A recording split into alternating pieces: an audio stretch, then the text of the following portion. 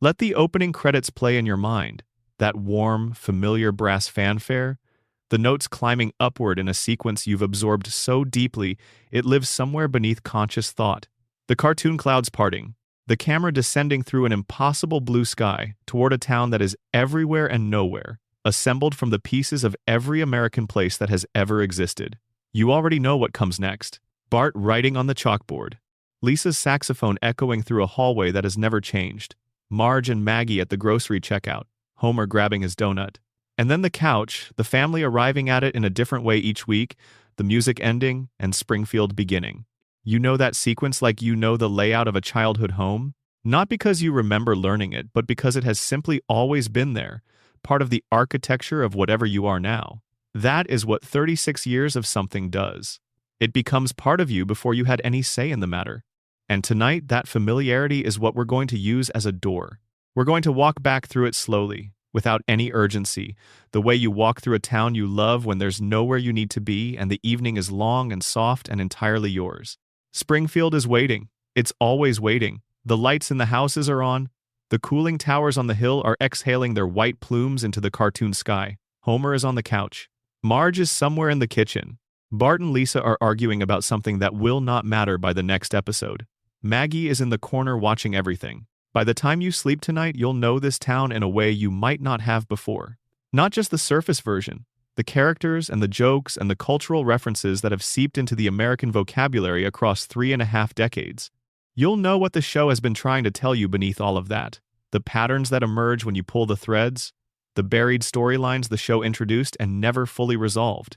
The theories so carefully constructed from canonical evidence that the writers themselves have had to respond to them. The darker and stranger and more emotionally resonant version of Springfield that lives underneath the version we all know.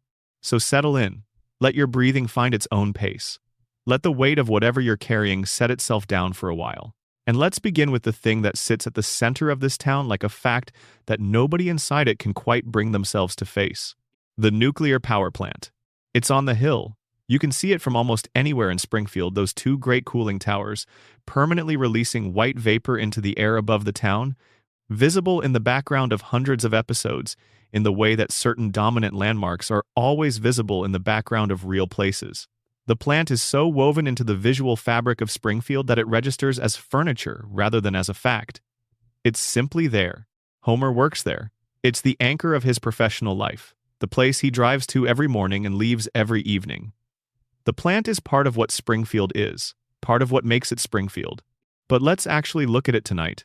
Let's set aside the familiar comedy of it and look at what the show's own canonical record tells us, across dozens of episodes spanning more than 3 decades, about the Springfield nuclear power plant and what it is doing to the people who live in its shadow. It is a 2-unit pressurized water reactor.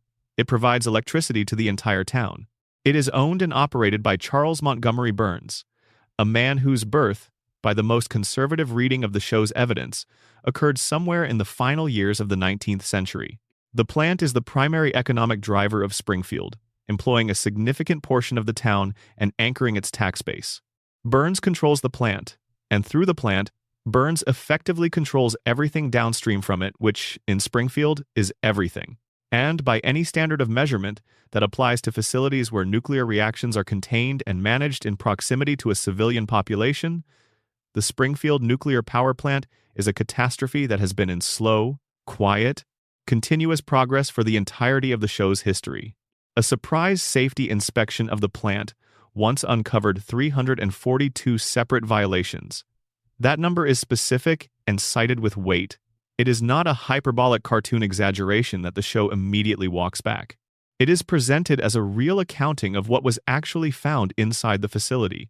The estimated cost of addressing those violations, of bringing the plant into basic regulatory compliance, was $56 million. Burns refused to spend it. Not because the amount was prohibitive, he is a billionaire many times over. He refused because addressing the violations would have required admitting their existence. And admitting their existence would have opened the door to the question of what those violations, maintained over years and then decades, had already done to the people living in proximity to them. The violations found are not minor procedural oversights. They are not paperwork deficiencies or documentation gaps. The specific violations the show identifies include radioactive waste being dumped into local bodies of water, radioactive material deposited on children's playgrounds, plutonium being used as a desk accessory. The cooling towers, the massive structures whose structural integrity is essential to preventing a catastrophic thermal release, patched in places with chewing gum, rather than with anything that could be described as engineering. Rats in the facility's infrastructure that emit visible light in darkness, luminescent from the material they've been living inside. And one detail that the show mentions once and never revisits: human skeletons in the basement, bones. Unidentified human remains in the lower levels of an operating nuclear facility. The episode shows them and moves on without ceremony. No investigation follows, no authority is notified. Nobody in Springfield asks whose bones those are or how they came to be there. The person whose job it is to ensure that none of this happens, the federally mandated safety inspector, the human being whose literal professional responsibility is to stand between the plant's operations and the population of Springfield, is Homer Simpson. Homer's IQ has been cited by the show's own creator as 55. A medical imaging scan in a later episode reveals a crayon that has been lodged in his brain since childhood, physically obstructing cognitive function in ways that would, by clinical definition, constitute a significant cognitive disability. Homer falls asleep at his workstation. He has eaten donuts during active meltdown warnings. He once initiated a nuclear incident by throwing a pastry into the reactor core out of curiosity about what would happen to it. These things occur on screen in the actual show. They are presented as comedy, but they are also the biographical record of the man standing between the town and the 342 violations. He has been standing there, failing at that role with remarkable consistency for more than 30 years. Now watch what happens when you hold all of that together and look at it as a pattern rather than as a collection of individual jokes. The first visible sign that something is biologically wrong in Springfield appears in Season 2. A fish is pulled from a river that runs near the nuclear plant. The fish has 3 eyes.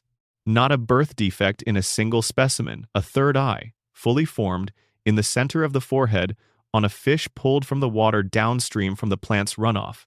The fish becomes locally famous. A politician uses it as evidence in a gubernatorial campaign. Burns is forced to eat the fish on live television to demonstrate its safety. The news cycle moves on. Nobody tests the water supply. Nobody commissions an environmental study of the river.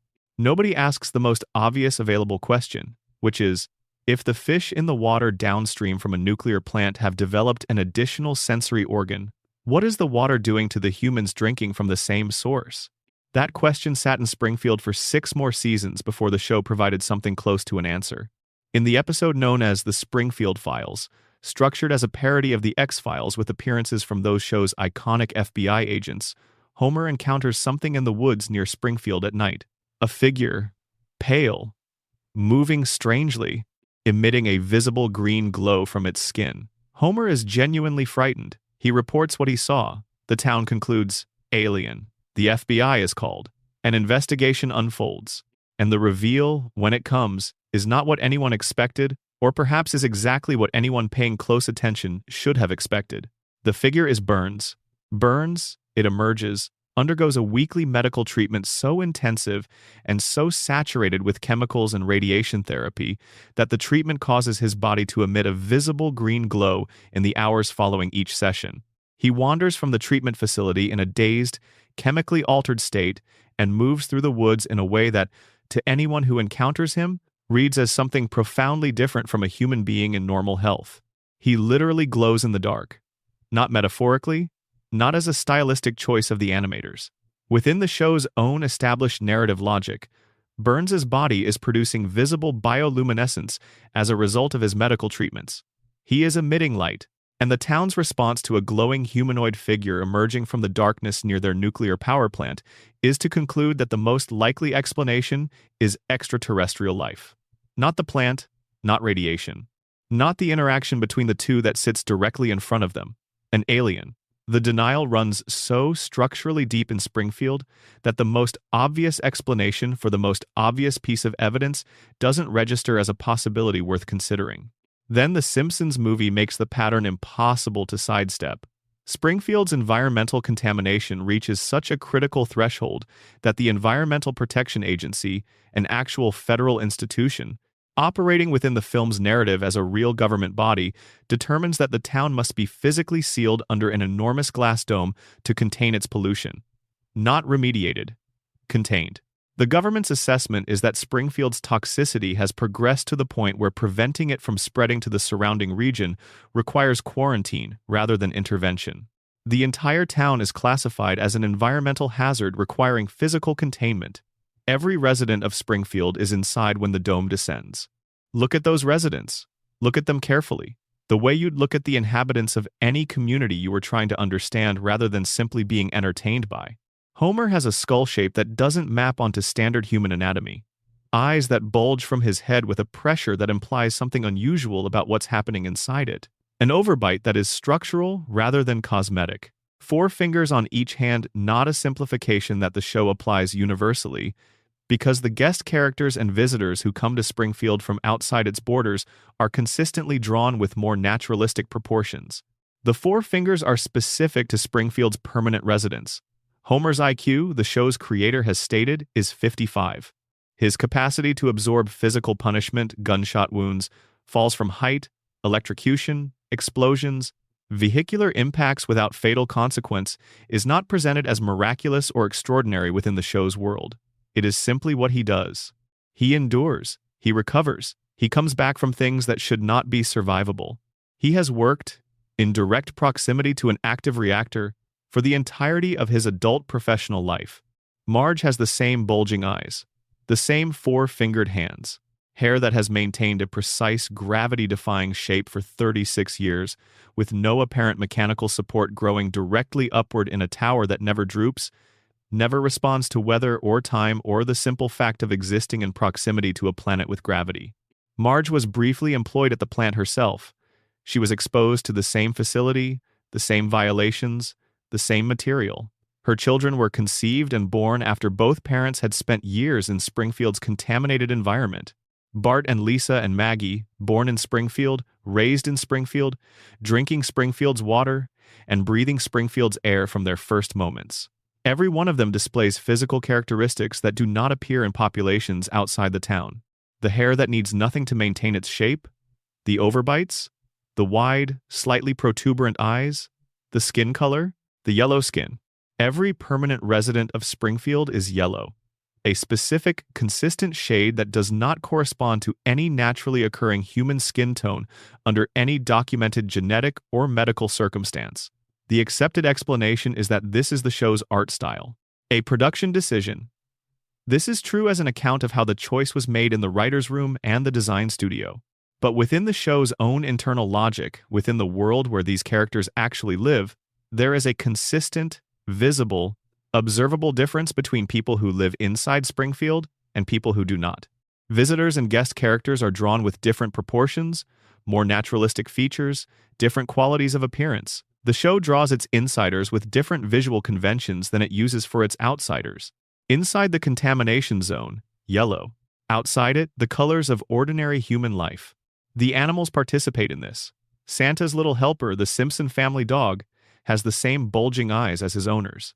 The same proportions that deviate from what a racing greyhound should actually look like. The show depicts the mutation of Springfield's wildlife as a direct consequence of the plant's environmental impact, then presents the human population as though they were immune to the same impact that has modified every other organism in the same environment. The logic does not hold. The show knows it does not hold.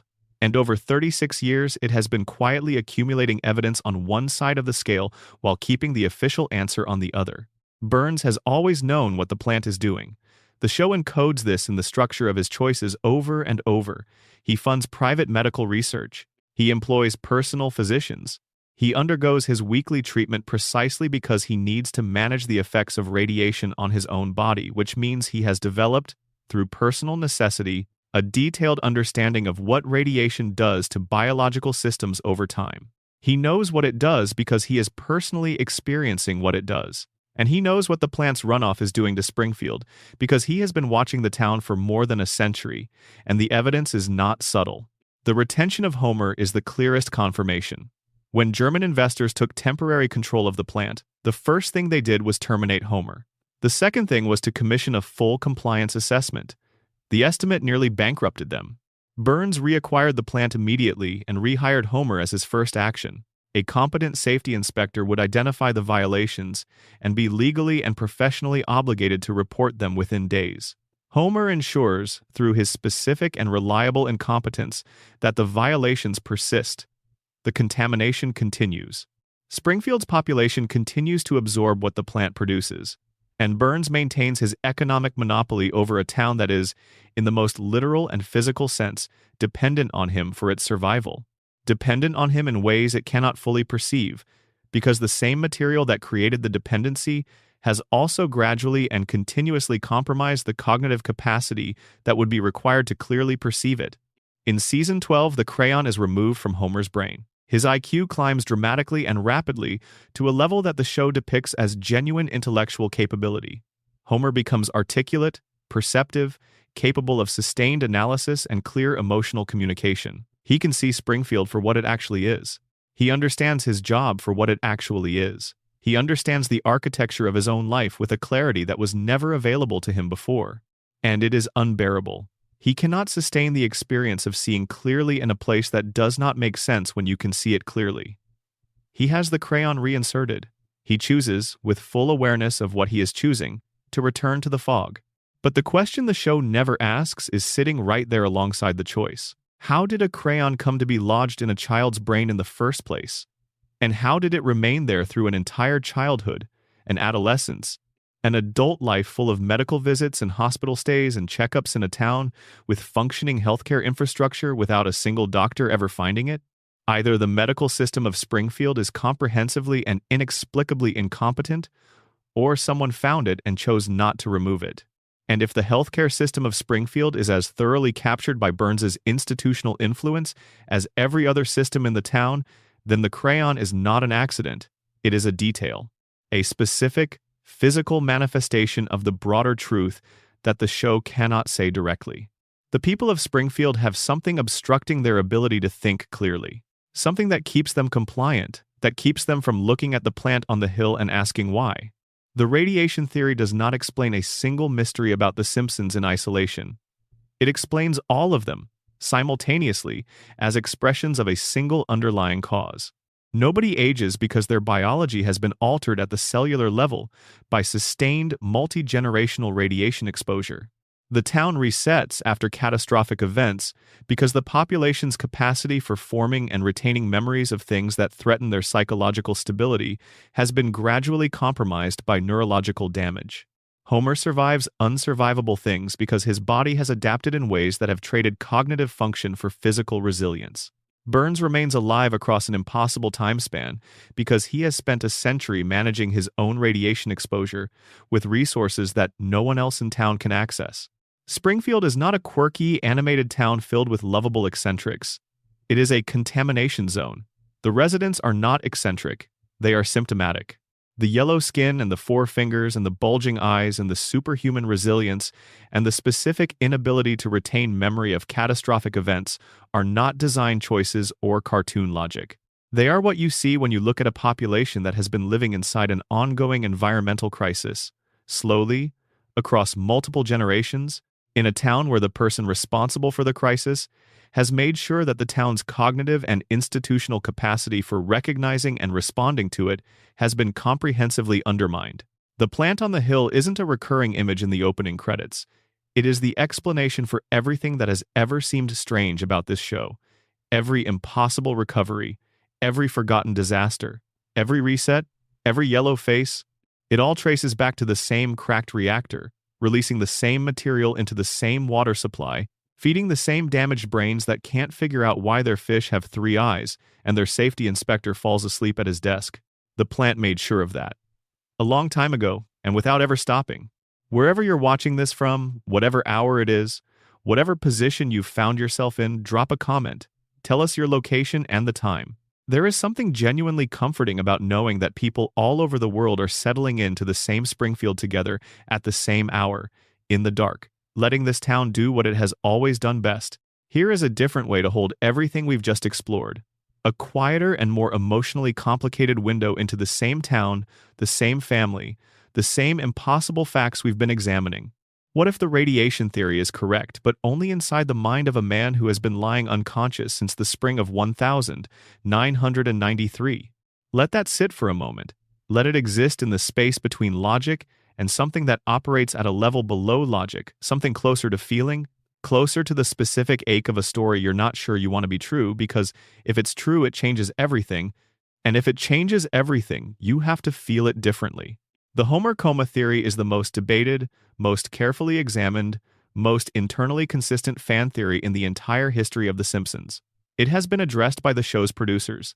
It has been discussed in academic settings. It has a Reddit origin and a fan community that has spent years mapping its implications across 36 seasons of canonical episodes. And once you let it in, once you really sit with it and follow it where it goes, it changes the texture of every episode that follows. Not worse. Not better, exactly. Differently.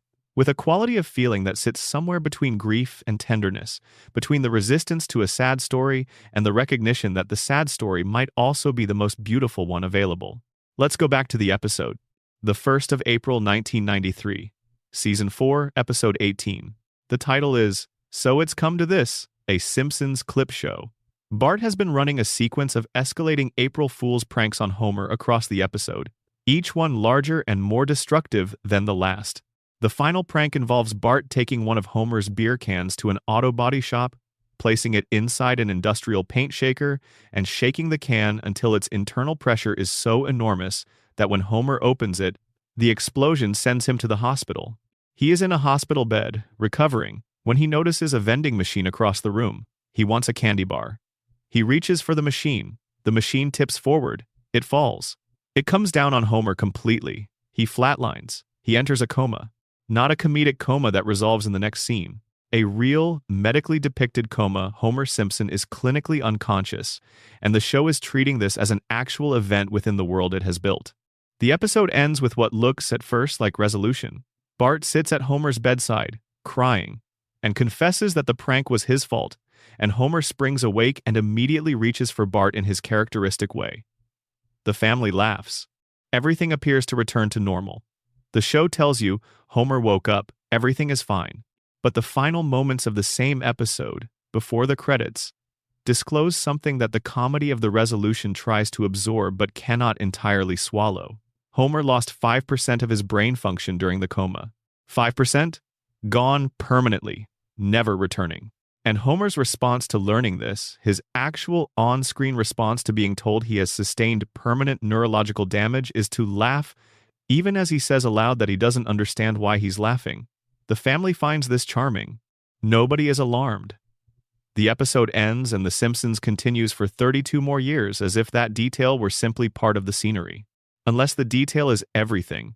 Unless Homer never woke up at all. The Homer coma theory was most fully articulated on Reddit by a user named Hard to Pick a Name, though versions of the idea had circulated in fan communities for years before that specific formulation reached a wide audience. The premise is this: Homer did not regain consciousness in April 1993. Every episode of The Simpsons that has aired since that date, every storyline, every guest appearance, every adventure, every increasingly surreal and physically impossible event is a dream. A long, continuous, slowly evolving dream being generated by the unconscious mind of a man lying in a hospital bed somewhere in Springfield General.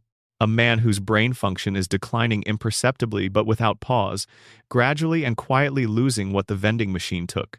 A man whose family may be sitting in chairs beside him, waiting for something to change. The evidence builds slowly, the way the best evidence builds.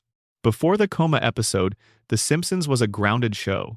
Not realistic in the way that a drama is realistic, it was always a cartoon.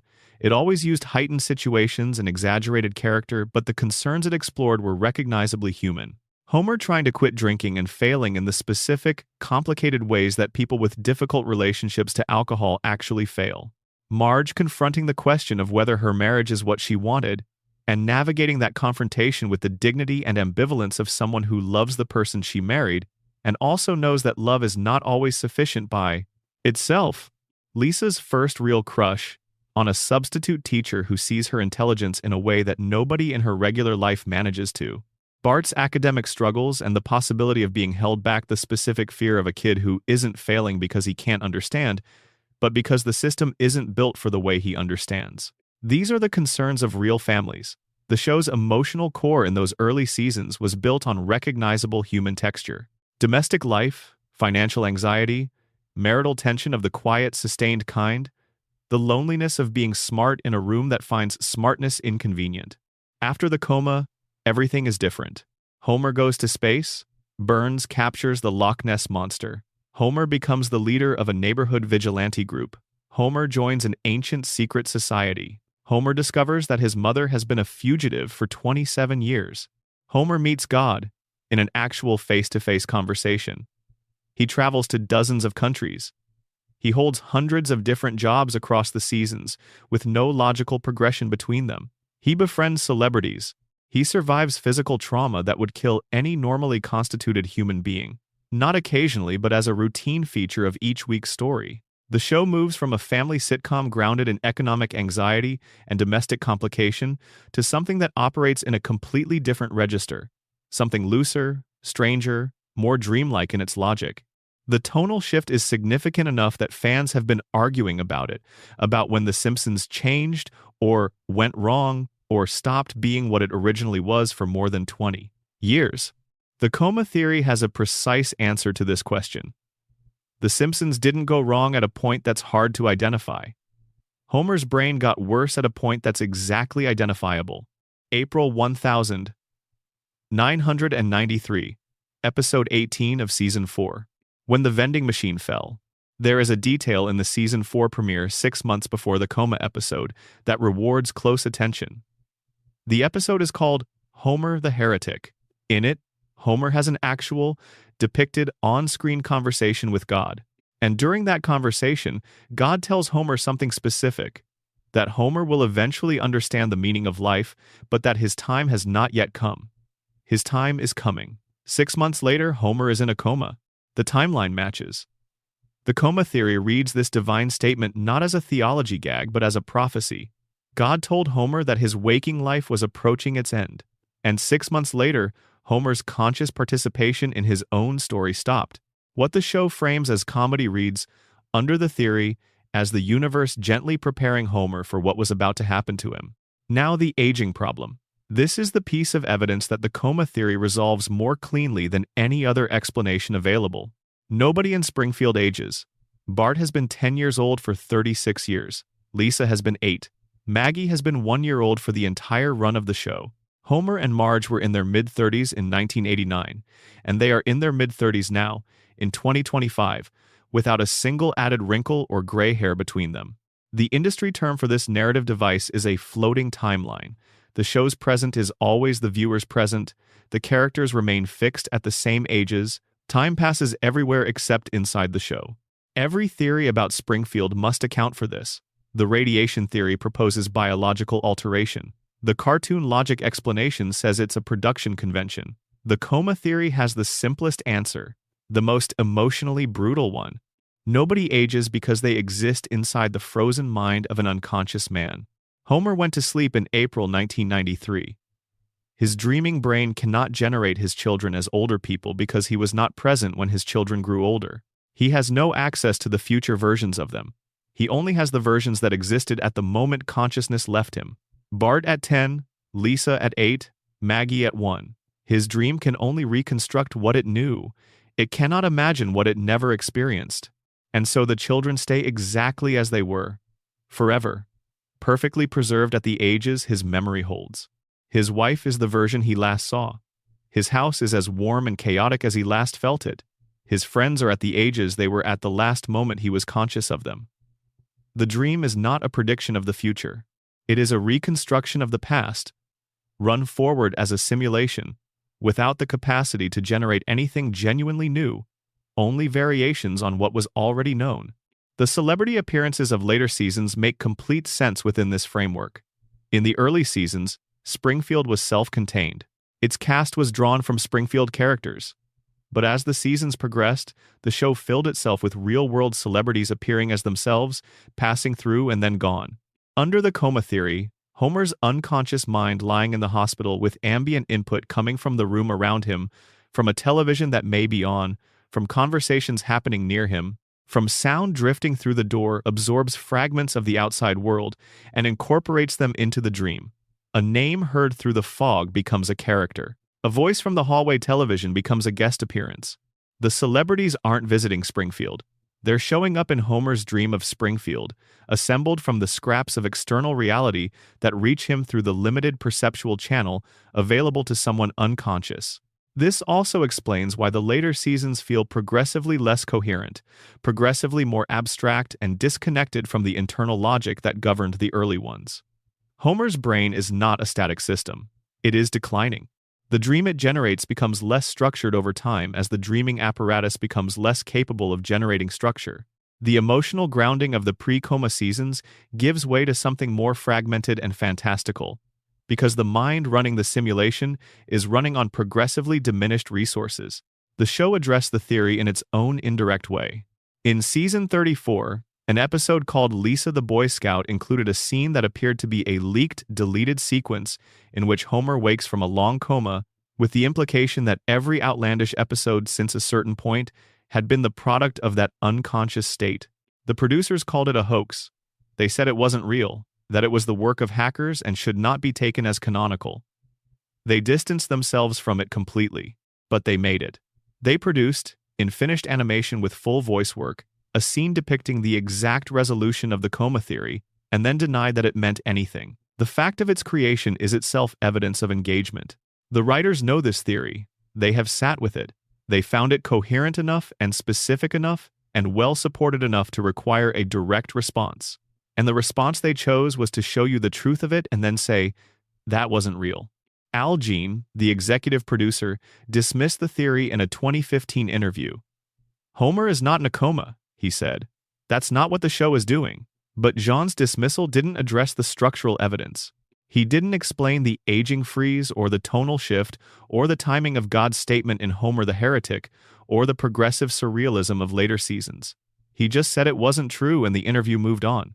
The fans did not move on, because the theory accomplishes something no official statement about the show has ever managed. It makes all of it make sense. The aging freeze, the tonal shift, the celebrity flood, the reset between episodes that erases consequences and returns everyone to their starting positions, the fact that Homer can survive anything and endure anything and recover from anything because nothing is actually happening to his body. His body is in a bed. Only his mind is in Springfield. And his mind cannot kill him, because his mind is the one telling the story. But hold the intellectual architecture of the theory for a moment.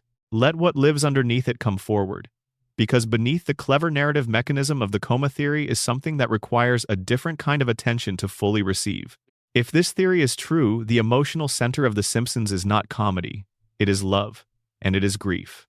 It is the specific grief of someone who went to sleep holding something precious and cannot let it go even in unconsciousness, who builds a dream from the materials of that love and refuses, dream by dream, episode by episode, to let the story end.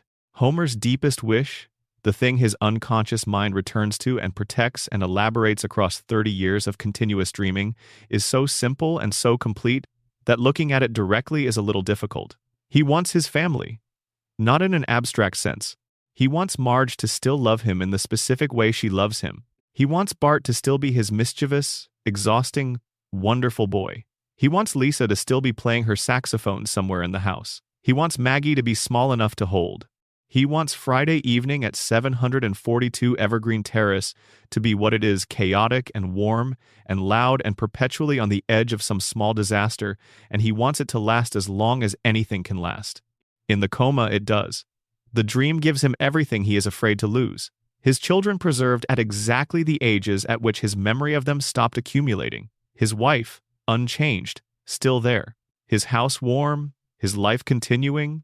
The specific, ordinary, irreplaceable texture of his family on an ordinary evening, given the only form of permanence available, the permanence of a dream that refuses to conclude.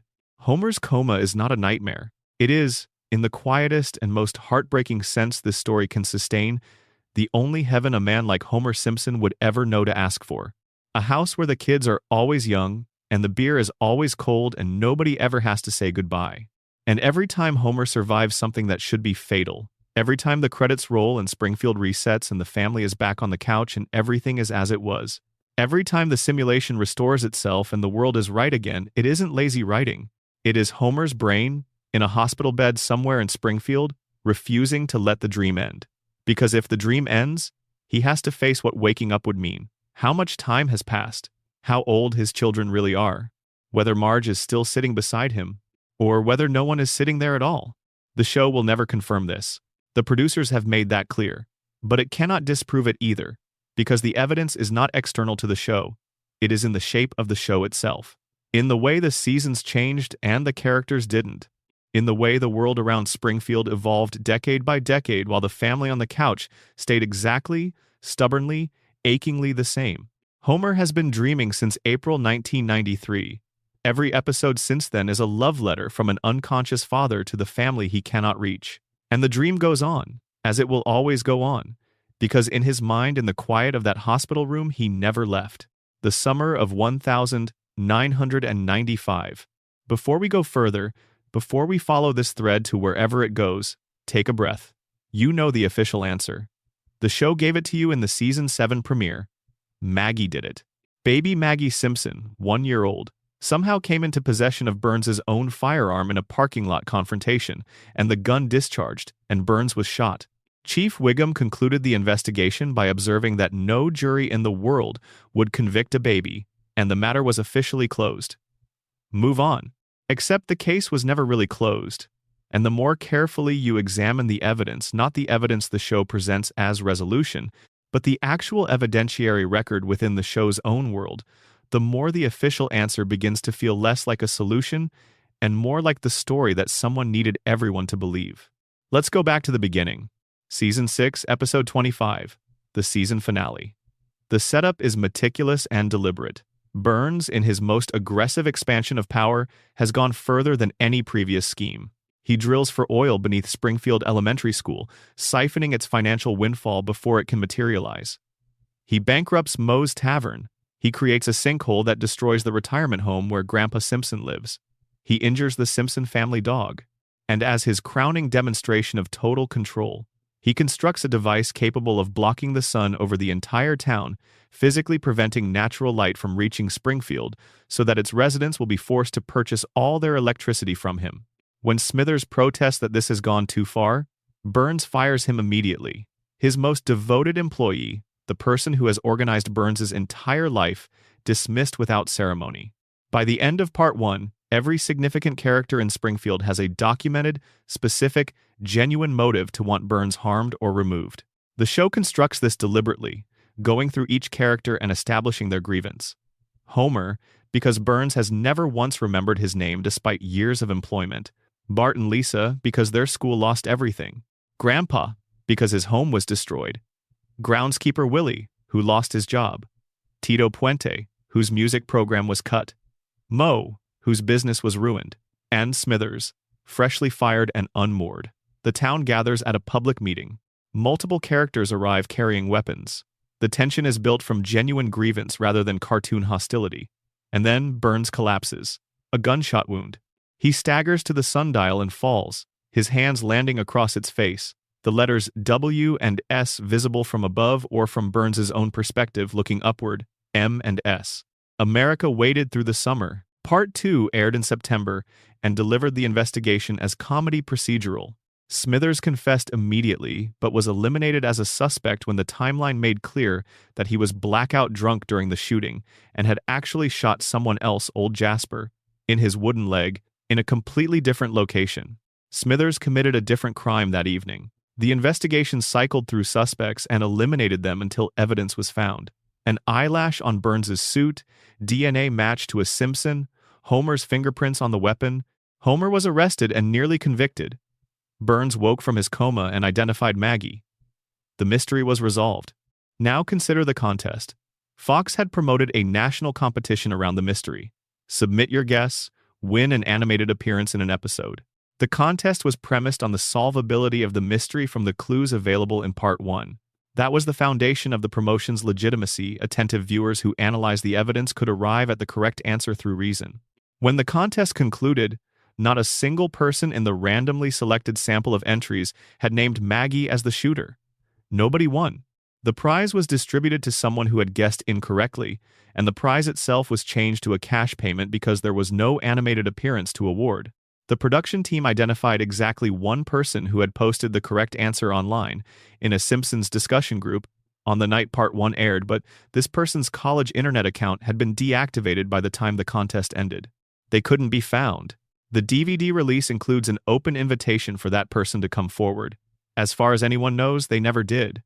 Think about what this means. The contest was premised on solvability. The contest produced essentially 0 correct entries from its sample pool. Either the clues were genuinely insufficient to support the answer, or the answer didn't logically follow from the evidence the way the promotion claimed it did. Now look at the specific evidence. The sundial. Burns falls on it. His hands land across certain letters, and the show uses this as its central piece of physical evidence pointing toward the shooter's identity. Except Burns himself, upon waking and being asked about it, stated clearly that the positioning of his hands was not intentional. He fell and landed, however his body landed.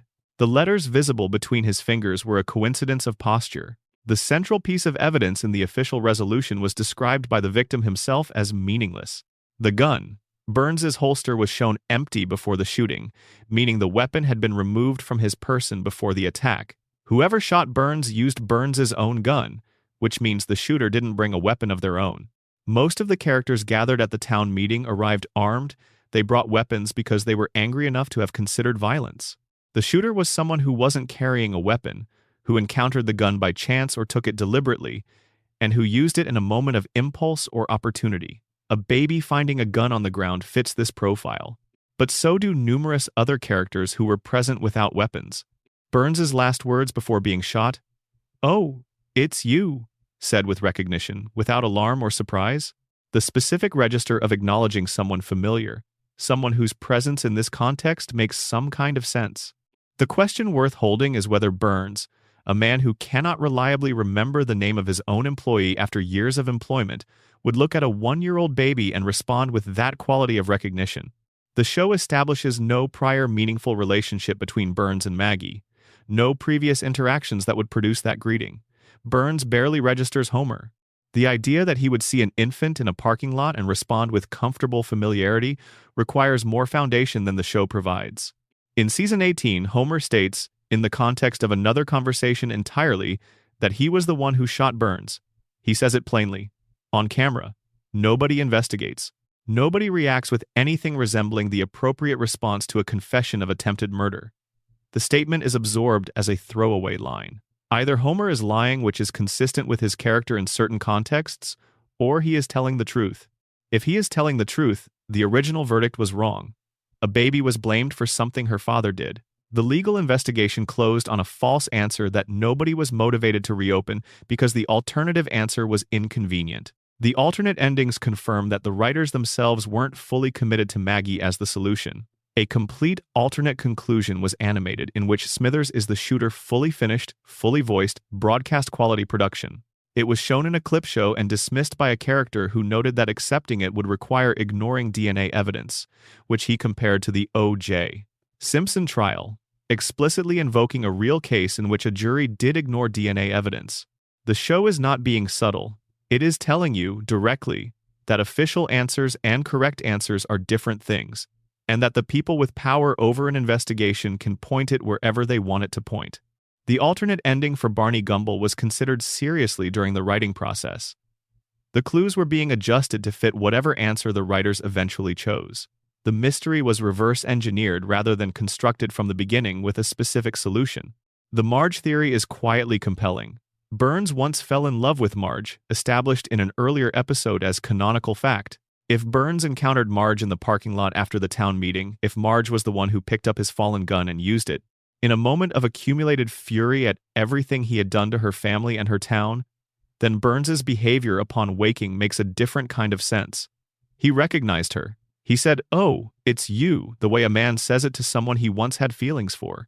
And rather than name her, he let the investigation find its own direction. He pointed at the sundial and let the town draw conclusions that pointed away from the woman he'd been infatuated with. Maggie became the answer because Maggie was the safest possible answer, too young to prosecute, too young to understand the accusation, too young to ever be held accountable. If someone with access to Burns's schedule and knowledge of the investigation wanted to protect the real shooter, pointing at the infant was the cleanest resolution imaginable.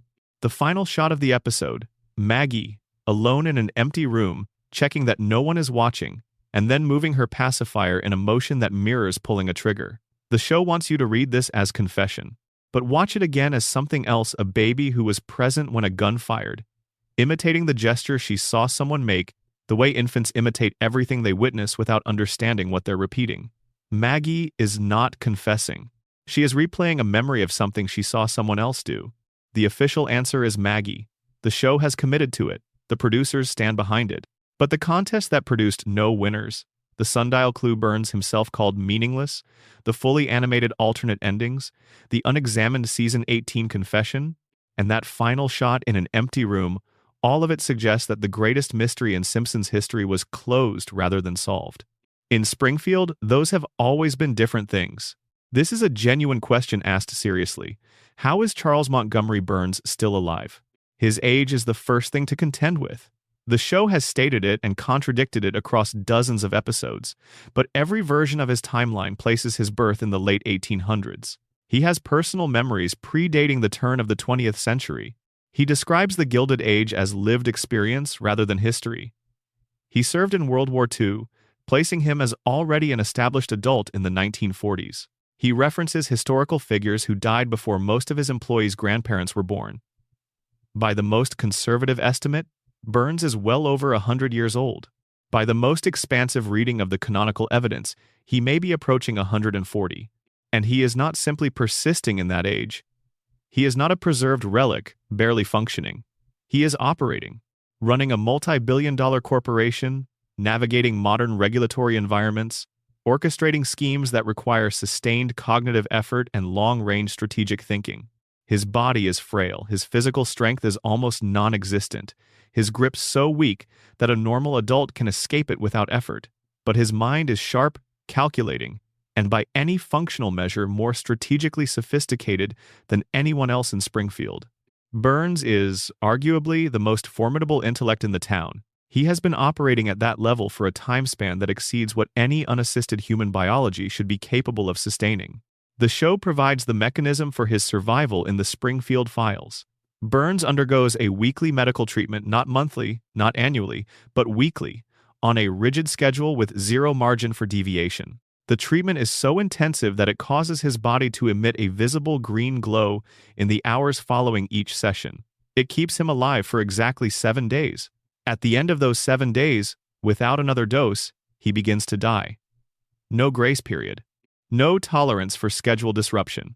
Burns must receive his treatment with the regularity of a maintenance cycle, because Burns is, in the most literal biological sense, a machine that requires scheduled servicing to continue functioning.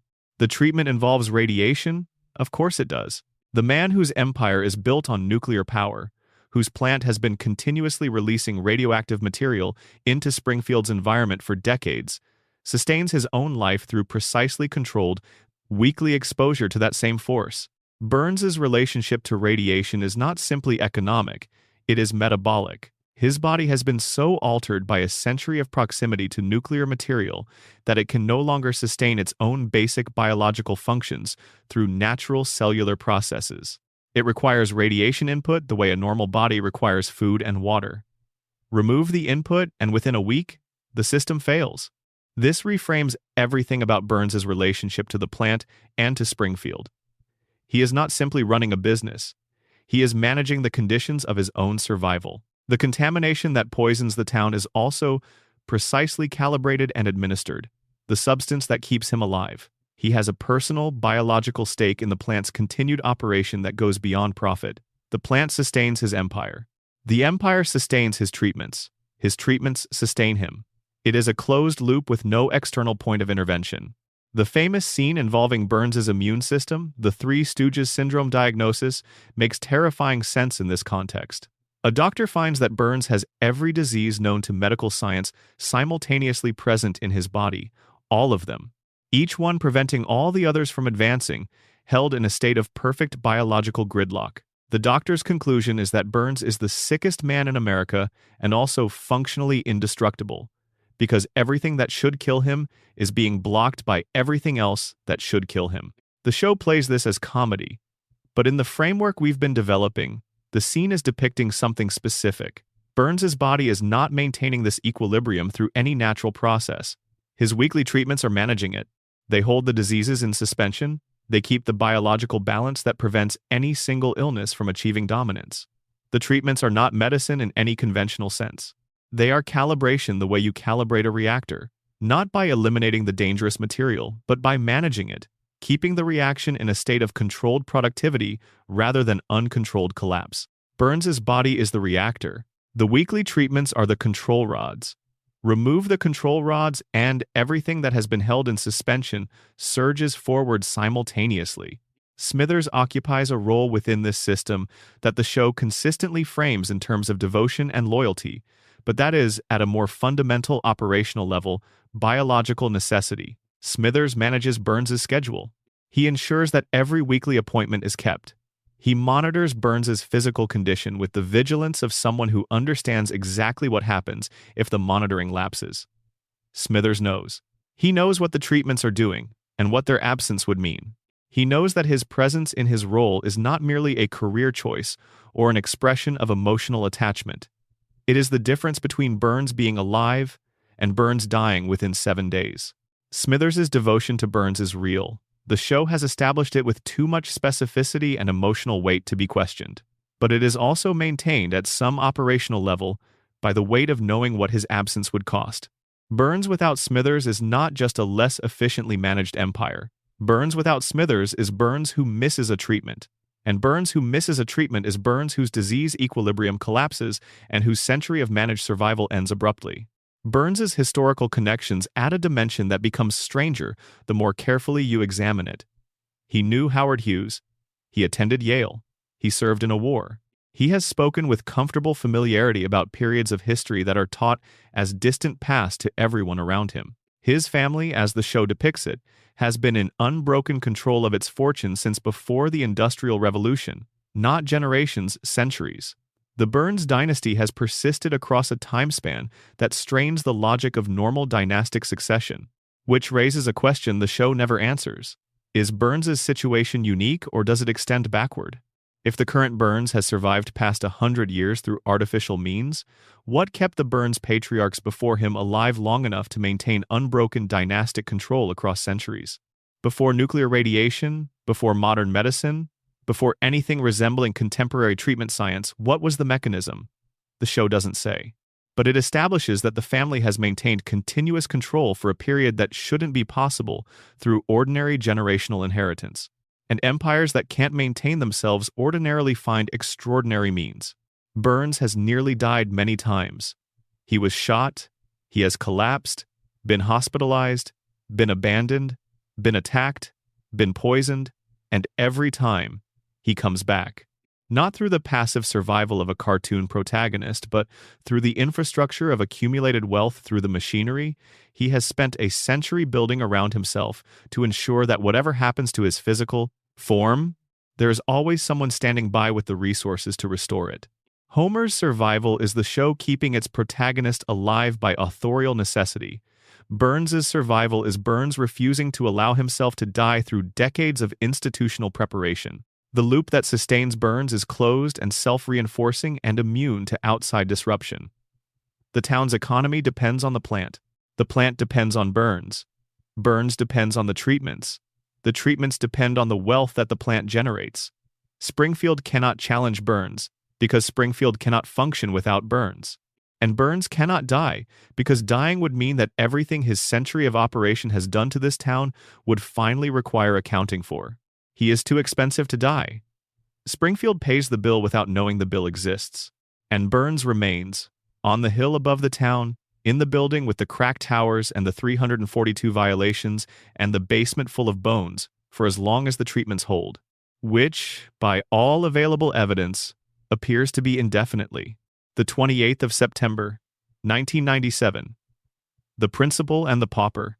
The backlash was immediate and has never fully quieted. Fans called it the worst episode in the show's history. Harry Shearer publicly objected to the storyline. Critics identified it as the moment the show stopped caring about its own internal logic. It is, in virtually every ranking of Simpsons episodes produced by any source, near the bottom of the list.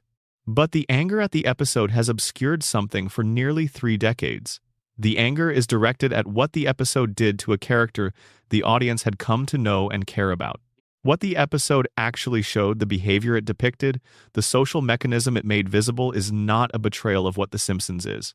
It is the most honest, most explicit, most unguarded statement the show has ever made about how Springfield actually operates. Here is what happens. Springfield Elementary holds an event honoring Principal Skinner's 20 years of service. A stranger walks in a man nobody recognizes. He identifies himself as Sergeant Seymour Skinner, the real Seymour Skinner, a Vietnam War veteran who was captured as a prisoner of war and presumed killed. He survived. He escaped. He came home to find someone else living his name. The man Springfield has known as Principal Skinner is revealed to be Armin Tamzarian, a street kid and petty criminal from nowhere, drafted into the army, placed in the same unit as the real Skinner. When Skinner was captured and presumed dead, Tamzarian felt the guilt of the survivor. He traveled to Springfield to deliver the news to Skinner's mother Agnes. Agnes, in her grief, assumed he was her son. And Tamzarian, a man who had never been wanted by anyone, who had never had a family or an identity worth inhabiting, went along with it. He became Seymour Skinner. He lived inside a stolen name for 20 years and built a life there, until the real Skinner walked through the door and the whole structure came apart. The truth is fully exposed. Everyone in Springfield knows. And the town holds a vote. Not about consequences. Not about restoration or accountability. About whether to acknowledge the truth at all. The verdict is unanimous. They vote to keep the lie. Judge Snyder issues a legal decree. The imposter is now legally the real Skinner. The actual Seymour Skinner, the war veteran who survived captivity and came home to reclaim his life, is tied to a railroad car and physically expelled from Springfield. The judge makes it explicitly illegal to ever mention the truth again, under penalty of punishment. An entire community possessing verifiable facts, standing in the presence of the person whose identity was stolen, chose the fiction. They chose comfort over truth. They sentenced truth to exile and made the act of speaking it a crime. The fans who hated this episode hated it for what it did to Skinner. The retroactive stripping of his history, his military service, his relationship with Agnes, his dynamic with Bart, all of it reframed as fiction built on someone else's theft. That anger is understandable and legitimate, but it has obscured what the episode was actually doing at the level of the show's larger project. Because in every other episode of The Simpsons, the reset happens off-screen. The catastrophic event ends, the credits roll, and by the time the next episode begins, Springfield is back to its default state. Nobody mentions the dome. Nobody references the near-nuclear disaster. Nobody asks about the event that should have permanently changed the town's relationship with Burns, or the plant, or the fundamental nature of its situation. The slate is wiped clean between episodes, invisibly, without ceremony, without acknowledgement. The principal and the pauper showed the mechanism. It put the reset on screen. It filmed the vote, the legal decree, the expulsion. It made visible the exact process by which Springfield regularly and deliberately chooses to treat a lie as the truth. It just usually does this between episodes, out of the audience's view. This time, the audience was watching when it happened. Consider the full scope of what Springfield has forgotten over the course of the show's history. The federal dome. Multiple near-catastrophic failures at the plant. Burns blocking the sun. The town being destroyed and rebuilt. Any of these events, in a realistic context, would generate lasting institutional change, lasting psychological impact, lasting alterations in how a community relates to the forces that produced those events. They would be remembered. They would inform future decisions. They would leave marks. In Springfield, they vanish. Completely, seamlessly, without apparent effort or friction. The principal and the pauper offers a model for understanding how. It is not that the residents of Springfield are individually choosing not to remember. It is that there is a collective social behavior embedded in Springfield's culture as deeply as any of its other defining characteristics that actively and deliberately suppresses truths that would be dangerous to face. The logic of the suppression follows directly from the situation. If Springfield remembered the dome, it would need to acknowledge the contamination. Acknowledging the contamination means confronting the plant. Confronting the plant means challenging Burns. Challenging Burns threatens the economic structure that the town depends on. Threatening that structure puts everything at risk: the employment, the tax base, the electricity, the stability of daily life. So the town forgets. Not because its residents are individually incapable of remembering, but because they have developed, over decades of practice, a collective immunity to truths that threaten the stability of their situation. The immunity is maintained through an unspoken social contract, the kind that real communities develop in real circumstances, scaled up and made visible through the cartoon exaggeration that the show applies to everything. Real small towns do this. The history of any long-established community contains examples of collective denial, of scandals absorbed and eventually rewritten, until the comfortable version is the only version that survives in community memory. Families that everyone knows are in crisis but that no one discusses. Events that happened and are never mentioned. Histories smoothed over until the official version is almost unrecognizable as an account of what actually occurred. The principal and the pauper put the machinery of this process on screen, and the audience hated it because watching the mechanism operate clearly is more uncomfortable than the soft unknowing that preceded it. If the coma theory is true, the episode resonates differently. If everything since season 4 is Homer's dream, then his unconscious mind created a scenario in which a community votes unanimously to maintain a fiction indefinitely, because that is precisely what Homer needs to believe.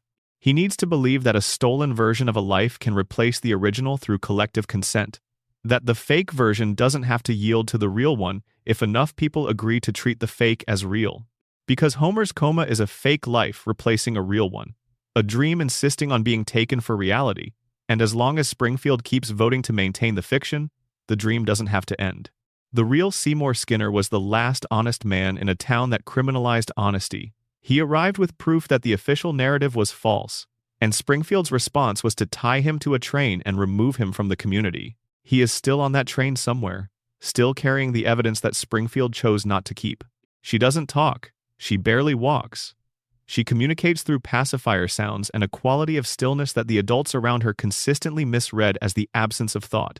She is 1 year old. She has been 1 year old for 36 years. And in that time, without saying a meaningful word, Maggie Simpson has accomplished more than every other member of her family combined. She shot a billionaire. She organized a daycare rebellion against an authoritarian facility director. She has saved her family from life-threatening situations multiple times. She has demonstrated problem-solving abilities that exceed those of adults many times her age. She was tested for intelligence, and the results, depending on the episode, ranged from remarkable to genuinely immeasurable by available instruments. And through every remarkable thing she has ever done, she has maintained the most effective camouflage available to her. She has continued to appear, to all external observation, to be exactly what everyone assumes a 1 year old is: passive, dependent, present but not really participating. She is none of these things. The shooting is the act most associated with her, and even under the most generous reading of the evidence, even if Maggie's involvement was entirely accidental, the aftermath reveals something important. After the official verdict, after the investigation concluded, and Chief Wiggum delivered his assessment that no jury would convict an infant, everyone left the room. Maggie was alone. Watch the final shot of that episode. Maggie, in an empty room, conducts a systematic survey of her surroundings, not the unfocused scanning of an infant exploring her sensory environment, but a deliberate confirmation that no one is observing her. When she is satisfied, she moves her pacifier in a motion that precisely mirrors pulling a trigger. The show offers this as confession, but that sequence checks surroundings, confirm privacy, then perform the gesture requires situational awareness, social awareness, and the specific recognition that performing this gesture in front of other people would have consequences worth avoiding. Those are not infant cognitive capacities.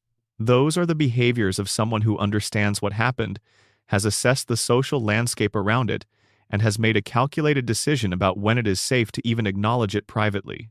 Whatever happened in that parking lot, Maggie's response demonstrates cognition that has no business being present in a 1 year old. The Longest Daycare is the clearest evidence. A 7-minute theatrical short, nominated for an Academy Award, Maggie is left at a rigidly managed daycare facility. She encounters a caterpillar about to transform.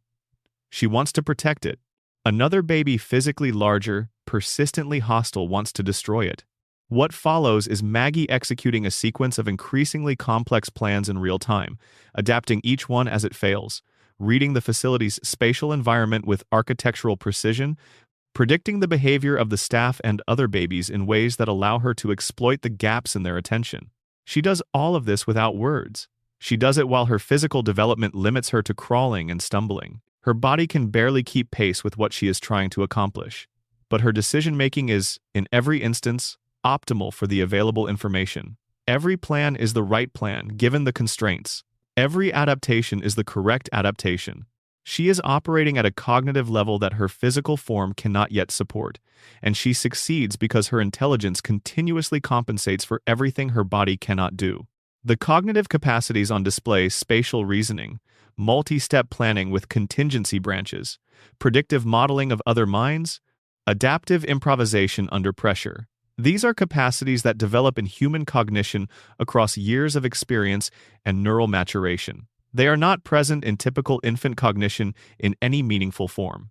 Maggie is demonstrating abilities that are well beyond her developmental stage, abilities that her brain should not yet be capable of generating, and doing so in a context where no one is paying enough attention to realize what they're watching. The show has tested Maggie's intelligence directly in other episodes, and the results consistently suggest something the show then glosses over in the interest of moving on. She registers as extraordinary, off the charts, beyond what the available instruments are designed to capture. The pattern holds across every test, every demonstration, every moment where her inner life becomes briefly visible through some gap in the surface she maintains. Maggie is not a normal baby. She has been concealing that fact with evident intention for 36 years. Look at what happens to Lisa. Lisa is brilliant, unquestionably, documentably brilliant, with an IQ that surpasses everyone around her and a commitment to truth that generates in her immediate environment continuous friction. She speaks up and gets talked over. She challenges authority and gets punished. She tries to improve her world and discovers that her world has significant investment in remaining unimproved. Her intelligence is her most defining characteristic and her heaviest burden, because she wears it openly. She announces herself. She makes her intelligence visible, and the room responds by ensuring she understands how little visibility accomplishes. Maggie has watched this happen since the day she was born. She has observed, from her corner of the room, what it costs to be intelligent in this household and this community. She watched Lisa fight every day for recognition and receive in return the kind of sustained resistance that wears people down over years. She watched the smartest person in the family be consistently dismissed by everyone around her. And Maggie arrived at the opposite conclusion. Lisa concluded, keep fighting regardless of cost. Keep being the person who says the true thing. Maggie concluded, silence is armor. The less they notice you, the more freedom you have to actually do anything. She has been acting on that conclusion ever since. Every significant thing Maggie does happens in spaces where adult attention is absent or misdirected. The shooting happened in a parking lot after a major public event, during the dispersal when no one was tracking the baby. The daycare rebellion succeeded in an environment where staff attention was distributed too thinly to monitor any individual closely. Every heroic act, every demonstration of capability, every moment where Maggie's intelligence becomes visible, it all happens below the radar. In the margins. In the spaces between other people's crises. This is not accidental. Maggie has constructed those margins deliberately. She has maintained her reputation as a passive, dependent infant because that reputation is the most effective cover available to her. The most capable person in her family. The most strategically sophisticated mind on Evergreen Terrace. And she has spent 36 years ensuring that nobody figures this out, because the moment they do, she loses the only advantage she has actually cultivated, the freedom that comes from being underestimated. In the framework of the radiation theory, Maggie may represent the opposite end of the spectrum from Homer. If Springfield's contaminated environment creates biological mutations that operate differently in different people, Maggie might be the case where the contamination amplified rather than diminished. Homer's mutation reduced his cognition.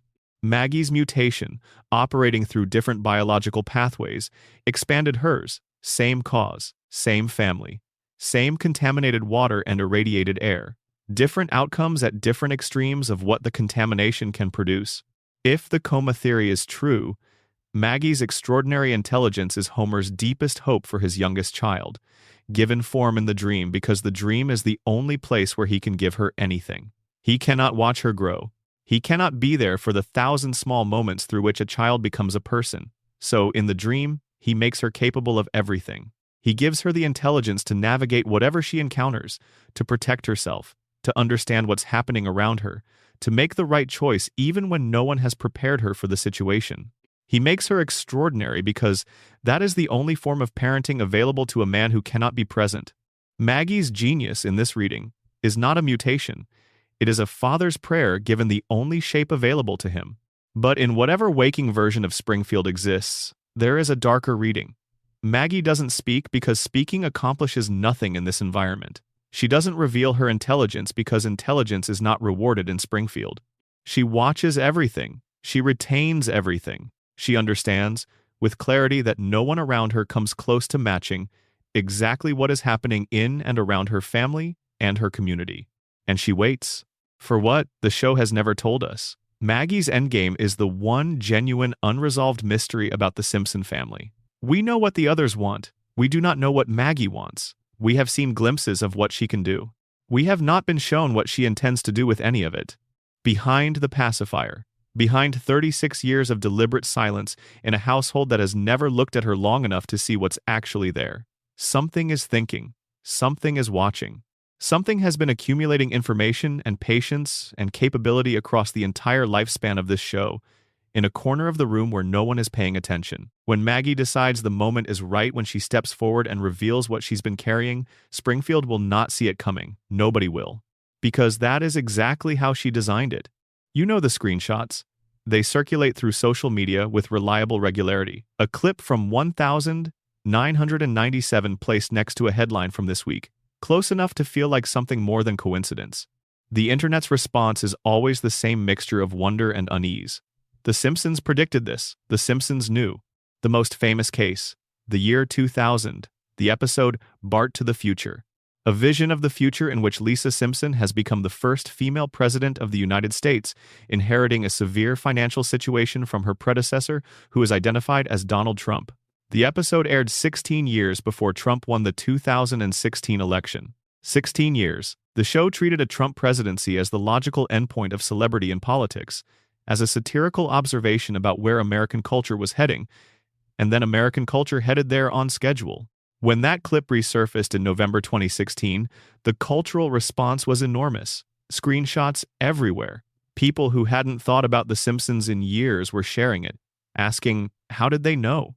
The phrase, "The Simpsons predicted Trump," became one of the most widely circulated pieces of media connected to the election, entering the broader cultural conversation in a way that outlasted the immediate news cycle. And there's more. A 1,995 episode depicted a wrist-mounted device functioning in ways that anticipate the modern smartwatch by 2 decades. A 1,994 episode sent Homer to space with Buzz Aldrin, a storyline that feels less remarkable now that commercial space tourism exists as an industry. A 1,998 episode features a mathematical equation that, upon examination by people with relevant expertise, appears to correctly predict the mass of the Higgs boson particle confirmed experimentally in 2012. A 1,999 episode includes Homer speculating that the universe might be shaped like a donut. Years later, cosmologists found radiation patterns consistent with a toroidal topology. A 1,993 episode depicted an Asian flu virus spreading to Springfield, causing mass panic, supply disruptions, and a frantic community response that mirrors COVID-19 in ways that feel specifically uncomfortable. And during that fictional outbreak, killer bees were released, which was particularly resonant when Asian giant hornets appeared in the Pacific Northwest during the actual 2020 pandemic. In 1996, an episode included a joke about Cypress Hill booking the London Symphony Orchestra by accident. In 2024, Cypress Hill performed with the London Symphony Orchestra at the Royal Albert Hall. 28 years between the joke and the reality, a 1,998 episode depicted Disney acquiring 20th Century Fox, which happened in 2019. The list is long enough that it has generated its own genre of internet content, and the question it produces, reliably, is how? Are the writers time travelers? Is the show a prophetic text hidden inside a cartoon? The people who actually make the show have answered this directly. Al Jean, the longtime executive producer, put it plainly: if you throw enough darts, you hit some bullseyes. The Simpsons has produced nearly 800 episodes across 36 years. Each episode contains dozens of jokes, cultural references, and satirical extrapolations. When you generate that much content across that span of time, some of it will align with future events through statistical probability rather than foresight. Bill Oakley, who ran the show during its peak seasons, was more specific. Most of what gets called predictions are coincidences, made more striking by the fact that history repeats itself, that trends the show identified in 1997 continue developing, and eventually find new specific expressions that the old joke appears to have foreseen. Fact-checking organizations have examined many of the most prominent claimed predictions and found, in most cases, simpler explanations. The Trump prediction didn't require foresight. It required observing that Trump had been publicly floating the idea of a presidential run since the late 1980s, and extrapolating from the trajectory of celebrity culture in American politics to the logical extreme. The Disney-Fox prediction didn't require clairvoyance. It required noticing that media consolidation was an accelerating trend and that Fox was a plausible acquisition target. The smartwatch didn't require a time machine. It required observing that consumer electronics were getting smaller and more personal and asking what form that trend might eventually take. The writing staff of The Simpsons has historically been among the most formally educated in American television. Multiple writers hold advanced degrees from Harvard, MIT, and other research universities in fields including mathematics, physics, computer science, and political theory. They are not guessing. They are analyzing trends with the rigor of their training and extrapolating from observable trajectories to their logical conclusions. They read the present more carefully than most observers do, and project it forward with more precision than most projections achieve.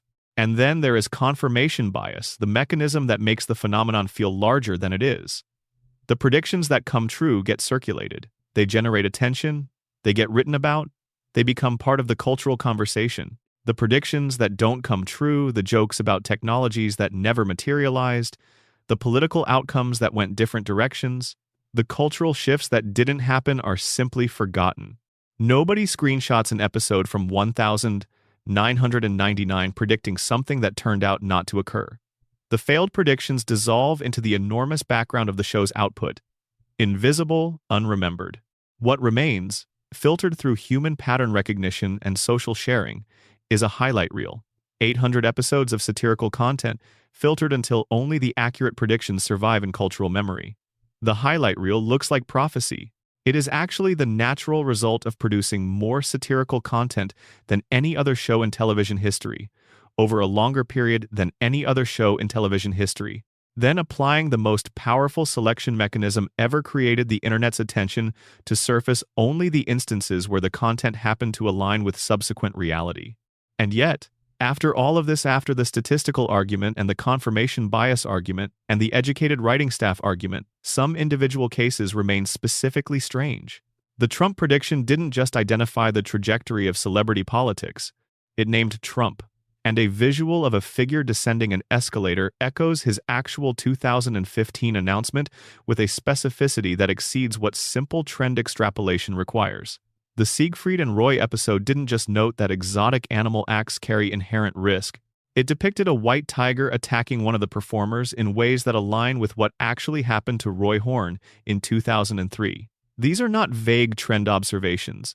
These are specific details. Which brings the most interesting theory about the prediction phenomenon, one that has nothing to do with foreknowledge and everything to do with influence. The Simpsons doesn't predict the future. The Simpsons shapes it. Not through any mystical mechanism, through cultural influence, which is in certain contexts more powerful than foreknowledge would be. The Simpsons is one of the most deeply embedded pieces of American media in the country's history. It has been running for longer than most of its current audience has been alive. Its observations have become part of how Americans understand their own cultural moment. When it makes a joke about a Trump presidency, that joke enters the cultural bloodstream.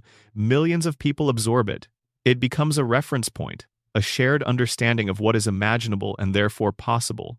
The joke doesn't predict the event. The joke makes the event feel familiar before it occurs.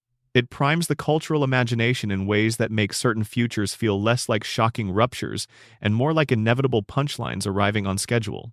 And when the punchline arrives, when reality catches up to the satirical observation, the cultural response is not surprise. It is recognition. We've seen this before. Springfield already showed us this. The feeling that circulated in November 2016, when the Bart to the Future clip resurfaced, wasn't the feeling of discovering a prediction. It was the feeling of encountering something you'd somehow already known. Springfield doesn't reflect America. In some meaningful and hard-to-reverse sense, America has been becoming Springfield for 36 years. The show held up a mirror. We stared into it long enough that we started to resemble what we saw.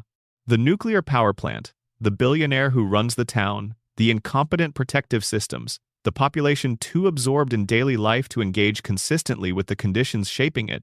The cycle of catastrophe and reset and forgetting Springfield was not a prediction of where America was heading. It was a diagnosis of where America already was. The show just had the writing staff to document it first. For the first 6 seasons of The Simpsons, Homer's mother was dead. Simple, settled, not interrogated. Abe had told Homer, at some point in his childhood, that his mother had died. He had shown Homer a grave. Homer mourned in his imprecise, easily redirected way and grew up carrying that loss as a ground condition, a boy whose mother died, whose father was distant, who navigated childhood without the specific comfort of maternal presence. This belief shaped Homer more fundamentally than the show ever paused long enough to state directly. The desperate need to be liked. The clinginess toward Marge that coexists with his inability to show her adequate appreciation. The terror of abandonment that underlies even his most self-confident moments. The willingness to absorb humiliation from Burns without complaint, because the alternative, losing the one stable structure available to him, is the thing he fears most.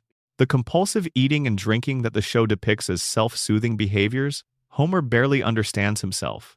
Homer's personality, examined carefully, is a collection of coping mechanisms for maternal loss. He is a man who has been filling a void for his entire adult life because the first structure that was supposed to hold him was taken before he was old enough to grieve it properly. In Season 7, the show revealed that the loss was a lie. The episode is Mother Simpson, the 19th of November, 1995. It is, by the consensus of nearly everyone who has written seriously about the show, one of its greatest. Not because it is particularly funny, it isn't, by the show's normal standards, but because it is the truest. It takes the emotional weight that has always been present underneath Homer's comedy and shows you where it came from. Here is what happens. Homer, trying to avoid a weekend workday by faking his own death, discovers through a visit to the Hall of Records that his mother is listed as living. The grave Abe showed him was not his mother's. It belonged to Walt Whitman, the American poet. Abe Simpson had been pointing to a famous writer's headstone as the burial site of his wife, for the entirety of Homer's conscious memory. Homer finds Mona in the same cemetery, visiting what she believes to be her son's grave. She doesn't recognize him at first. 27 years have passed and he has become someone she didn't watch him become. When he establishes who he is, what follows is one of the most genuinely affecting scenes in the show's history. A grown man and his mother, separated for more than half his lifetime, finding each other in a place neither of them was looking for the other. Mona tells him the truth. She didn't die. She didn't leave because she stopped loving him or because there was something wrong with him. She left because she had to, because staying would have endangered Homer and Abe. Because the man who owned the nuclear power plant, the same man Homer would grow up to work for, across a gap of years that Homer would never fully connect into a coherent picture, had destroyed her life and given her no safe alternative. The story begins in 1969. Mona is living an ordinary life inside the ordinary world of Springfield. She has a young son named Homer, and a marriage and a quiet existence, while the world outside burns through Vietnam and civil rights and the counterculture. And then something in her changes. She becomes politically engaged. She joins a group of activists, and the specific thing they target is not abstract or distant, it is happening in their own town. A biological weapons laboratory, owned by Mr. Burns. Not just a nuclear power plant. A facility designing and producing weaponized pathogens. In the same community where Homer was growing up, where Springfield's families were living their lives without any knowledge of what was being synthesized in a facility their richest neighbor controlled. Mona and her group broke into the laboratory. They neutralized the biological agent stored inside without harming anyone. The raid succeeded. As the group fled, Mona stopped to help someone who had been knocked down in the confusion. That person was Burns. He looked up and saw her face. He identified her. He reported her to the FBI. And from that moment, Mona Simpson was a fugitive. She could not go home. She could not explain anything to Abe in a way that wouldn't endanger him. She could not hold Homer or tell him anything or leave him with anything except the absence that would shape everything about him. She kissed her sleeping son goodbye and walked into the night. For 27 years, Homer woke up and his mother was gone. He was told she was dead. He spent 27 years believing, at some level that operated below conscious articulation, that there was something about him that caused people to leave. That belief, never spoken because Homer doesn't have the vocabulary or the cognitive architecture for it, became the invisible structural foundation beneath everything else he ever did or said or felt. Burns didn't simply identify Mona and move on. He pursued her. For years, using his resources, the same infrastructure that maintains his empire and his treatments and his hold on Springfield, to ensure she could never safely return. When Mona came back to Springfield in season 7 and Homer found her, Burns recognized her through a cab window. He called the authorities. The FBI returned. Mona had to run again. Homer had to say goodbye a second time. And this time he understood who was responsible. His employer. The man who signs his checks. The man who cannot remember his name after years of daily proximity. That man is the same man who exiled Homer's mother when Homer was 6 years old and made the exile stick for 27 years through sustained institutional power. Homer doesn't connect this. He cannot construct the architecture of his own situation with enough clarity to see the pattern. The radiation, the crayon, the decades of cognitive diminishment, all of it has taken from Homer the specific capacity he would need to understand what was done to him and by whom and why. And that is the conspiracy. Not a secret society, not a supernatural plot. A billionaire with a grudge who used his resources over many years to ensure that the man who grew up to work in his most sensitive facility was broken in exactly the ways that made him useful and harmless.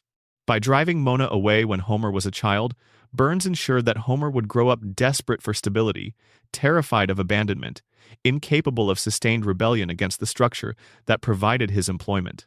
Homer doesn't work at the power plant because he lacks ambition. Homer works there because Burns broke him when he was 6 years old.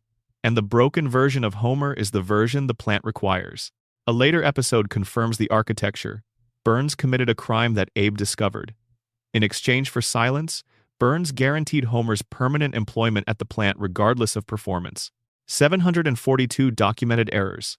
Homer was never permanently fired because the deal protected him. Homer's seemingly absurd job security is a contractual obligation negotiated between his father and his mother's persecutor. Maintained in secrecy, never explained to Homer because explaining it would require explaining everything else. Homer's mother fought against a billionaire's weapons program. The billionaire destroyed her family in retaliation. Her husband buried the truth and made a deal with the enemy. Her son grew up believing he was unlovable, became cognitively diminished through radiation and physical brain damage, and spent his entire adult life working for the man who took his childhood from him. 3 generations of a family, dismantled by one man's sustained and patient institutional power, disguised as normal commerce and employment. Mona died in a later season. Homer sat with her. He held her hand. He watched the mother he barely knew slip away for the last time. No joke interrupted it, just the weight of 27 stolen years pressing down on both of them in a quiet room. The Simpsons is a comedy. Across 36 seasons, it has made more people laugh than almost any other television program in history. But underneath every joke, every gag, every callback, there is this story. A family taken apart by one man's power. Mona fought and lost everything. Abe made the deal available to him. Homer inherited the consequences without ever understanding why his life had the specific weight it has always had. And Burns won. As he always does. As the man at the top of the system always does when the system was designed by and for that man. Homer was broken before he ever clocked in. The plant was waiting for him. It had always been waiting. Springfield is the most famous fictional town in American history. More people can identify it by name, character, and texture than can name the capital of half the actual states in the country. And yet nobody can place it on a map, not with any confidence that the location will hold across episodes. Because Springfield doesn't exist in any specific geography. It exists with remarkable consistency across 36 years of production, everywhere and nowhere at once. It has a harbor and a mountain range and a desert and an active volcano and a coastline, all within driving distance of each other, in a geographic configuration that doesn't correspond to any region of the continental United States. It borders Ohio and Nevada and Maine and Kentucky in different episodes. Its weather includes blizzards and tropical heat waves. Its area code prefix appears to be 636, which is a Missouri prefix. Its state abbreviation, visible in certain frames, is NT, which corresponds to no existing state. Whenever a clue appears that seems to narrow the possibilities, another clue appears in a different episode that overturns it. Matt Groening confirmed in a 2012 Smithsonian Magazine interview that he named the town after Springfield, Oregon, where he grew up. For approximately 2 days, the mystery appeared solved. Then the show continued contradicting itself, as if the interview hadn't happened. The writers didn't honor the disclosure. They kept the ambiguity alive deliberately, because the ambiguity is a feature rather than an oversight. The surface explanation is universality. A town that could be anywhere is a town that resonates with viewers everywhere. The geographic vagueness allows the show to claim a relationship with every region of American life without being pinned to any single one. This is true, the creators have confirmed it, and the design clearly serves that purpose. But under the theories we've been exploring, the vagueness functions differently. If the radiation theory is true, if Springfield is a contamination zone where biological laws have been warped by decades of nuclear exposure, there is no obvious reason why geography should be exempt from the warping. The show has depicted a town where time works differently for biological organisms, where bodies absorb and recover from damage that should be fatal, where the passage of time through cellular biology has been suspended or altered. If contamination can warp biology at the level of mutation, why should the physical landscape around Springfield obey the rules that govern geography everywhere else? Perhaps the contamination has distorted the spatial environment around Springfield as well as the biological one. Geographic features that should be hundreds of miles apart, compressed by some radiological distortion of local physics into a single impossible region. The land itself, mutated by the same material that mutated its inhabitants. If the coma theory is true, the geographic impossibility is simply the output of a dreaming mind with incomplete spatial memory. Homer's unconscious brain doesn't have a precise map of America stored somewhere accessible. It has impressions. Mountains from a trip, ocean from a commercial, desert from driving through somewhere, farmland from a window view. His dreaming mind assembled Springfield from whatever geographic fragments were available, not according to the logic of actual geography, but according to emotional resonance. According to what felt like the various dimensions of home, dreams don't follow cartographic logic. They follow the logic of what the dreamer needed the landscape to contain. If the collective denial theory holds, if Springfield operates through the systematic suppression of inconvenient truths, then the town's refusal to have a fixed location serves a specific practical function. You cannot investigate a town you cannot place. You cannot bring regulatory action against a nuclear facility if its jurisdictional state changes from episode to episode. You cannot hold anyone accountable for three-eyed fish and cracked cooling towers if the regulatory authority is perpetually undefined. Springfield floats between states because floating is safer than landing. Landing means accountability. Landing means someone with a badge and a clipboard shows up and starts asking about the wells downstream from the plant and the anomalous health indicators in the elementary school and the billionaire who seems to remember the Spanish-American War as a personal experience. The mockumentary episode Behind the Laughter from Season 12 actually provides Springfield's location as a stated fact. In the original broadcast, Northern Kentucky. In syndicated reruns, a different state. The definitive answer to the most persistent question about the show's world exists in two different versions depending on which broadcast you encounter. The truth is not stable. It depends on when and where you're watching. Every state in the country has been theorized as Springfield's home by someone with a compelling argument. Every theory has evidence supporting it and evidence against it, because the show has generated both with equal care. The ambiguity is comprehensive, deliberate, and permanent.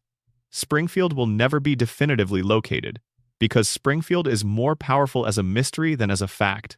A town that could be anywhere is a town that belongs to everyone. A town that belongs to everyone cannot be reached by any single regulatory authority.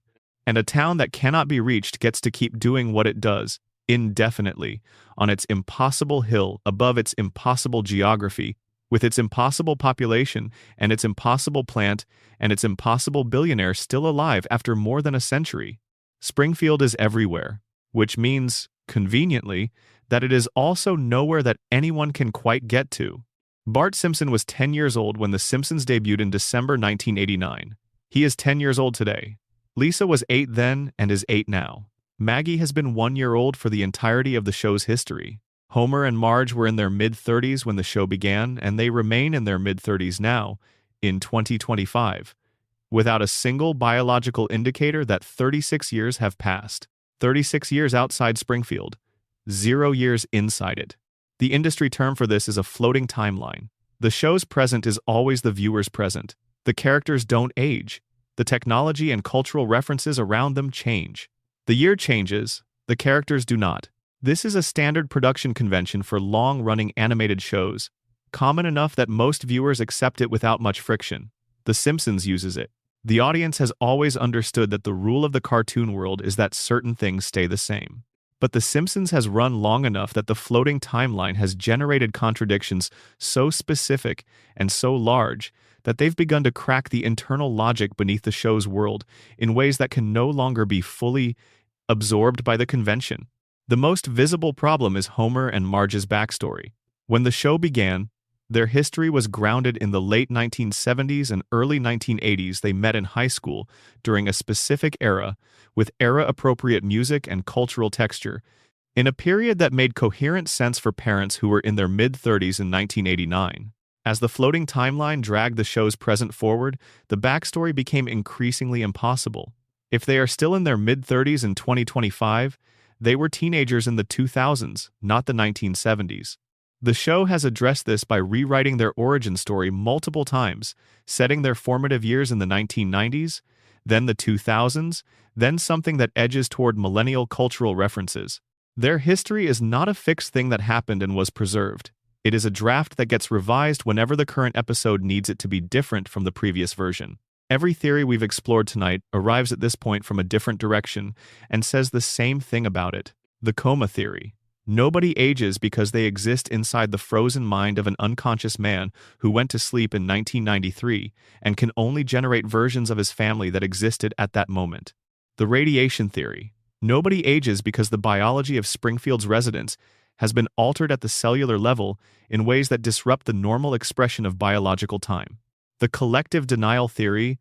Nobody ages because Springfield has collectively decided not to acknowledge the passage of time for the same reason it doesn't acknowledge anything else that would threaten the stability of its situation. The Burns immortality theory. At least one person in Springfield has already found a way to sidestep the normal relationship between time and biology, which means the concept of aging is already negotiable in this universe. All different vocabularies, all arriving at the same observation. Time doesn't function normally in Springfield. Something has disrupted it. Whether the disruption is biological or neurological or social or dreamed or bought, something has intervened between the characters and the normal consequence of time passing. The show has imagined its characters aging. It has done this deliberately. In the Season 6 episode Lisa's Wedding, the show flashes forward to a future where Lisa is 23, engaged, living the adult life that her intelligence and character have pointed towards since the beginning. The episode is specific and emotionally rich and works as a plausible extension of who Lisa is. The show proves it can imagine the future. It can populate that future with characters who feel continuous with the ones the audience knows. And then the episode ends and Lisa goes back to being 8. The future closes. The permanent present resumes. The show can imagine growth. It declines to allow it. This refusal is the floating timeline's deepest function. The Simpsons is not simply a long-running animated show using a production convention for practical reasons. It is, in a way that no other piece of American media has quite achieved, the American family, the particular version of family life that the country has been returning to for 36 years. And the American family, as this show presents it, cannot be allowed to change. Homer must always be middle-aged. Marge must always be patient. Bart must always be rebellious in exactly these ways. Lisa must always be the idealist. Maggie must always be silent and impossibly young. The dynamic must hold, because the moment the Simpson family actually ages, the moment Bart goes to college and Lisa moves away and Maggie starts talking and Homer retires, the show stops being a comedy. It becomes something else, an elegy. The story of a family that ran out of time. America doesn't want that story. America wants the version where the kids are always young and the parents are always together, and the house always looks the same and nobody ever has to say goodbye. The floating timeline is the show's thesis. The Simpsons are frozen in time because we need them to be, because they represent something we cannot afford to let go of: the messy, chaotic, loving, indestructible family. The family that survives everything, recovers from everything, resets after every disaster, and comes back the following Sunday in the same house on the same street. The loop isn't their prison, it's ours. We built it. Every time we tune in, every time we find comfort in the fact that Springfield is exactly where we left it, we make the walls of the loop a little more solid. We keep Springfield frozen by needing it to be frozen. By needing the couch and the credits and the family and the cooling towers on the hill to be exactly as they were the first time we saw them. If the loop ended, if the timeline stopped floating and started landing, the show would end. And the show ending would mean admitting that 36 years have passed, that we are older, that the world has changed, that the version of America The Simpsons represents was always fragile and always temporary and always just one birthday away from becoming something we wouldn't recognize anymore. Time stopped in Springfield because we stopped it. We pressed pause on a Sunday evening in December 1989, and we haven't pressed play. And here we are, 36 years later, watching the same family in the same house in the same impossible town. The cooling towers on the hill still breathing their white vapor into the same cartoon sky. Waiting for nothing to change. Knowing nothing will, because we won't let it. And maybe that's all right. Maybe that's the kindest thing we know how to do for something we love. Let the town settle around us as we move toward the end of our time here tonight. The streets are quiet at this hour. The lights in the houses are going off one by one. The plant on the hill is still there, its cooling towers visible as dark shapes against the sky, still exhaling their quiet vapor into the night air above a town that has forgotten what it's breathing. There are 2 more people to visit before we rest. One of them is the most frequently killed character in the history of American animated television. The other is the person the show has most quietly and most thoroughly dismantled across its entire run, and whose dismantling says something about Springfield that all the larger theories circle without quite landing on directly. Hans Moleman first. If you know the show, you know him. The tiny, nearly blind, elderly man who moves through the background of Springfield scenes and exists, in narrative terms, almost exclusively to suffer. He is hit by cars. He is crushed by falling objects. He is buried alive. He is eaten by animals. He walks into traffic. He is struck by lightning more than once. He is incinerated. He suffers in canonical episodes, not in Treehouse of Horror specials, not in dream sequences, fatal injuries with a frequency that makes him, by any careful accounting, the most frequently killed character in the history of American animation. And he appears in the next episode, without explanation and without ceremony, completely fine. No resurrection scene, no acknowledgement that he was dead 2 episodes ago. He simply returns, ready for whatever Springfield has next for him. Most viewers accept this as a running gag. Moleman dies a lot. It's dark and it's funny, and you're not supposed to think too hard about it. But Moleman once mentioned his age. He stated, in passing, in the context of an unrelated scene, that he is 31 years old. 31. He appears to be somewhere between 80 and 100. Something has aged this man catastrophically and far ahead of any biological schedule. Something took a person in the early years of his adult life and compressed 50 or 60 years of physical deterioration into a fraction of that time. Under the radiation theory, Moleman may be the most extreme expression in Springfield of what the plant has done to a human being. If the contaminated environment affects different residents differently based on their specific biology and exposure history, Moleman may represent the worst case, someone whose biological response to the contamination included both dramatic acceleration of the aging process and, simultaneously, alteration of the cellular processes through which death normally operates. He ages fast. He is also functionally unkillable. Both outcomes of the same underlying cause, operating at extreme intensity in a single individual. Under the coma theory, Molman is a background process in Homer's dream, a figure that Homer's unconscious mind generates and discards without consistency because Molman is not a person Homer cares enough about to maintain coherently across the dream's episodes. He dies when the dream finds it useful and returns when the dream needs him to populate a scene. He is closer to furniture than to a character in this reading, a prop that the dreaming mind occasionally breaks and then reassembles without noticing. Under the collective denial theory, his deaths are simply another thing Springfield has agreed not to notice. A man dies visibly and publicly in the presence of witnesses on a regular basis. Nobody investigates. Nobody asks how he keeps coming back. The town has normalized Molman's death cycle the way it has normalized all the other impossible things in its environment. He is 31 years old and looks 100. He dies every few weeks and comes back. Springfield has noticed neither of these things. Now, Ned Flanders. On the surface, Ned is defined by his contrast with Homer. Where Homer is irresponsible, Ned is meticulous. Where Homer is faithless, Ned is devout. Where Homer takes his family for granted, Ned is attentive and present and generous. By any standard the show provides for evaluating human character, Ned Flanders is a better person than Homer Simpson in almost every respect. And the show punishes him for it, without mercy, without end, and without ever fully acknowledging that this is what it's doing. His wife Maud was killed at the Springfield Speedway. A t-shirt cannon misfired. The projectiles went toward the bleachers. They hit Maud because Homer, in the same row, was dodging them. Homer's self-protective reflex caused the trajectory that killed Ned's wife, and Ned forgave him. He processed the loss through his faith, and he forgave the man whose selfishness was responsible, because that is what his faith asks of him, and because forgiving is what Ned does. Then the hurricane. Springfield experienced a major storm. Ned's house was destroyed. The community rebuilt it, a collective, heartwarming response.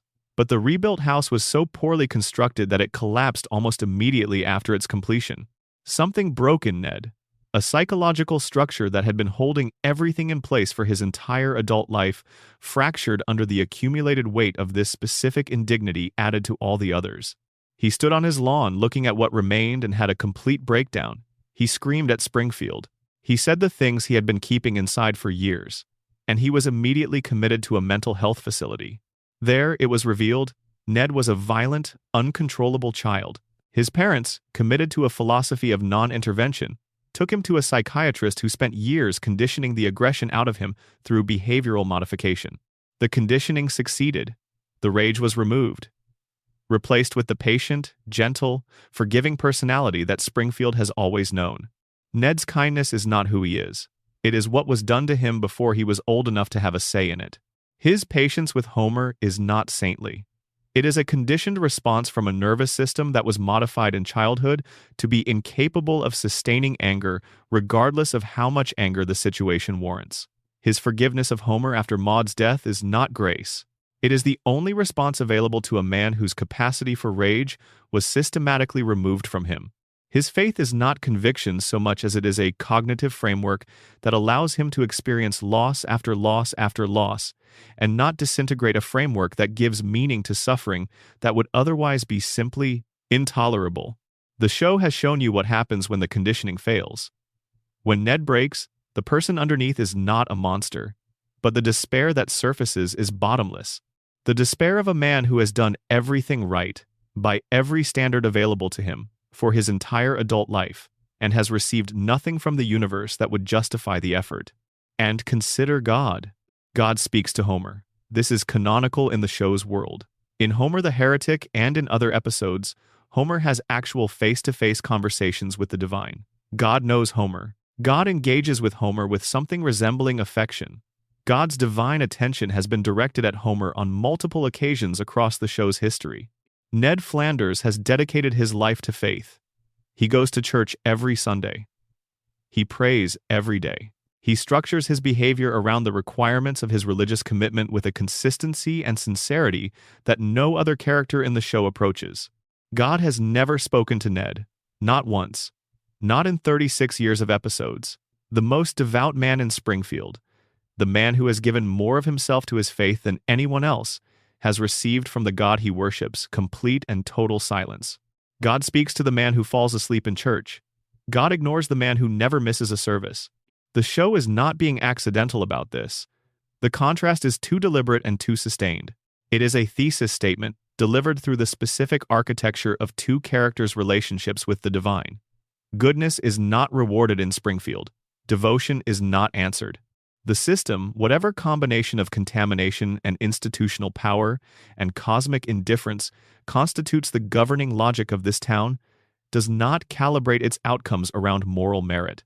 Homer is what happens when you do everything wrong in a system that doesn't punish wrongness.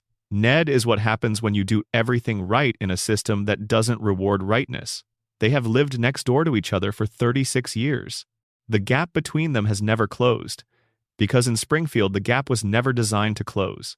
The system keeps Homer in Sector 7G, and Ned in the church pew, and Burns on the hill, and Molman in whatever temporary death the week provides. Everyone exactly where the system put them. Nobody moving, nobody aging, nobody breaking the loop. That is Springfield. Reduced to its simplest, most honest form. The loop, the frozen family, the plant on the hill, the billionaire who will not die, the baby who watches everything, the mother who had to leave, the man who dreams of coming home, the neighbor who was conditioned to be kind and was never thanked for it, the impossible geography and the floating timeline and the town that votes to keep its lies, all of it circling, again and again, back to the same center, a family. Chaotic and warm and completely imperfect and deeply, stubbornly loving in the specific ways that family love is both insufficient and irreplaceable. Homer and Marge. Bart and Lisa. Maggie still watching.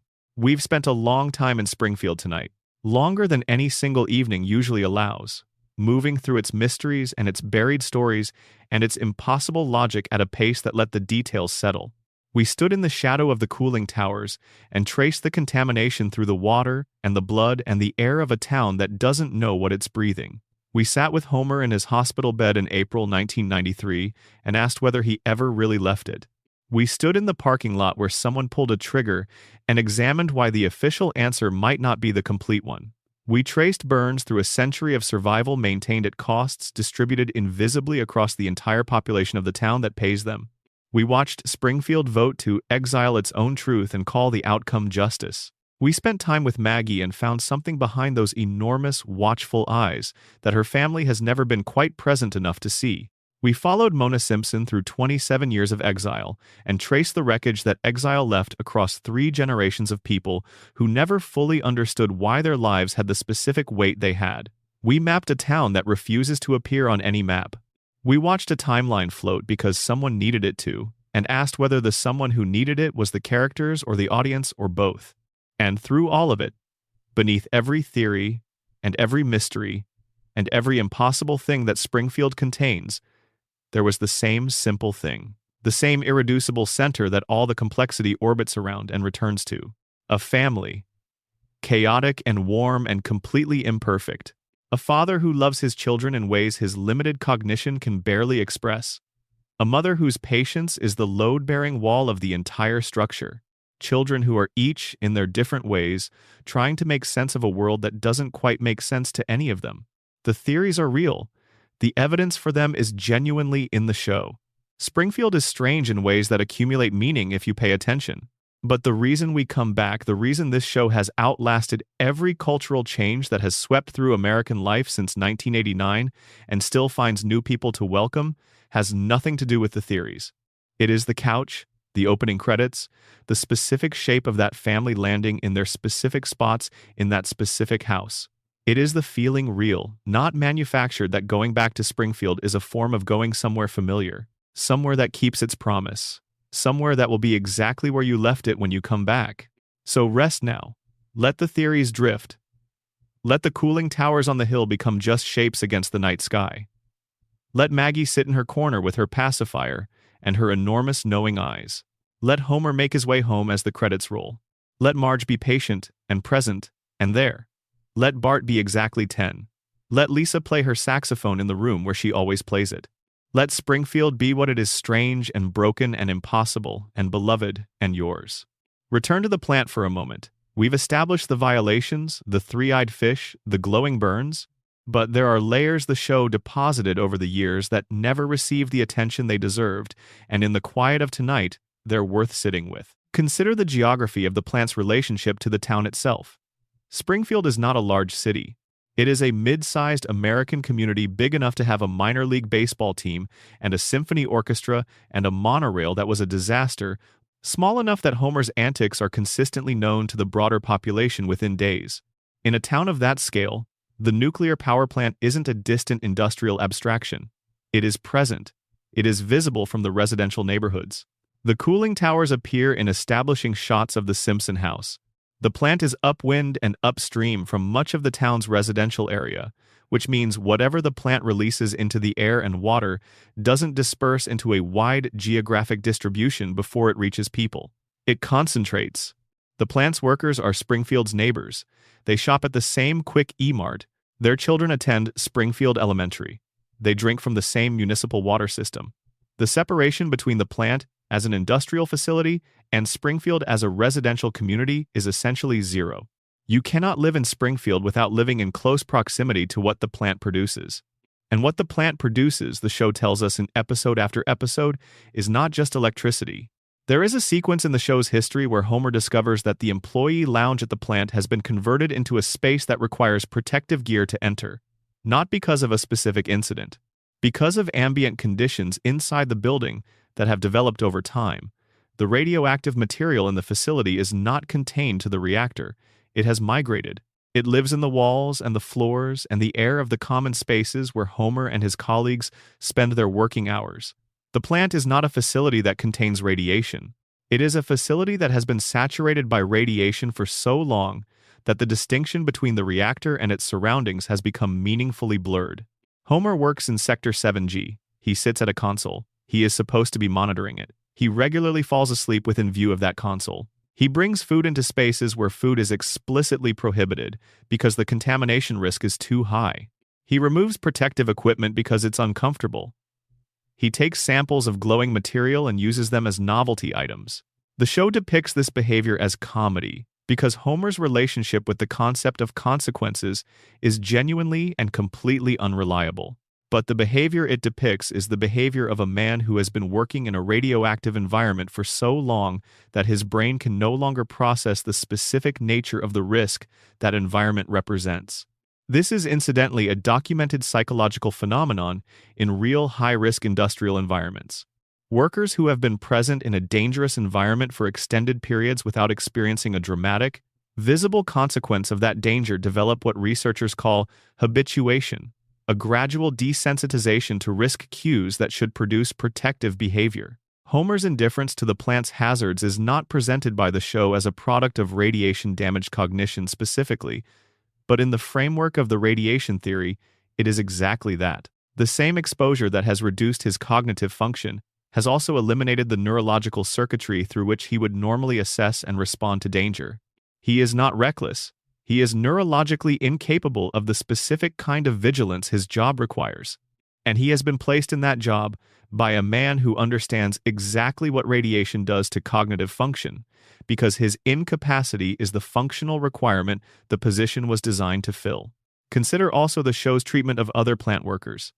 Lenny and Carl, Homer's colleagues, have been present in Sector 7G for the same duration as Homer. Lenny has been injured on the premises more times than the show has ever formally counted. Eye injuries occur with remarkable consistency, played as running gags, but representing a pattern of trauma that in a real industrial context would constitute a serious workplace safety investigation. Carl has been subjected to the same ambient exposure as Homer across the same time frame. Both characters display the visual characteristics common to Springfield residents. Both demonstrate the specific quality of resilience to injury and the specific quality of impaired critical thinking that the radiation theory identifies as symptoms. They are not as severely impaired as Homer, who has the compounding factor of the crayon in addition to the environmental exposure, but they are within the same broad range. They are men who have worked inside a contaminated facility for their entire adult professional lives and who do not exhibit normal levels of concern about this fact because their capacity for that concern has been gradually and steadily eroded by the same material they are failing to be concerned about. The closed loop of this situation is what makes it feel, when you trace it carefully, less like a collection of jokes and more like a system that someone designed with intention. Burns has private medical care. Burns has treatments that actively manage the effects of radiation exposure on his body. Burns understands, through the daily experience of his own survival, precisely what radiation does when it is allowed to accumulate in biological tissue without intervention.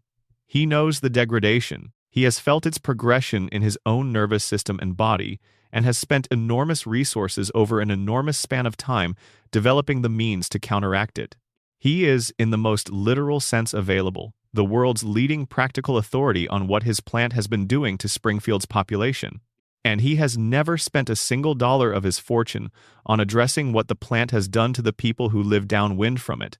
Not on treatment, not on remediation, not on the 56 million that would have addressed the violations. Nothing.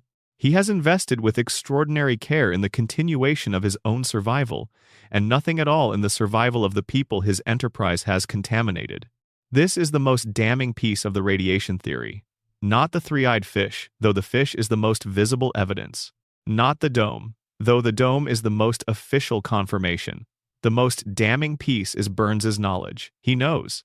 He has always known, with more precision and more clinical understanding than anyone else in Springfield, what the plant has done and is doing. And he has structured his entire enterprise around the continuation of that situation. The person most capable of changing Springfield's contamination is the person most motivated to ensure it continues. And the person whose job it is to stop him is the person most cognitively impaired by the contamination itself. The plant isn't a backdrop. The plant is a machine. It produces electricity, yes, but in the framework the show has been constructing across 36 years, it produces something else too. It produces the specific conditions, neurological, biological, institutional, under which the machine can continue to operate without meaningful interference.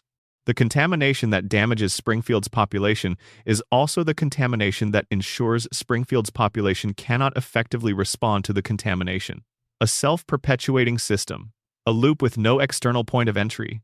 Burns sits at the center of it, on the hill above the town, in his office with its view of the cooling towers, keeping his weekly appointment, keeping the loop closed. And Springfield below him goes about its day. It is worth spending more time with what The Simpsons was before April 1993, because the contrast with what came after is the foundation on which the coma theory rests. Not just as intellectual evidence, but as a felt thing, the difference in texture and emotional register between the two phases of the show is something you can sense before you can articulate it. The first 4 seasons of The Simpsons are about a family that is recognizably stressed. Homer works a job that doesn't satisfy him at a facility that treats him as a liability. Marge manages a household with extremely limited resources, and a husband whose emotional availability is inconsistent and whose good intentions frequently produce bad outcomes. Bart is failing at school in ways that reflect not a lack of intelligence but a fundamental mismatch between his particular way of processing the world and the environment designed to assess it. Lisa is succeeding at everything available to her by the metrics the school provides, and finding that success produces isolation rather than connection. Because being the smartest person in a room is only comfortable when the room is interested in being honest about what it contains. These are real situations, not because nuclear families in the late 1980s were specifically experiencing these exact circumstances, but because the emotional landscape of these situations is recognizable. The exhaustion of work that doesn't reflect your worth. The loneliness of intellectual capability in an environment that doesn't have room for it. The specific sadness of a child who is academically capable and socially isolated and trying to understand why these two things coexist. The weight of holding a household together on resources that are always slightly insufficient. The comedy in those early seasons emerges from the collision of recognizable human situations with the specific human beings who are navigating them. Homer is funny because his particular brand of good-intentioned chaos is something we recognize from people we love. The person who means well and manages, consistently and with enormous energy, to turn meaning well into creating problems. Marge is funny because her patience is always slightly more strained than she is able to admit, and her solutions to that strain are always slightly more elaborate than the situation technically requires.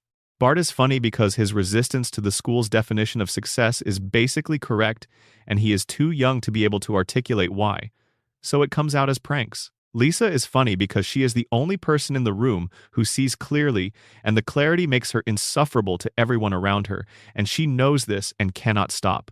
After April 1993, the show is still funny.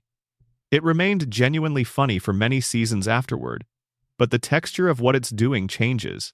The situations become less anchored in recognizable domestic reality and more elaborately constructed around the premise of what interesting thing Homer can do next. Homer goes to space. Homer joins a secret society. Homer gets a gun, and the episode becomes a meditation on gun culture. Homer encounters another celebrity, and that celebrity's arc becomes the episode's organizing structure. The emotional texture of the early seasons, the specific weight of a family dealing with the kinds of difficulties that real families deal with, filtered through satire and cartoon exaggeration, but grounded in recognizable human experience, gives way to something lighter and more episodic. Not worse as entertainment, but different. Differently organized. Differently motivated. The coma theory has a name for what changed. Homer's dreaming brain can reconstruct the surface of his life with remarkable detail. The house, the family, the specific mannerisms and voices of the people he loves. But it cannot reconstruct the emotional complexity of lived experience, because emotional complexity requires the actual accumulation of experience to generate. The dream can imitate the form of family life without capturing its full texture. It can produce stories that look like what Homer's life was without being able to fully replicate what that life felt like from the inside. This is why the post-coma seasons are full of elaborate plots and celebrity appearances and world-spanning adventures, while the pre-coma seasons are full of Homer trying to quit smoking, or Marge wondering if she's happy, or Bart being afraid he'll be held back a grade. The earlier stories are about the interior of a life. The later ones are about the exterior, the events, and the guests, and the escalating set pieces. The dream is good at events. It is less able to generate the specific quality of a person's inner life. And the post-coma Homer is different in another way that the theory illuminates. He is nearly indestructible. He survives things that no human body could survive. He falls from significant heights. He is run over by vehicles. He is shot. He is electrocuted. He is burned. And he gets up every time. Not because the show has established him as having superhuman physical resilience in the early seasons, he is injured by things that would injure a normal person, but because the dream cannot allow Homer to die. His mind is generating the dream. If the dream kills Homer, the dream ends. And if the dream ends, whatever is happening in that hospital room has to be confronted. So the dream makes Homer immortal by necessity.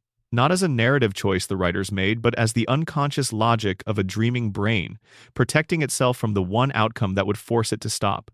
Every time Homer walks away from something that should have killed him, it is the dream refusing to end.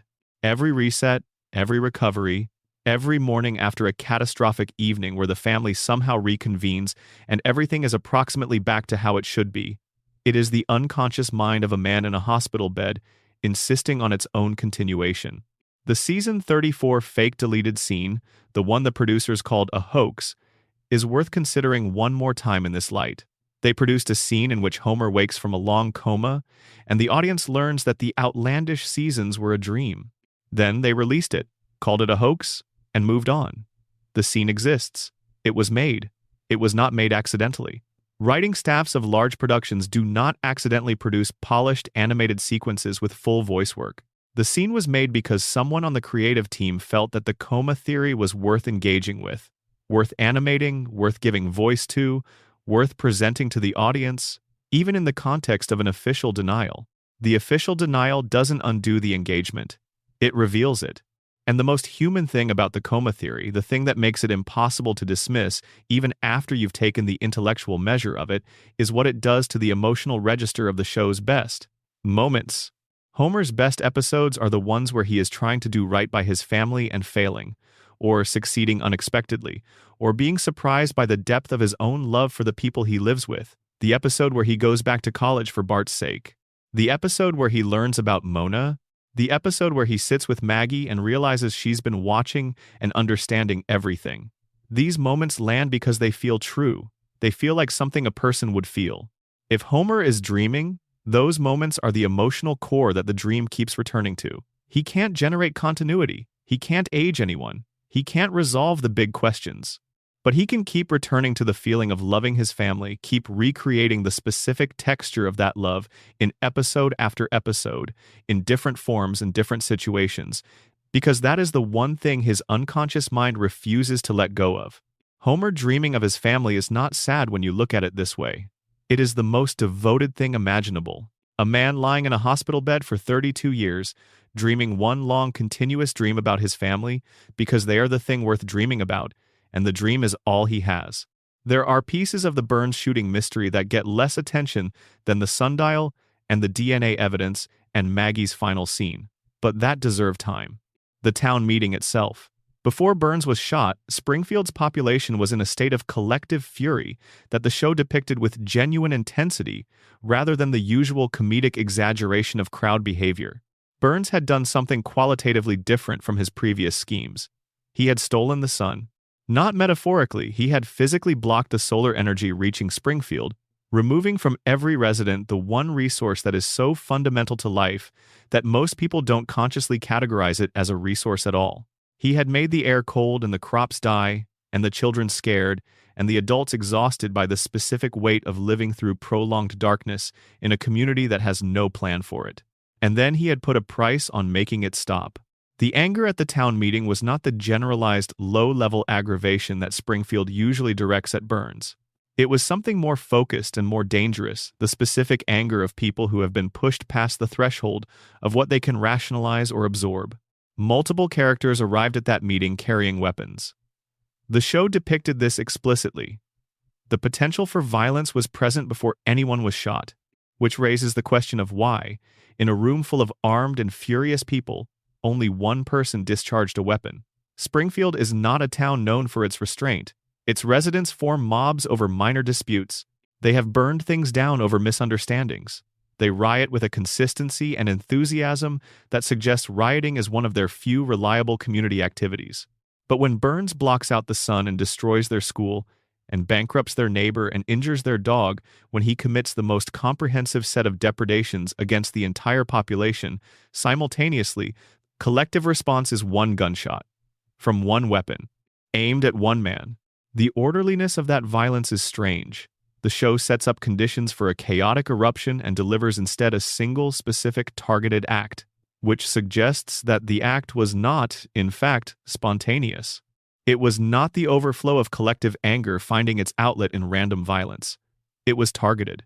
It was the product of either a plan or a very specific personal motivation that had nothing to do with the general mood of the room. Who in that meeting had a personal motivation specific enough to produce a single, targeted act rather than contributing to the general chaos? Almost everyone had a general grievance. Very few had the kind of personal wound that produces the specific focus required to locate one man, take his weapon, and use it with precision.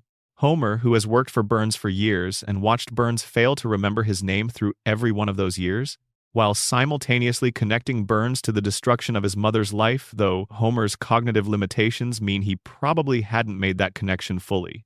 The humiliation of extended invisibility to a person who theoretically sees you every day has a specific quality that accumulates. Marge, who watches her children's school lose its funding, who watches her family systematically harmed by the same man, who discovered through the previous season's episode that Burns had romantic feelings for her, feelings she rejected, but that created a complicated prior interaction. The rejected suitor who then goes on to harm your family has a particular emotional valence. Smithers, freshly fired after years of organizing his entire life around service to Burns, processing the shock of termination while also, presumably, feeling something about the sun being blocked and the community being harmed by the person to whom he has given everything. The investigation eliminated Smithers early, but the elimination was based on an alibi that, on examination, is itself a different crime committed in a different location. Smithers' whereabouts are accounted for. He was shooting someone else, somewhere else, while drunk. This is not the same as Smithers being incapable of the Burns shooting. It is Smithers being in the wrong location at the time of the shooting to have done it personally, which tells us where Smithers was when the trigger was pulled but does not preclude a planning role in whatever actually happened. Consider also the specific mechanism. Burns' own gun, removed from his holster before the shooting, used against him. This is a detail with implications.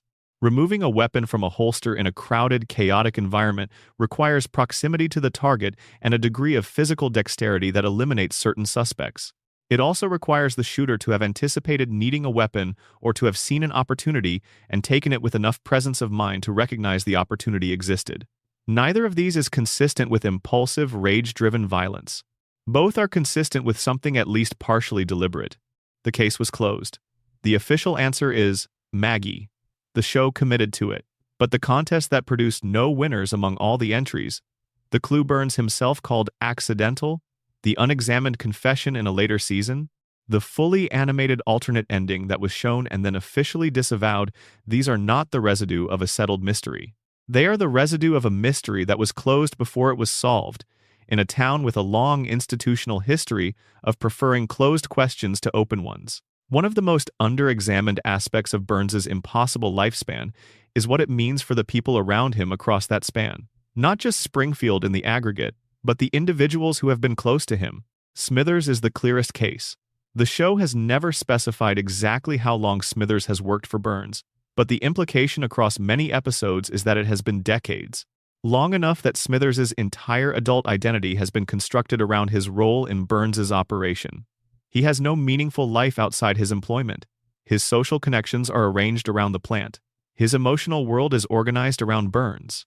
He is, in a way that the show usually plays for comedy and occasional pathos, a person who has subordinated every other dimension of a life to service. But if Burns is 140 years old, the question of how long Smithers has been in his role takes on different dimensions. The Smithers we see is a relatively young man, middle-aged at most.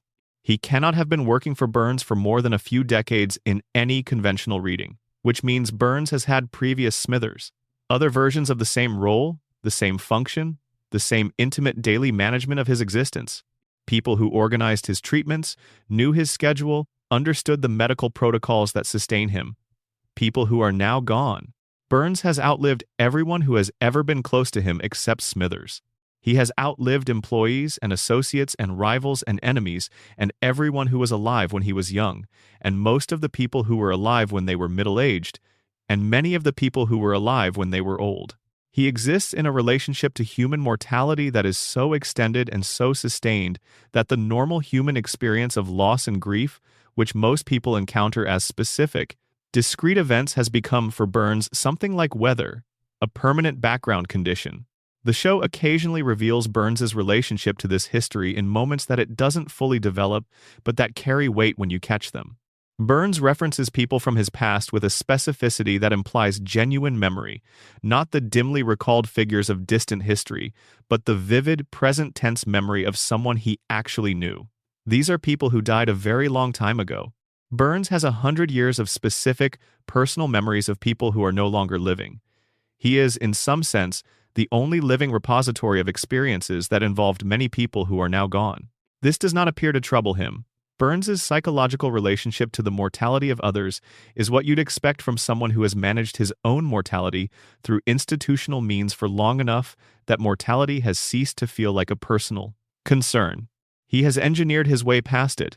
Other people haven't had his resources and haven't had his treatments and are therefore simply no longer present. This is not tragic to Burns. It is the expected outcome of the situation. What this produces is a man who is functionally alone in a way that has no parallel in normal human experience.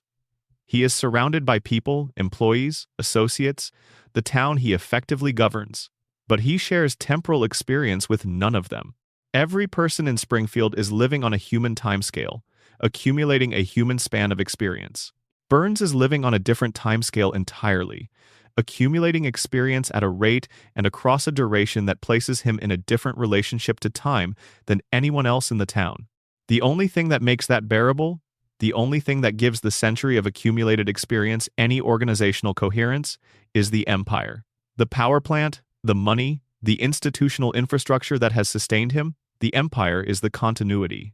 The empire is what links the person Burns was in the late 19th century to the person Burns is now, across all the deaths and changes and lost associates and reinvented contexts. The empire persists because Burns has organized everything around its persistence.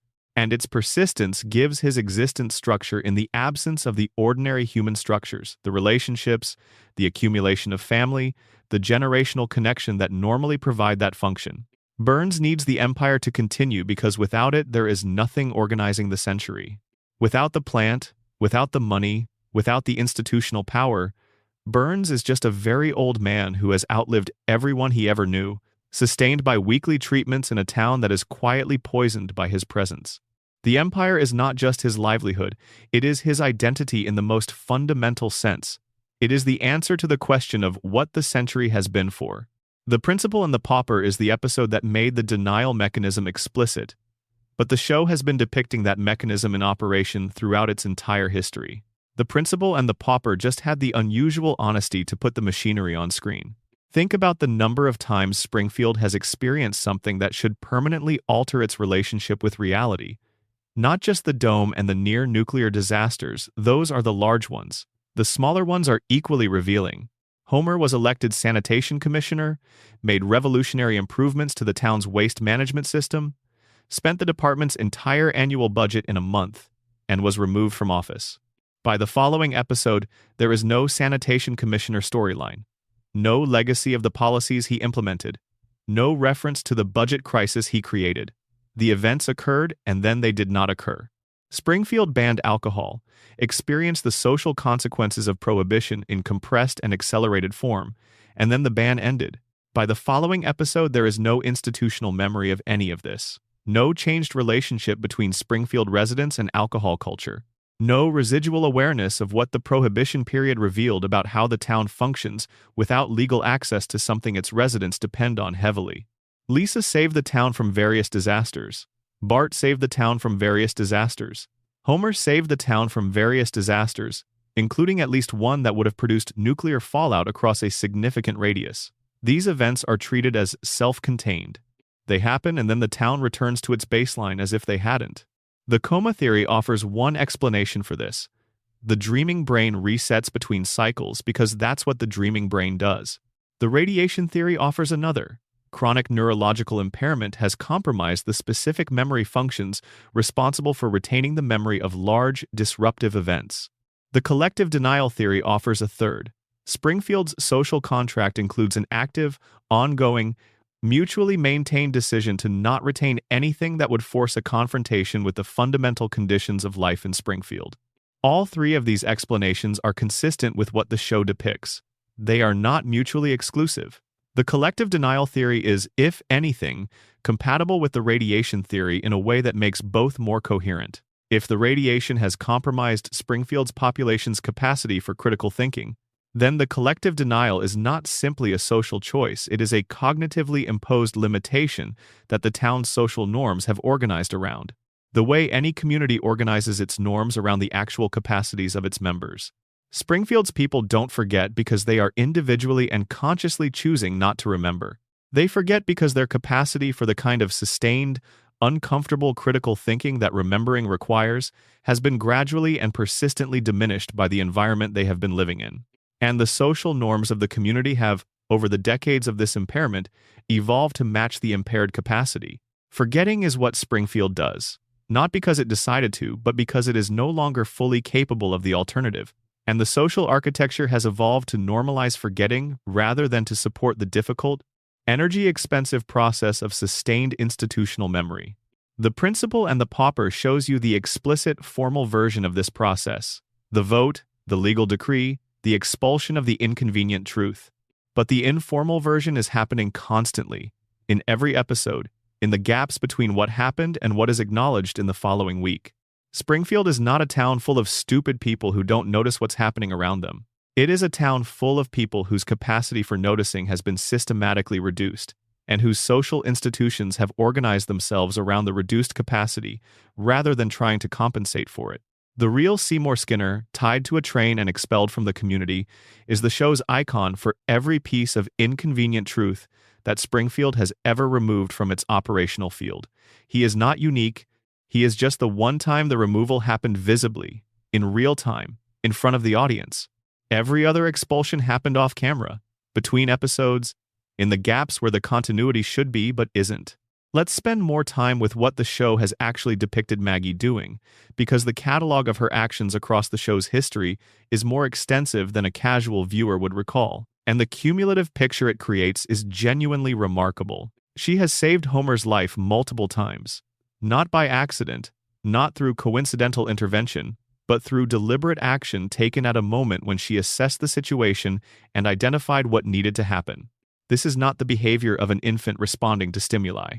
This is the behavior of someone who is monitoring a situation, processing information about it, identifying a threat to someone she cares about, and taking targeted action to address it. She communicates complex emotional information without words. In episodes where the family is in genuine distress, Homer and Marge's marriage under strain, Bart facing a consequence he is genuinely scared of, Lisa dealing with a hurt that she is trying to conceal, Maggie's responses are consistently calibrated to the specific emotional situation in ways that random infant behavior cannot produce. She knows what is happening. She has processed the emotional content of the situation, and her responses reflect that processing. She has been shown making decisions with delayed consequences, setting things in motion at one moment that produce results at a later moment, after an interval, during which she has had to hold the plan in working memory and not act prematurely. This is executive function. This is cognitive planning across time. This is not developmentally available to one-year-olds in any documented form. She is aware of being observed and modifies her behavior accordingly. We have already discussed the post-shooting scene in detail, but this behavior appears in other episodes too. Maggie checks her surroundings before doing things that she apparently knows would be significant if witnessed. This requires not just self-awareness, but a social awareness, sophisticated enough to model other people's attention and track it in real time. Again, not a one-year-old cognitive capacity. She has a sense of justice. In The Longest Daycare, her motivation for the elaborate sequence she executes is not self-interest. The caterpillar is not her property, and its survival is not her concern in any instrumental sense. She protects it because she understands, at some level that she cannot articulate because she is operating before the age of language acquisition, that the caterpillar deserves protection from the bully who wants to destroy it. This is not an infant response. Infants do not have operational concepts of desert or justice. They have preferences and discomforts and immediate sensory needs. The concept of something deserving protection for moral reasons is a later development, and its presence in Maggie's behavior is one of the most specific pieces of evidence that she is operating at a cognitive age dramatically above her biological one. She is patient. 36 years of patience.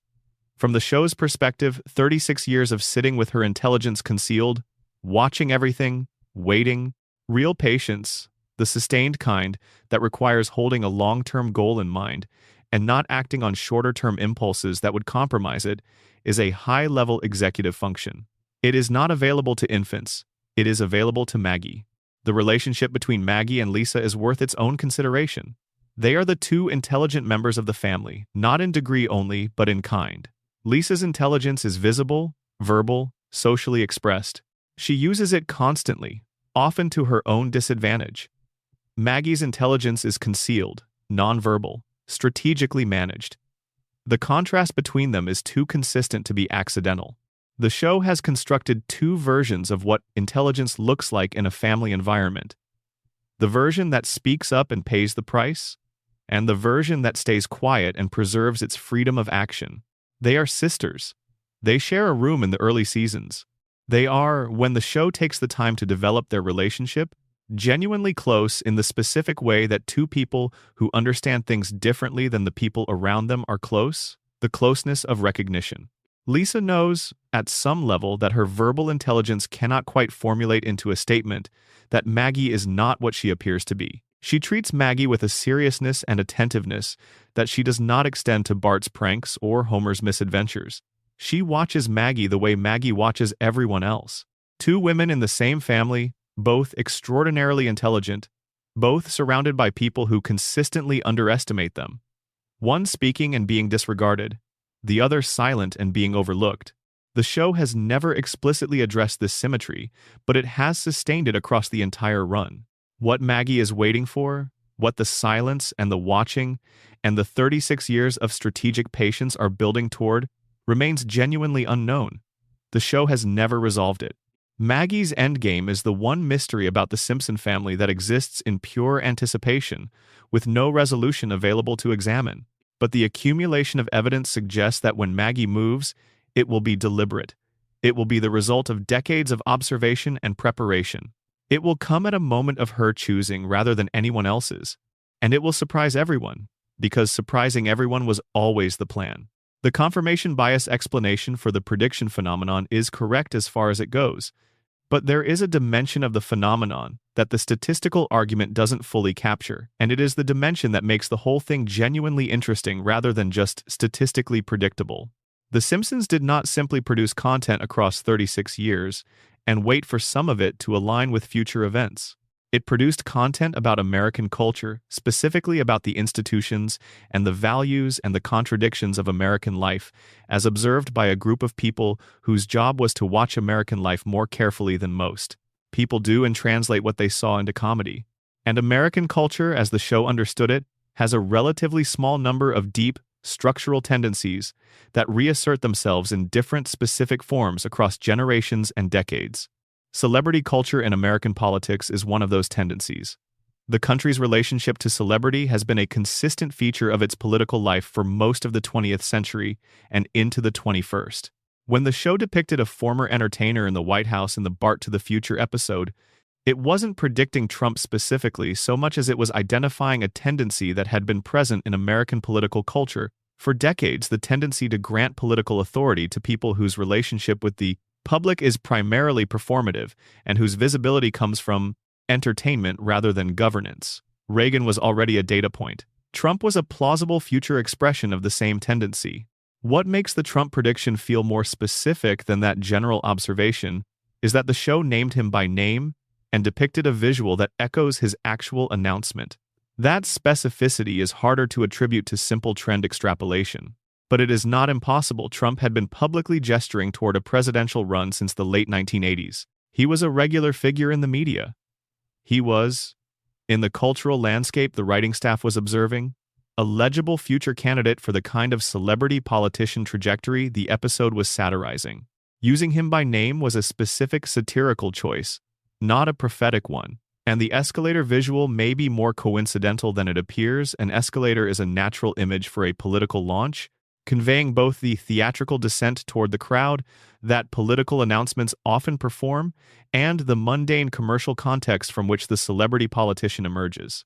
The Higgs boson equation is the most genuinely strange prediction because it is specific in a way that celebrity politics cannot be. A writer on the show did the mathematics as a joke, and the mathematics happened to produce a result consistent with what experimental physics later confirmed. The most plausible explanation involves the mathematician who worked on it having enough background in theoretical physics to produce a plausible estimate, which is possible if the writer in question had the relevant educational background, and the Simpsons writing staff's educational credentials suggest this is within range. But it is a specific enough coincidence that calling it coincidence feels inadequate, even if coincidence is probably the correct explanation. The Cypress Hill and London Symphony Orchestra case is 28 years between the joke and the event. That is almost a generation. The joke made in 1996 described an event that required two specific institutions to make a specific decision in 2024. There is no mechanism by which the joke caused the event. Cypress Hill and the London Symphony presumably did not book their collaboration because someone on their team remembered an episode of The Simpsons from 1996. The joke and the event are genuinely coincidental, connected only by the existence of both Cypress Hill and the London Symphony as institutions with sufficiently long institutional histories that a joke about them in 1996 could still find an echo in 2024. But the cultural resonance of the coincidence, the way it circulated and felt significant, points toward the more interesting version of the prediction phenomenon. The show has been present in the cultural background for so long and has engaged with so many specific institutions and people and tendencies that as time passes, the probability of resonances between the show's content and subsequent events simply increases. The longer the show runs, the more total content it generates, the more of American cultural life it has touched on, and the greater the surface area for coincidence to produce apparent prediction. America's relationship to The Simpsons is itself part of the cultural landscape the show has helped shape. People who grew up watching it absorbed its satirical framework, the way it understood celebrity, institutional dysfunction, class anxiety, the gap between official narratives and underlying reality. When events occur that resonate with that framework, the Simpsons-shaped mental model many Americans carry provides an immediate reference point. The show doesn't predict events. The show provides the vocabulary through which many Americans understand events. When the event occurs, the vocabulary activates, and the activation feels like recognition of something that was said before. That is not prophecy.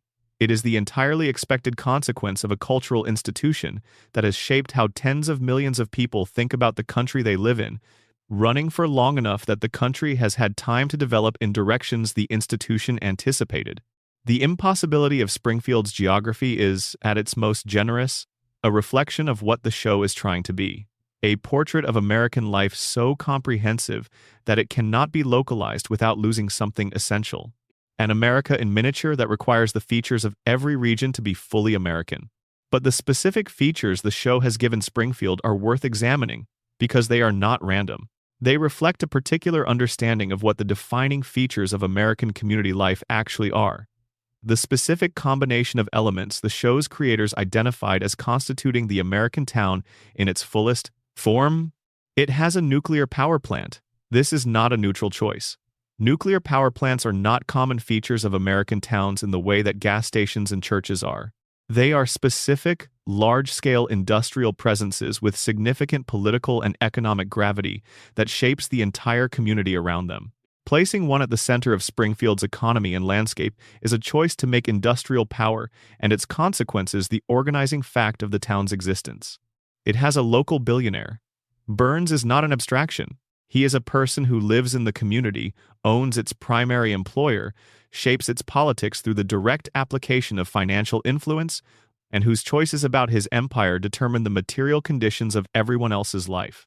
The local billionaire as an organizing presence is not a universal feature of American towns, but it is a specific enough feature of enough American towns, company towns, resource towns, places where one industry and one owner define the entire economic landscape to be recognizable across a wide range. It has a school that is perpetually underfunded. This is perhaps the most universally recognizable feature of Springfield for American viewers across all demographics and regions. The specific dynamics of a public school that cannot afford what it needs, that loses programs and postpones repairs, and makes do with less while its students and staff try to generate something worthwhile within severe constraints, are not Springfield-specific. They are American in a way that transcends geography. It has a police department of limited effectiveness. Not malevolent Wiggum is not a villain, but chronically unable to do what a functional law enforcement agency should be able to do, for reasons that combine individual incapacity with institutional culture and resource limitations in ways that produce outcomes at odds with the stated purpose of the department. It has a bar. Moe's Tavern is not just a bar. It is the specific kind of bar that has a regular clientele whose relationship to that bar is one of the load-bearing structures of their social life. Not because they are all severe alcoholics, but because the bar is the place where certain kinds of conversation and community and comfort are available that are not available anywhere else in their daily lives. This kind of bar is not specific to any region or income level. It is a recognizable American institution. All of these elements combined in one place produce Springfield, a town that is an American composition rather than an American location. Every specific choice about what to include reflects a specific understanding of what is characteristically American about American community life. And the choices, made by writers with the educational background to have thought carefully about what they were doing, are not random or nostalgic. They are diagnostic. They are the result of looking at American life and identifying its actual organizing features rather than its self-image. The nuclear plant, the local billionaire, the underfunded school, the ineffective police, the bar, the tire fire, the unsolvable problems that recur in different forms across different episodes, these are not the features of an imaginary place. They are the features of a real place, rendered in cartoon form, made strange enough to be funny and familiar enough to be recognized. Springfield doesn't exist on any map, but every American town that has a dominant local employer, or an underfunded school, or a local institution of power that operates above effective accountability, or a bar where the regulars know each other's problems, has a Springfield in it. not as a place but as a pattern. The show understood the pattern and built a town around it. The specific cost of the floating timeline is most visible in what it does to the children. Bart Simpson at 10 years old is a fully formed character. He is not a blank. The show has given him a rich, specific psychology, a history, a set of relationships that have depth and texture. His friendship with Milhouse has survived many of the same cycles that real friendships survive. Betrayal, reconciliation, the uneven power dynamics of two people whose social needs don't quite align. His antagonism with Lisa has the specific quality of siblings who love each other and also genuinely drive each other to distraction, because they are too close and too different for either relationship to fully resolve.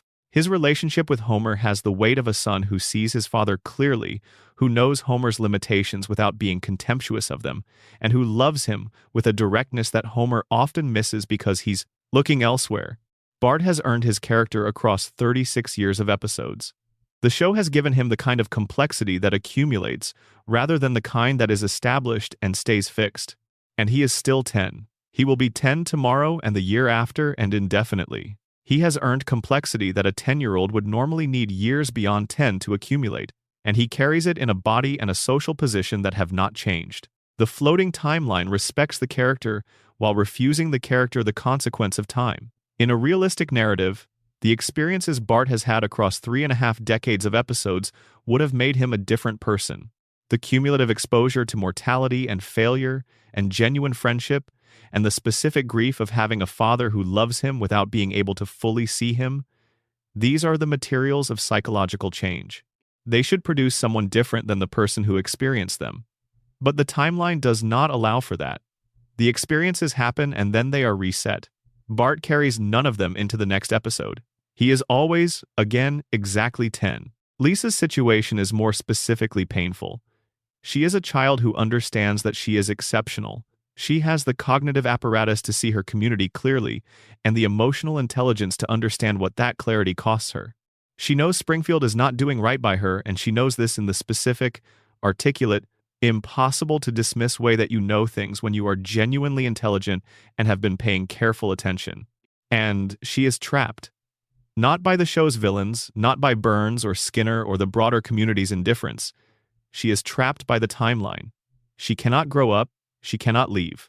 She cannot become the adult version of herself, the person who takes all this intelligence and capacity and pain and builds something with it somewhere that can accommodate what she is. She can flash forward in isolated episodes and the audience can see who she becomes.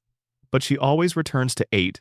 The floating timeline's cruelty to Lisa is that it gives her everything a developing mind needs to grow and then prevents the growth from taking place.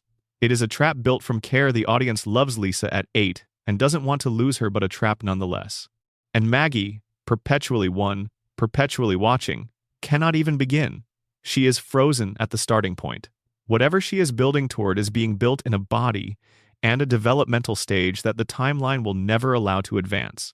Whatever the genius that the show has accumulated evidence for over 36 years is capable of doing in the world that remains permanently deferred, permanently potential, permanently just beyond the limit of what 1-year-old means. The children of Springfield are paying the most direct cost of the loop. They are the ones who cannot age, and they are the ones for whom aging means becoming.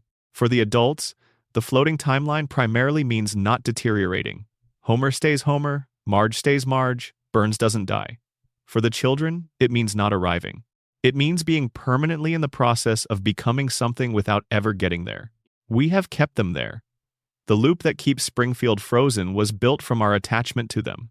Every time we go back to watch an episode from the early seasons and feel the specific comfort of the children being exactly as we remember them, we are reinforcing the structure that prevents them from becoming who they are capable of becoming. They cannot grow up because we won't let them. Every theory we've explored tonight uses different evidence and different logic, but arrives at the same place. The radiation theory says, something physical is happening to the people of Springfield. Their bodies are changed. Their minds are changed. The thing that changed them is the plant on the hill, operated by a man who knows what it is doing and has organized his entire enterprise around preventing the town from being able to respond effectively to what it is doing.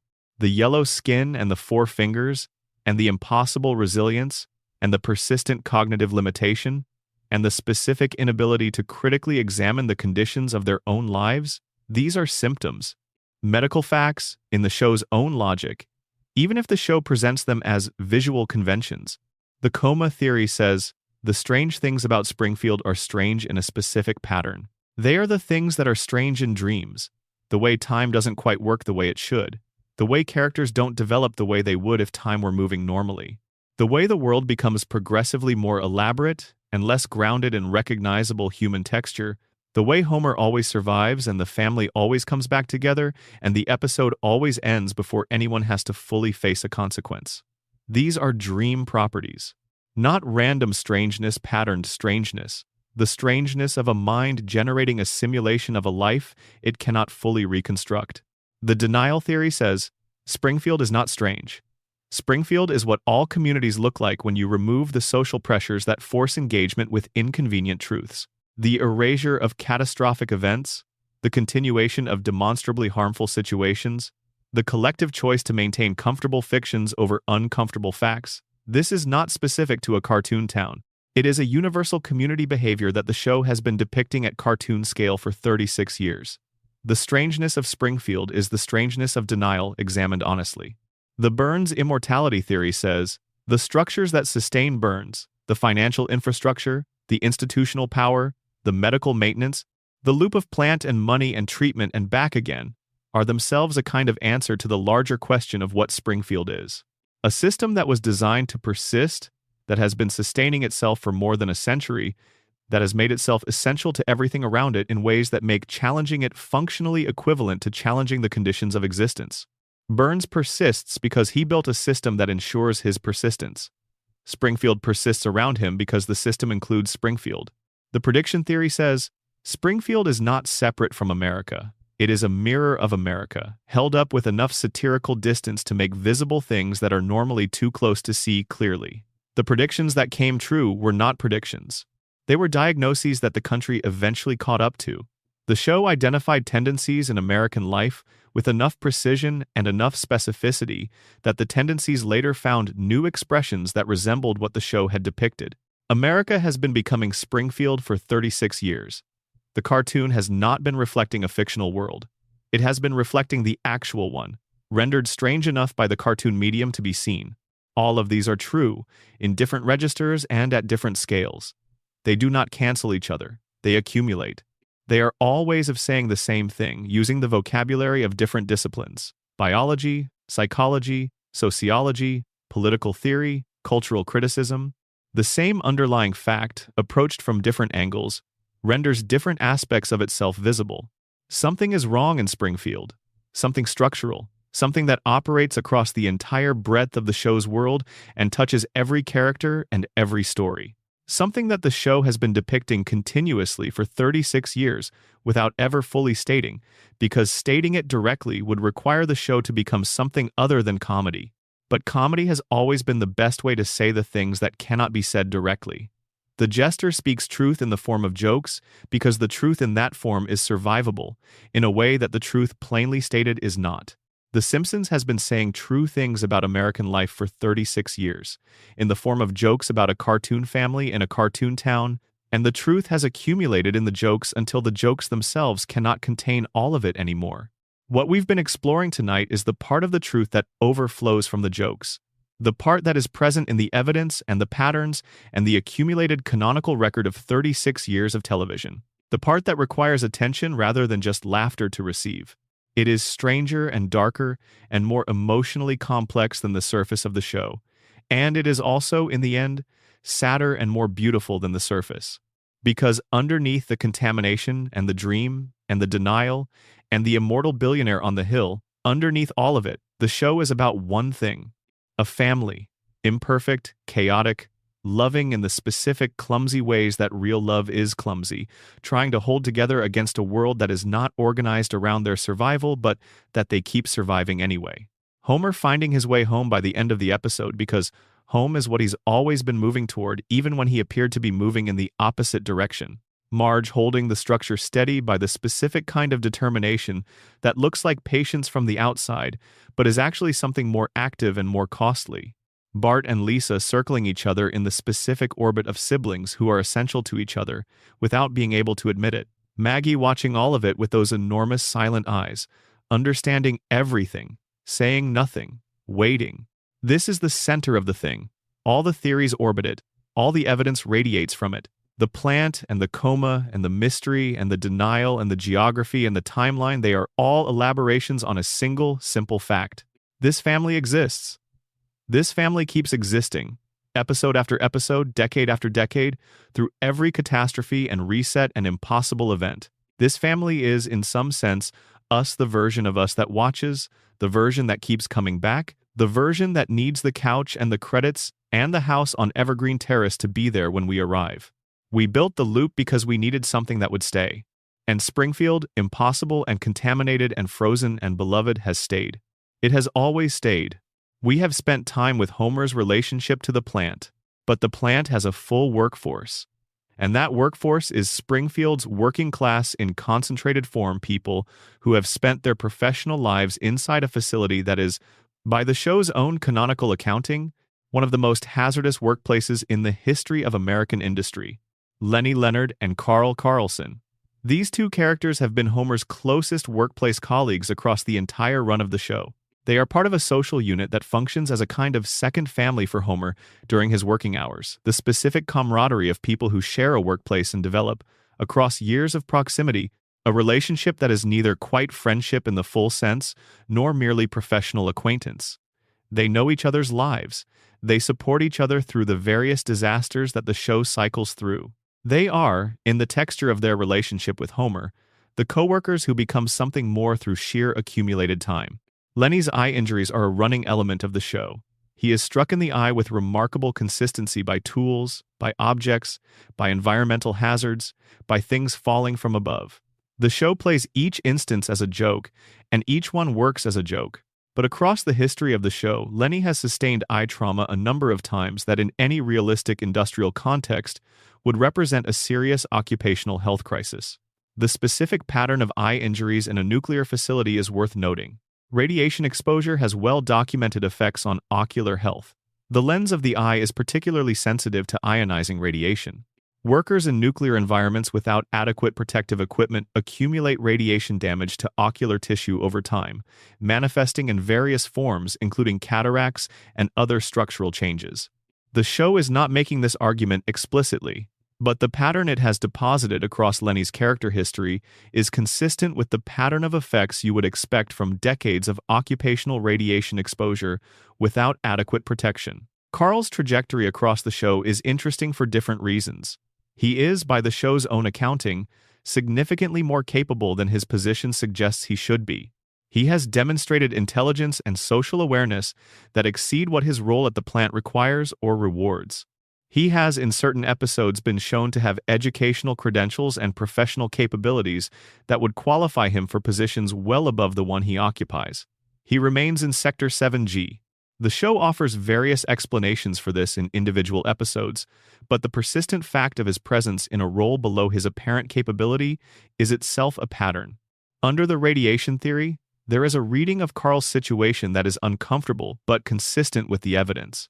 If Springfield's contaminated environment has not affected Carl's intelligence in the way it has affected Homer's, if his cognitive function has remained substantially intact, then his continued presence in the plant represents a different kind of tragedy than Homer's.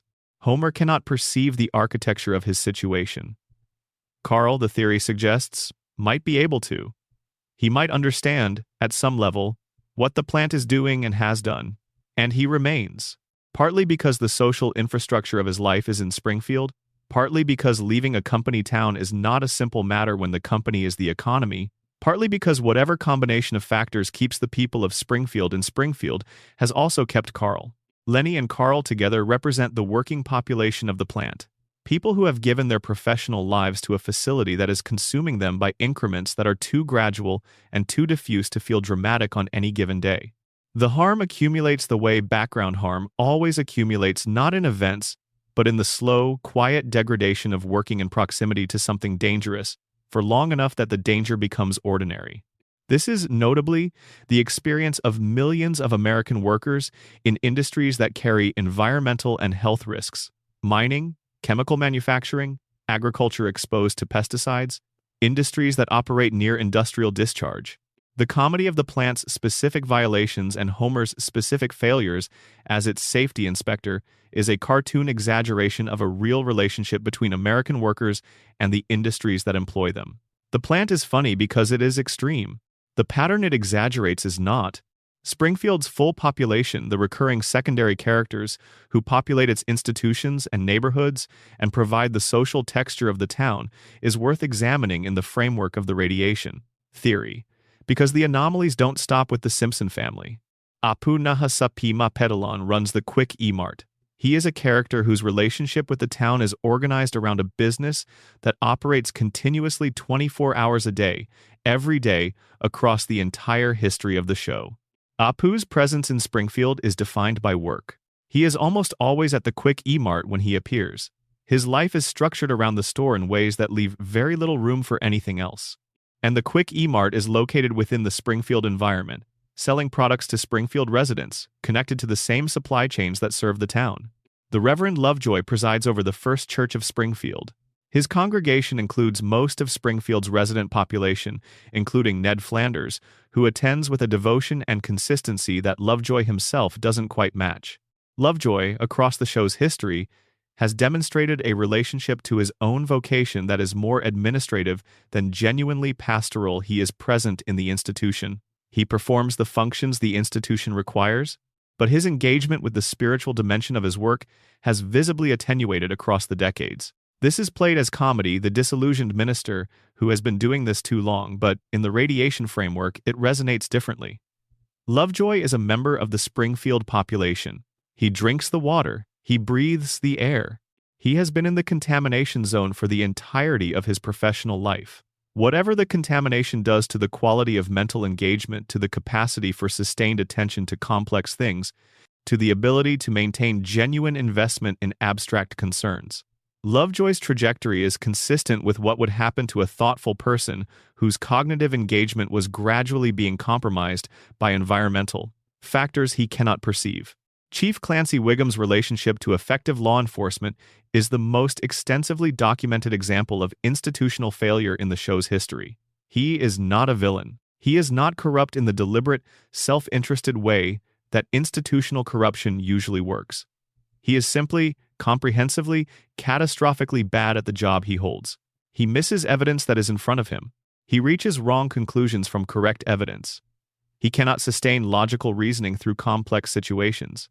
He is, by every available measure, the wrong person to be running the Springfield Police Department. And yet he is not unaware of this. There are episodes that allow Wiggum a moment of self-awareness about the gap between what his role requires and what he is capable of delivering. These moments are played for comedy. Wiggum's self-awareness is itself ineffective, unable to produce behavioral change. But they are present. He knows. He just cannot bridge the distance between knowing and doing differently. In the radiation framework, Wiggum represents the institutional expression of what the contamination does at scale. The people whose job it is to protect Springfield from crime, from environmental violations, from the depredations of its most powerful resident, are not capable of that protection. Not because they are individually malicious, but because the cognitive requirements of effective institutional protection exceed what the contaminated environment has left available to them. Burns doesn't need to corrupt the police department. The police department is already, through the ambient mechanism of the plant's decades of operation, unable to effectively challenge him. The same logic extends to the town government, to the school administration, to every institutional structure that should theoretically provide checks on the concentration of power that Burns represents. All of these institutions are staffed by Springfield residents. All of Springfield residents are affected by what the plant has been doing. The result is an institutional landscape in which the bodies that should provide checks are all, by various degrees and in various ways, compromised by the same underlying cause. This is the deepest expression of the radiation theory's claim. Not just that the population is physically changed, but that the physical changes produce institutional incapacity at every level simultaneously. Burns doesn't need agents or conspirators throughout Springfield's institutions. He just needs the plant to keep running. The contamination handles everything else. Homer's relationship with Marge is the emotional center of the show in a way that deserves more attention than the radiation and coma theories give it. Both of those theories tend to focus on Homer's cognitive and physical dimensions, what the radiation has done to his brain, what the coma has done to his experience of time. But Homer's emotional architecture, the specific ways he loves and fears and reaches for connection, is the thing the show returns to most consistently across its history, and it is illuminated by both theories in ways that go beyond the intellectual framework. Homer loves Marge in a way that is too large for him to fully express. This is a consistent observation across the show's entire run. Homer feels things about Marge that exceed his ability to communicate them, and the gap between the feeling and the expression is the source of much of both the comedy and the genuine emotional weight of their relationship. He is not incapable of love. He is impaired in his ability to translate love into the behaviors and words and sustained attention that love requires to be received by another person. Under the radiation theory, this is the precise signature of what neurological impairment does to emotional life. The capacity for feeling does not necessarily diminish alongside cognitive function in some documented patterns. It persists or even intensifies while the regulatory and expressive capabilities decline. Homer may feel more than he can say. The love that he has for Marge is real, and it is large, and it is, in the specific way that radiation theory understands his situation, trapped inside him by the same impairment that traps everything else he might want to express. Under the coma theory, Homer's relationship with Marge in the dream is the most important thing in the dream. She is the reason he keeps the simulation running. Not just for the children, though. The children are essential, but for Marge specifically. The last person he saw before the vending machine fell, the person he has been married to and living with and taking for granted, and occasionally recognizing as extraordinary, for the entirety of his adult life. If Homer woke up from the coma and Marge was not there, if 32 years had passed and she had needed to move on because there was nothing else available to her, that outcome is the one the dream cannot generate, because it is the outcome the dreaming mind cannot survive encountering. So the dream keeps Marge present, unchanged, still there, still patient, still loving Homer in the specific way she loves him, which is with full knowledge of what he is and what he isn't, and the decision, made and remade implicitly in each episode, that this specific person is worth loving anyway. The coma dream does not give Homer a perfect Marge. It gives him the real one, the Marge who is sometimes frustrated, sometimes lonely, sometimes closer to the edge of her patience than Homer ever realizes. Because the real one is the one he loves. The real one is the one worth dreaming about. Homer and Marge's best episodes together are the ones that engage directly with the gap between them, the specific asymmetry of two people who love each other and are not always capable of making that love visible to each other. The episode where Marge takes up bowling, and the relationship between her and her instructor makes Homer confront what it would mean to lose her. The episode where they almost separate and Homer has to figure out whether he can articulate what she means to him in a way she can actually receive. The episode where they go back to their first date location and both recognize that they have been with each other for so long that they have stopped actually seeing each other. These are the episodes that make The Simpsons irreplaceable, not the space adventures and the celebrity appearances and the elaborate plots. The episodes where the show stops and looks at two people who have been together for a very long time and asks what they are to each other honestly. Those episodes are what the rest of the show is for the big platform they are mounted on, the context that gives them weight. Homer's coma dream gives him an unlimited supply of these moments, an infinite repetition of the specific experience of realizing that Marge is precious, because the dreaming brain keeps the moment of that realization available, keeps arranging circumstances that produce it, keeps bringing Homer back to the recognition that he is lucky in a way he consistently fails to fully appreciate. Because that recognition, Homer, understanding, briefly and imperfectly but genuinely, what he has is the emotional center of what the dream is maintaining. He keeps almost losing her so that he can keep recognizing what she is to him. That is the dream. That is the coma. That is, under the theory, what 32 years of episodes have been an unconscious man's inexhaustible repetition of the moment of recognizing what he has, because in unconsciousness that repetition is the closest thing to being with her that is available to him. We touched on Ned earlier.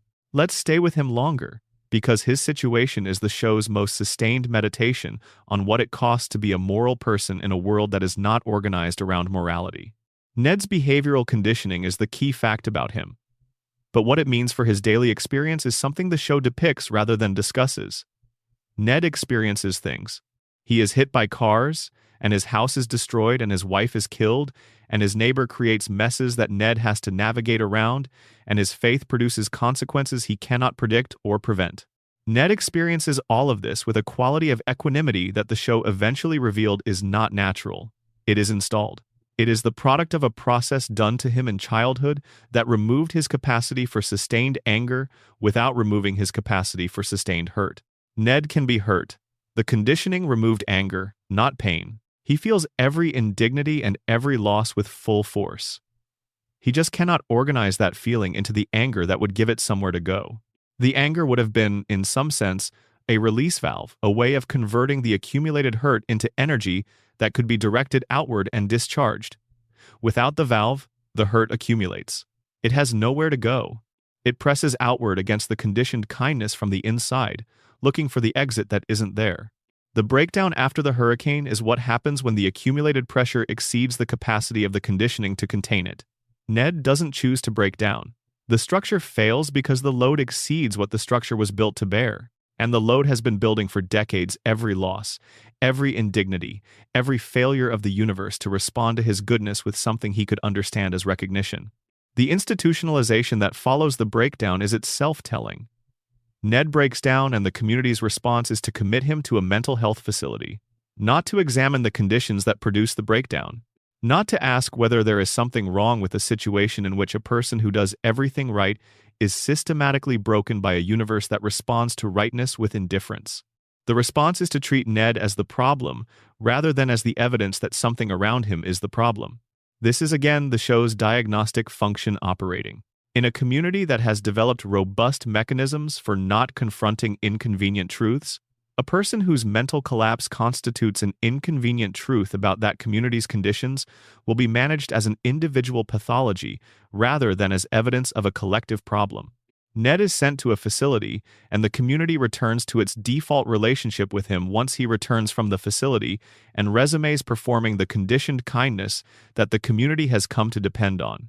Because the community does depend on Ned, his consistent generosity, his willingness to lend tools and provide assistance, and offer patience in situations where most people would not, is a social resource that Springfield consumes without accounting for.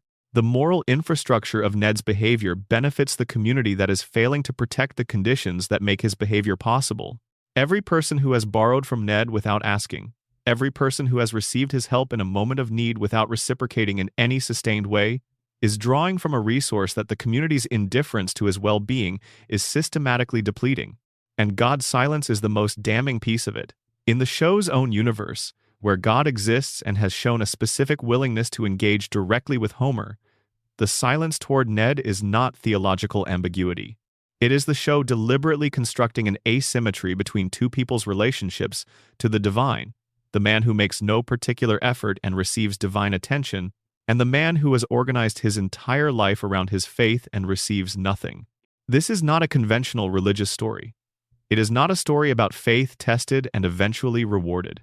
It is a story about faith as a coping mechanism for a situation that has no theological resolution available. Ned believes because he needs to believe, because the framework of faith is the only structure that makes the accumulated hurt bearable. If he stopped believing that there was meaning in the losses and the indignities and the failures of the universe to recognize his goodness, what would remain? The rage that the conditioning removed. And the conditioning removed it because it was not safe. Because the version of Ned who felt his anger would not have been able to sustain the conditioned kindness, Ned's faith is not the show criticizing faith. It is the show acknowledging that some people need a framework that makes suffering bearable, and that the need is real even when the framework is not producing the outcomes the person hoped it would. God talks to Homer because Homer is in the center of the dream, or because Homer is the kind of person the universe responds to by the specific rules of Springfield's reality, or because the show needed a theological joke and Homer is a better vehicle for theological jokes than Ned is. Ned gets silence because silence is what his situation actually is, not punitive divine silence. Just the ordinary silence that most faithful people experience most of the time, rendered specifically painful by contrast with Homer's experience. The gap between Homer and Ned is the show's version of the problem of moral luck. Two men, living in the same conditions, experiencing the same community. One does everything wrong and things mostly work out. One does everything right and keeps losing things. The gap between them doesn't close because it was never supposed to close. The conditions of their lives are not organized around rewarding or punishing moral behavior. They are organized around the plant and the money and the loop that Burns maintains, which has nothing to do with who deserves what and everything to do with what the system requires. Ned deserves more than he gets. He has always deserved more than he gets. But deserts in Springfield are not what determines outcomes. The system determines outcomes, and the system is not his. Let the town settle around you now. Let the street quieten. Let the light in the houses go out one by one, the way lights go out in real neighborhoods when real people are done with their days and ready for rest. The Quickie Mart on the corner is still lit. It's always lit. Apu, inside doing inventory or whatever Apu does at this hour in this town that never fully sleeps. The church is dark. Ned's house is dark. And somewhere inside it, Ned is doing whatever Ned does at the end of a day, praying, probably, with the specific disciplined devotion that has never produced a direct response and never persuades him to stop. The school is dark. Moe's is probably still open but quiet, the last few regulars nursing whatever they're nursing. And the plant on the hill is lit, always operating. The cooling towers breathing their slow, white breath into the night sky above all of it. The plant doesn't sleep. The plant doesn't reset. It runs continuously, as it has run for decades, as it will continue to run for as long as Burns keeps the treatments on schedule and the violations unfixed and Homer at his workstation. Somewhere in Springfield General, in a reading of this town's story that we cannot confirm or dismiss, Homer is in a bed. The machines are steady. The family might be there or might not. The dream is running. The couch is empty in the house on Evergreen Terrace, but inside the dream it is occupied Homer taking his spot, Marge beside him, Bart and Lisa at the edges, Maggie somewhere small and watchful in a corner. The opening credits are somewhere inside that dream, playing for the 10,000th time. The school bus, the skateboard, the saxophone, the grocery store, the pull into the driveway. The family arriving at the couch from every direction, each of them with their own trajectory through the day, converging at the same piece of furniture in the same living room in the same house that has been there, exactly as it is, for 36 years. What do you do with a story like this? Not the theories are the intellectual part, and you can carry those with you or set them down as it suits you. But the thing underneath the theories are all reaching toward from different directions. A family exists. An imperfect, chaotic, loving family, stuck in the amber of a town that cannot change, watched by an audience that needs the unchanging. The father who loves too much and expresses it too little and finds his way home anyway. The mother who holds the structure with both hands and does not let go even when letting go would be the reasonable thing to do. The daughter who sees clearly and keeps speaking even though speaking costs her.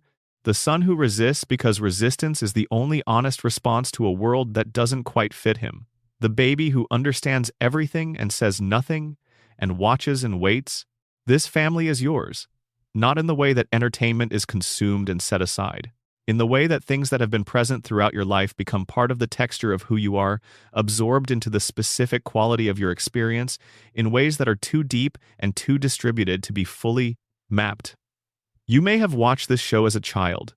You may have watched it as an adult. You may have watched it through a childhood and kept watching into an adulthood and kept watching still.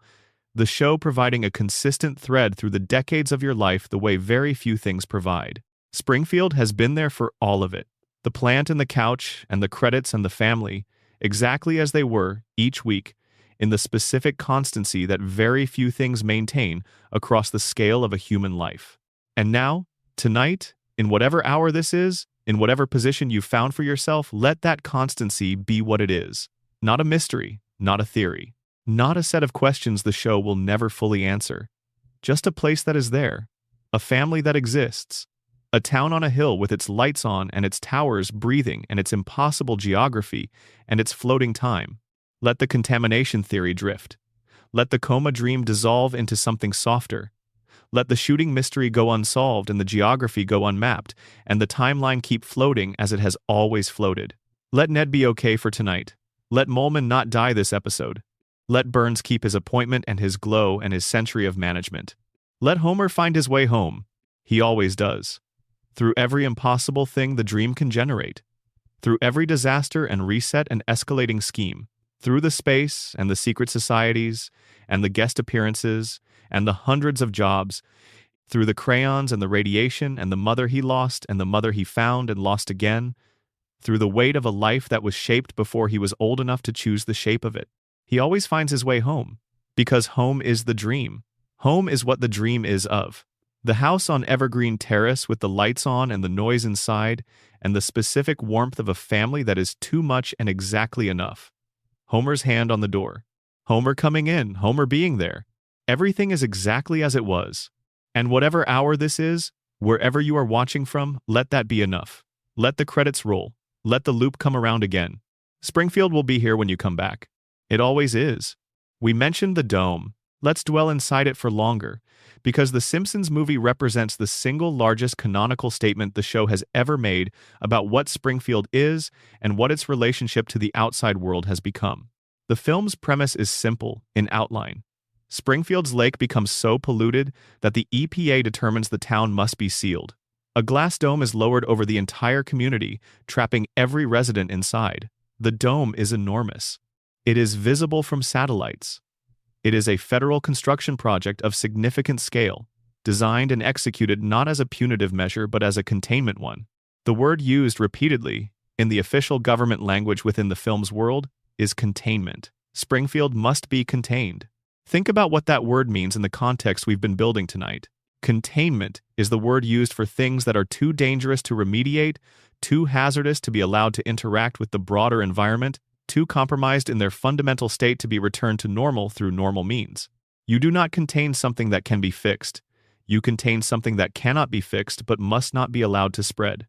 The EPA's decision about Springfield is not that the town is dirty and needs cleaning up. The decision is that the town is a hazard zone, and its hazardous conditions must be prevented from affecting the region around it. This is the same framework used for the most severe environmental disasters in real history sites, where contamination has reached a threshold, where remediation is not viable, and isolation is the only available response. Springfield meets that threshold.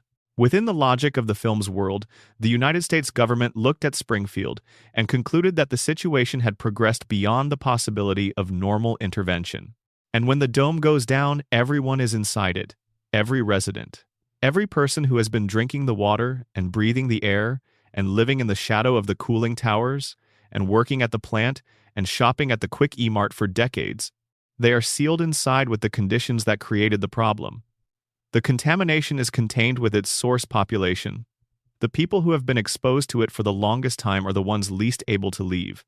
The families in the houses on the residential streets, the children in the elementary school, Ned Flanders in his reconstructed house, Chief Wiggum at his ineffective station, Apu behind his perpetually stocked counter, Lenny and Carl in their sector, all of them inside the dome, with the plant still running on the hill above them, with the lake still contaminated, with the accumulated decades of violations and discharges, and three-eyed fish and luminescent rats still constituting the environment they cannot escape.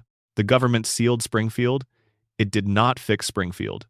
It acknowledged that Springfield was beyond fixing and acted accordingly. And then the film's plot resolves the immediate crisis. Homer and his family address the specific situation that caused the dome to be placed, and Springfield is eventually unsealed. The dome comes down. The town resumes. The plant is presumably still running. The violations are presumably still unaddressed. The water is presumably still what it was.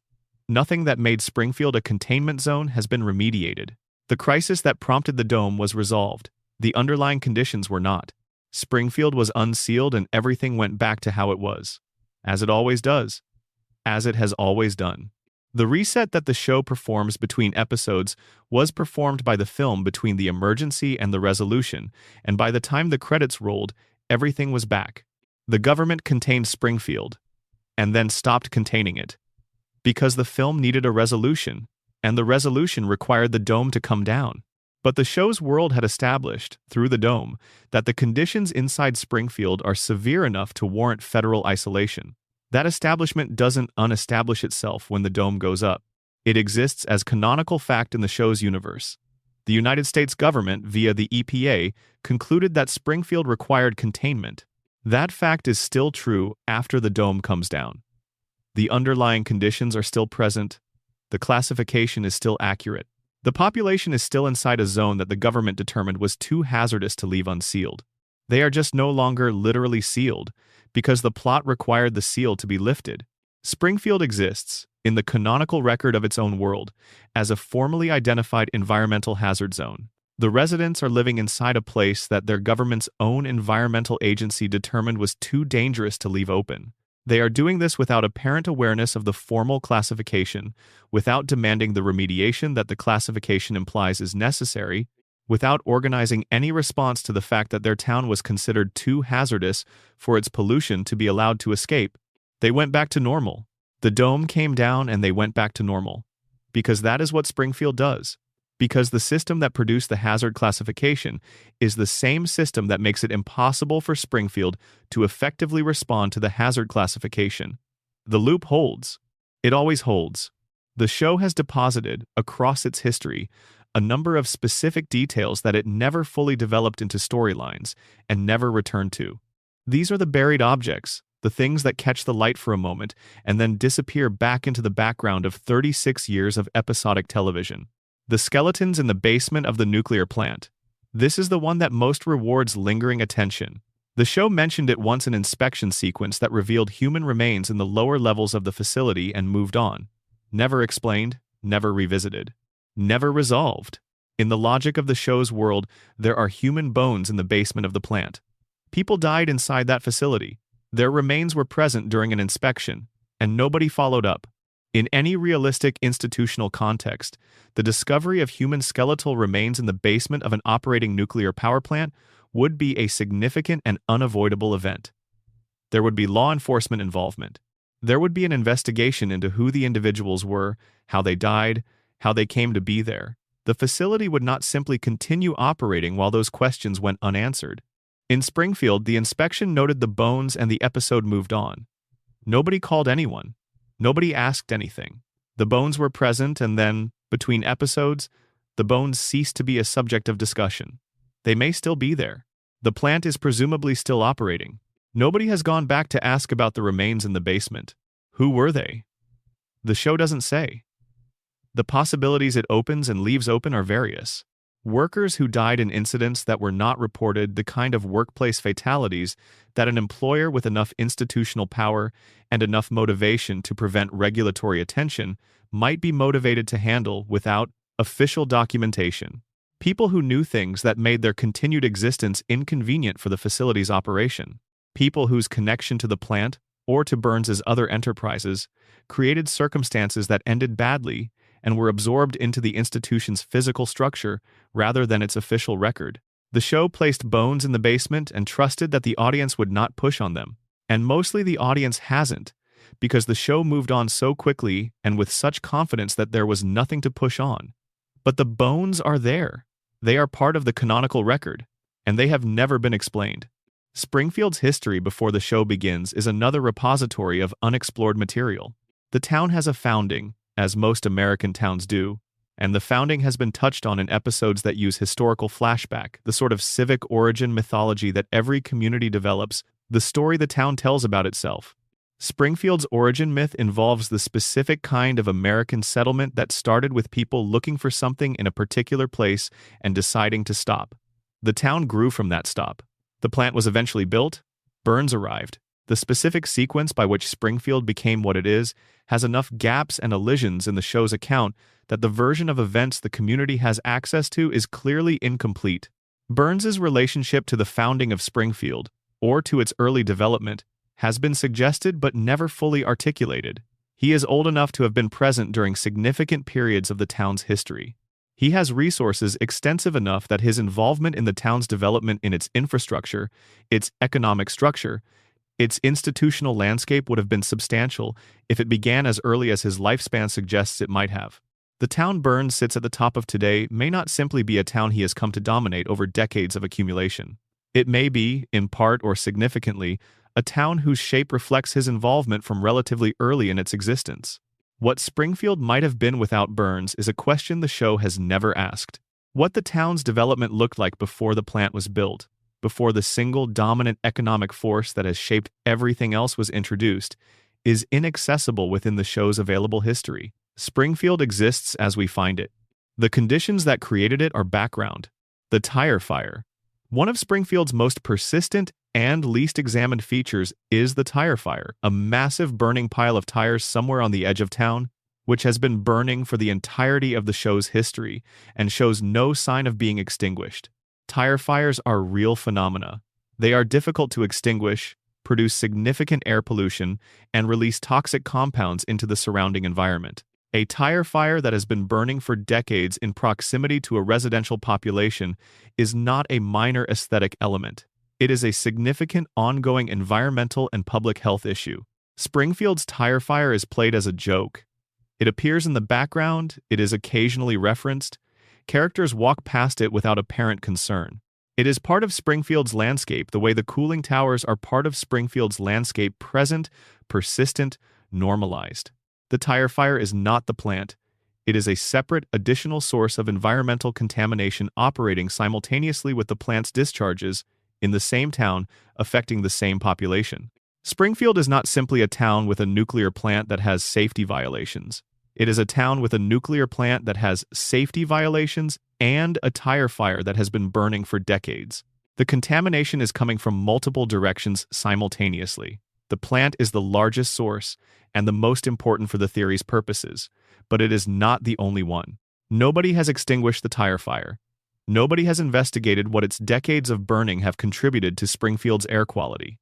Nobody has studied whether the compounds released by the burning tires interact with the radioactive material released by the plant in ways that might compound the health effects of either source in isolation. These are things that an environmentally conscious and institutionally functional community would want to know. Springfield has not pursued them.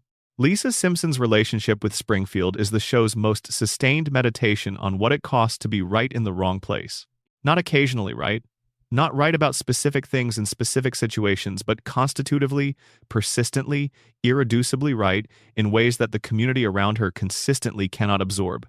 She is 8 years old. She has been 8 years old for 36 years.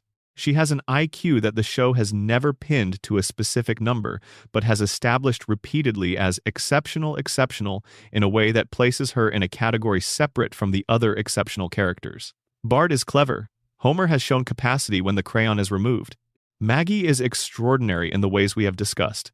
But Lisa's intelligence is different in kind. It is the specific intelligence that seeks truth, that cannot let a false premise stand, that finds dishonesty structurally uncomfortable, rather than merely morally objectionable.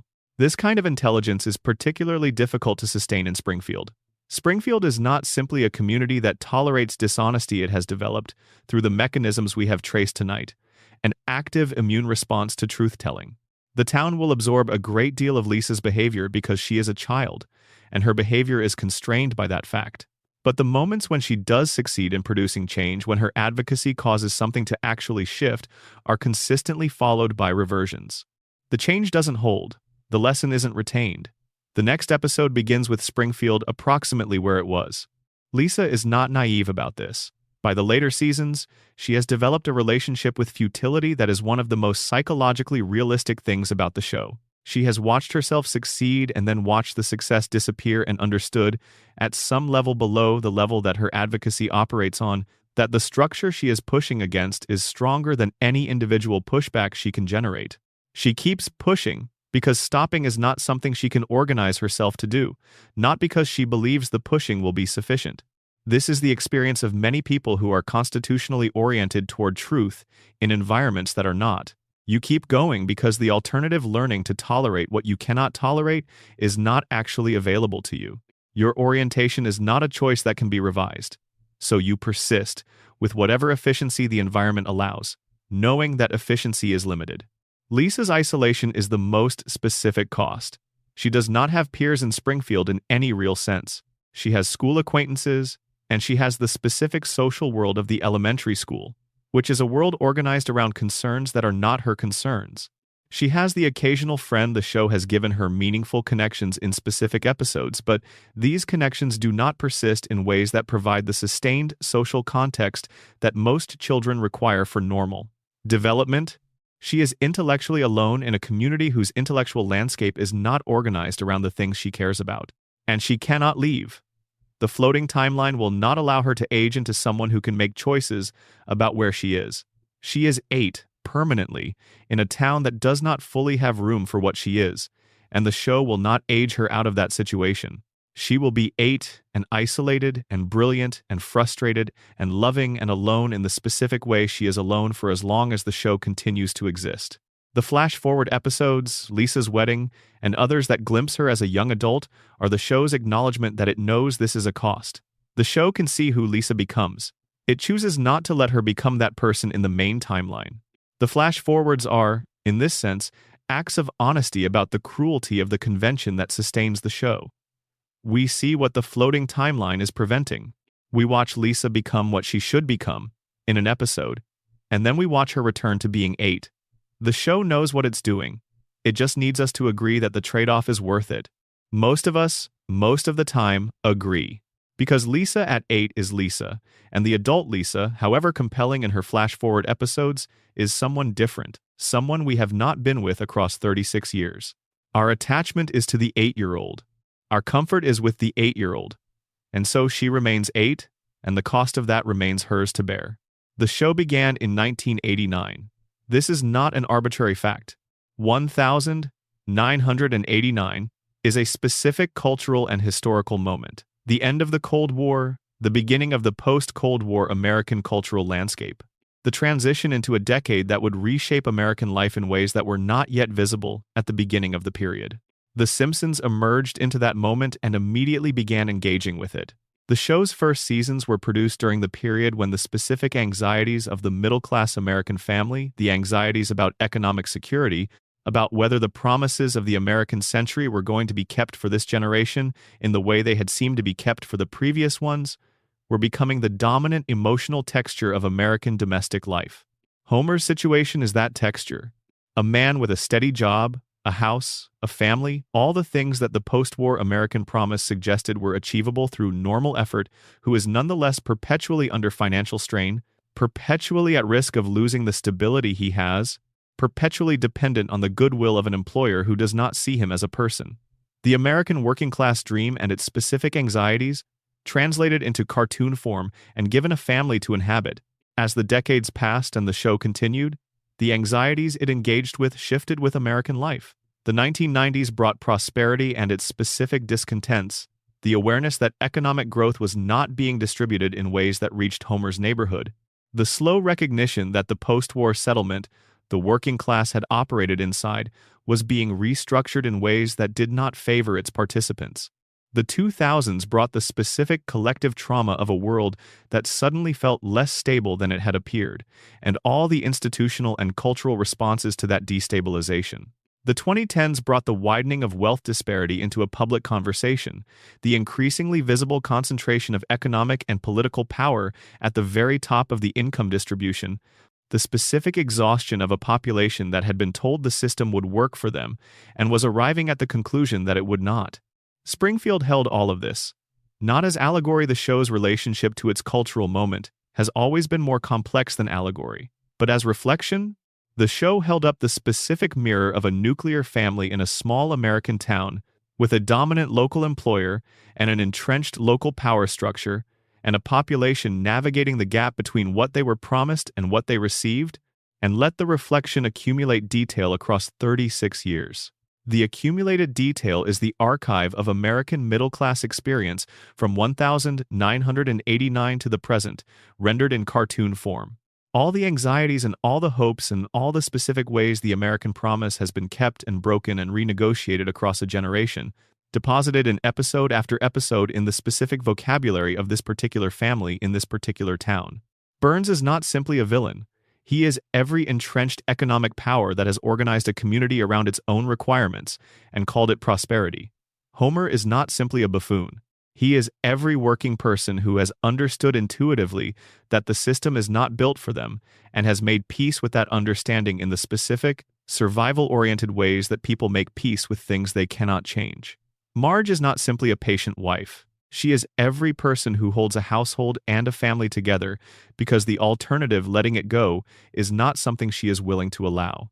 And Lisa is everyone who has looked at the situation clearly and tried to say what they see and discovered that clarity in the wrong environment is more likely to be penalized than rewarded. They are all of us.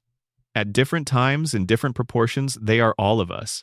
The show understood this and built the town around it and kept the family inside it for 36 years, knowing that the audience would come back because the audience recognizes itself. The theories, the radiation, and the coma, and the denial, and the immortal billionaire are all ways of examining what it means to be these people in this place. Why the situation persists when it seems like it should be changeable. Why the knowledge doesn't produce action. Why the accumulated weight of living inside conditions that are wrong doesn't break into the clear sight that would be required to change them. The theories are philosophical, but they are also psychological. They are asking why things are the way they are, in the specific way that requires you to look not just at what is happening, but at the systems and conditions that make what is happening the likely outcome. Springfield is a small American town. It is also, in the framework the show has constructed across its history, every small American town. And the question the theories ask about Springfield, why can't the people inside it change the conditions of their existence, is the same question that American working communities have been asking about themselves in less cartoon form for the better part of a century. The show doesn't answer the question. It keeps asking it, with the persistence of a show that has been running for 36 years and has not yet arrived at an answer that the situation allows. The contamination continues. The billionaire persists. The family stays on the couch. The cooling towers breathe. The plant runs. The loop holds. And somewhere in the distance, Lisa is playing her saxophone. The sound carries through the house and into the street, and out into the town, and up the hill, where the plant sits and processes and releases, quietly and continuously, into the air above a community that will be exactly as it is tomorrow, as it was today. The loop holds, it always holds.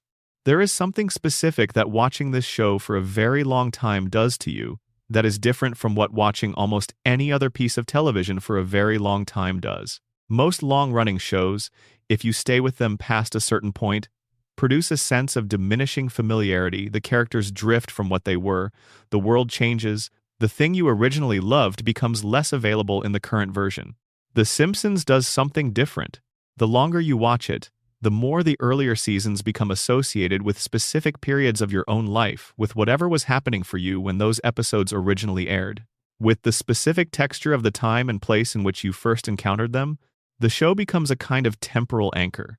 Particular episodes are associated with particular seasons of your life in ways that go beyond the usual television nostalgia. They are indexed to lived experience in a way that makes rewatching them not just entertainment but a form of involuntary memory.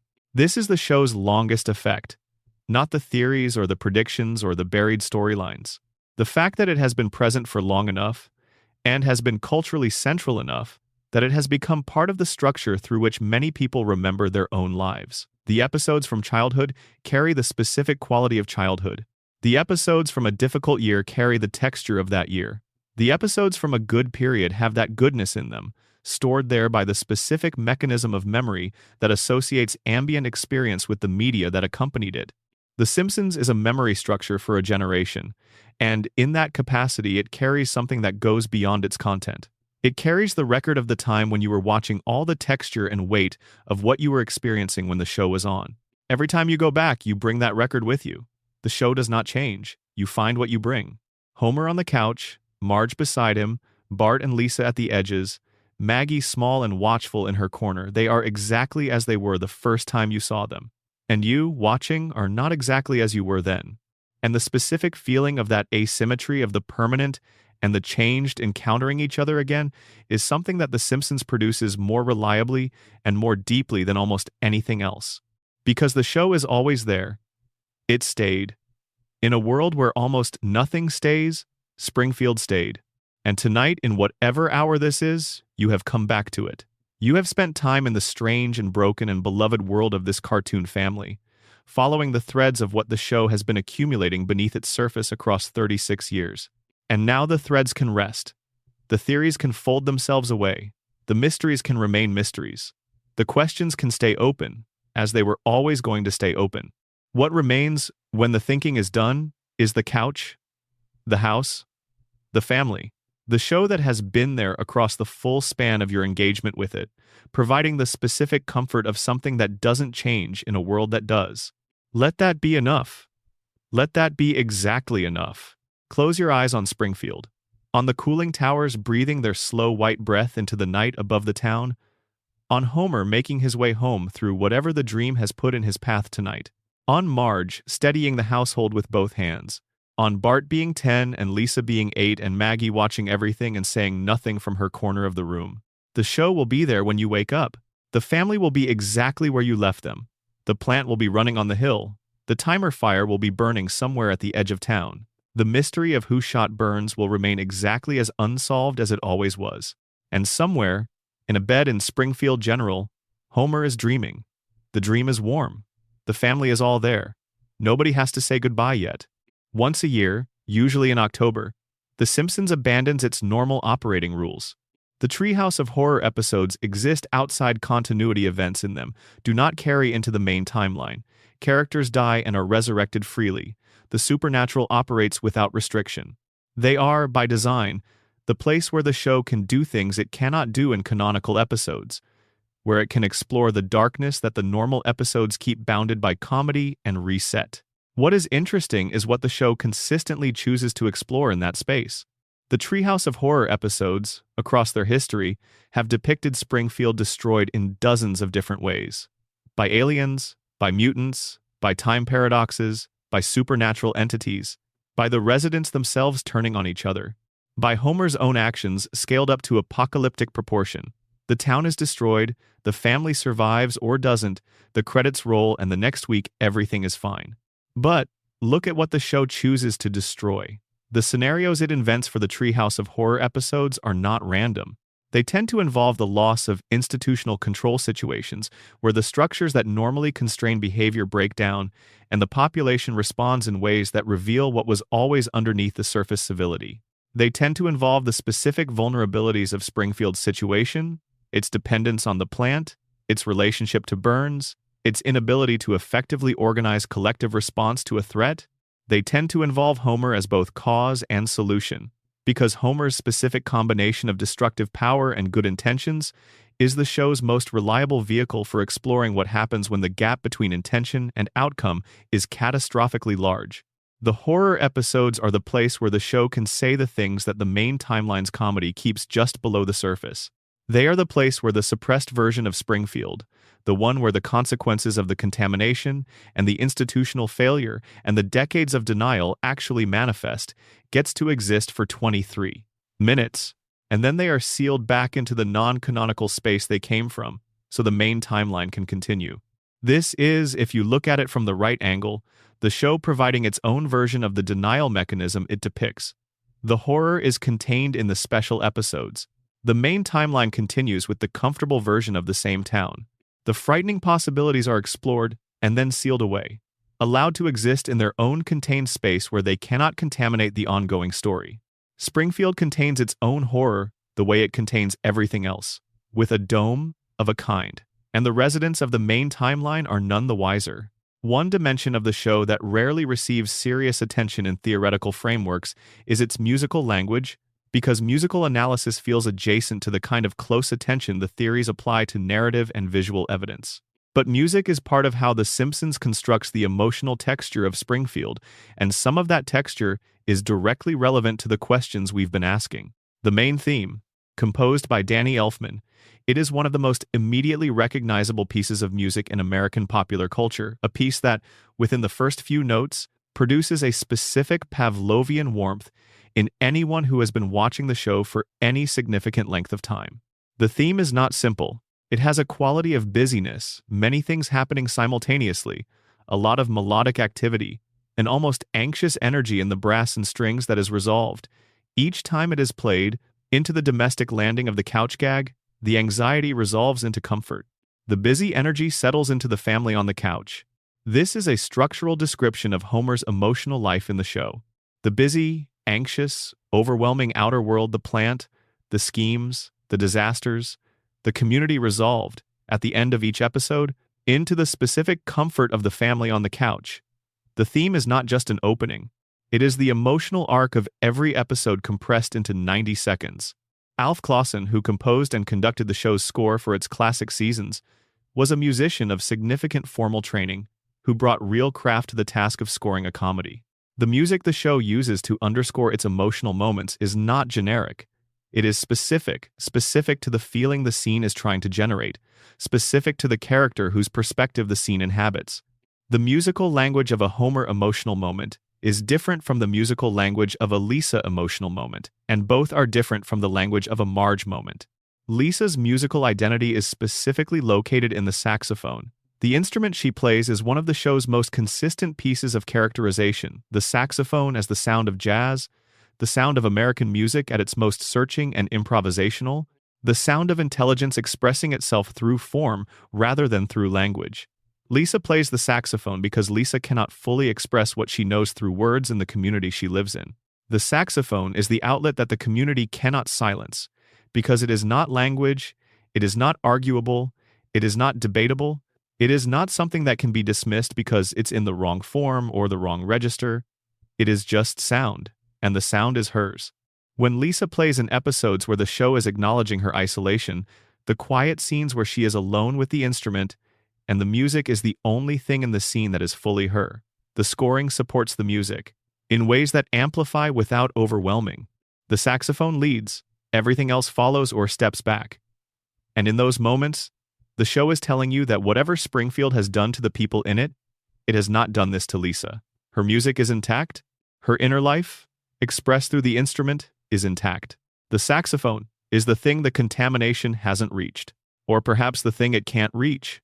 The creativity and the searching and the specific quality of a mind that makes music as a way of expressing what language cannot hold. These are, in the radiation framework, the most protected things about Lisa. The contamination is doing something to everyone around her. Whatever it does, it has not quieted the music. We have touched on Abe in the context of his deal with Burns and his concealment of Mona's survival.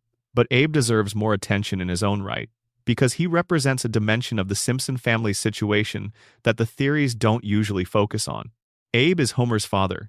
He is, by the arithmetic of the floating timeline, perpetually somewhere in his 70s or 80s, old enough to be clearly a generation above Homer, old enough to remember things from before Homer's childhood, old enough to have lived through a long span of Springfield's history as an adult observer. He served in World War II. This is established as canonical fact. He served alongside figures who were real historical people or who operated in proximity to them. He has memories of the war that the show depicts in flashback memories that, under the floating timeline's logic, have had to shift and adjust as the show's present moved forward, but that retain the specific emotional weight of someone who was actually there. Abe's relationship to Springfield is one of long residency. He has been in this town for most of his long life. He has watched it change around him. He has watched the plant be built or was present before the plant was built in the show's elastic timeline, and he has watched what the plant has done to the community across the decades of his residence. He has watched Homer grow up in the town's environment. He knows things about Springfield's history that the younger residents don't, because he was there for more of it. He also made a deal with Burns. This is one of the most significant facts in the show's canonical record, and it is one of the most consistently overlooked. Abe knew something about Burns that was incriminating enough that Burns felt it was worth guaranteeing Homer's permanent employment to ensure Abe's silence. Abe took the deal. What did Abe know? The show has gestured at this without fully revealing it. Burns committed a crime that Abe discovered. The crime was significant enough to constitute meaningful leverage, and Abe, rather than reporting the crime or confronting Burns directly, negotiated a private arrangement, his silence, in exchange for his son's job security.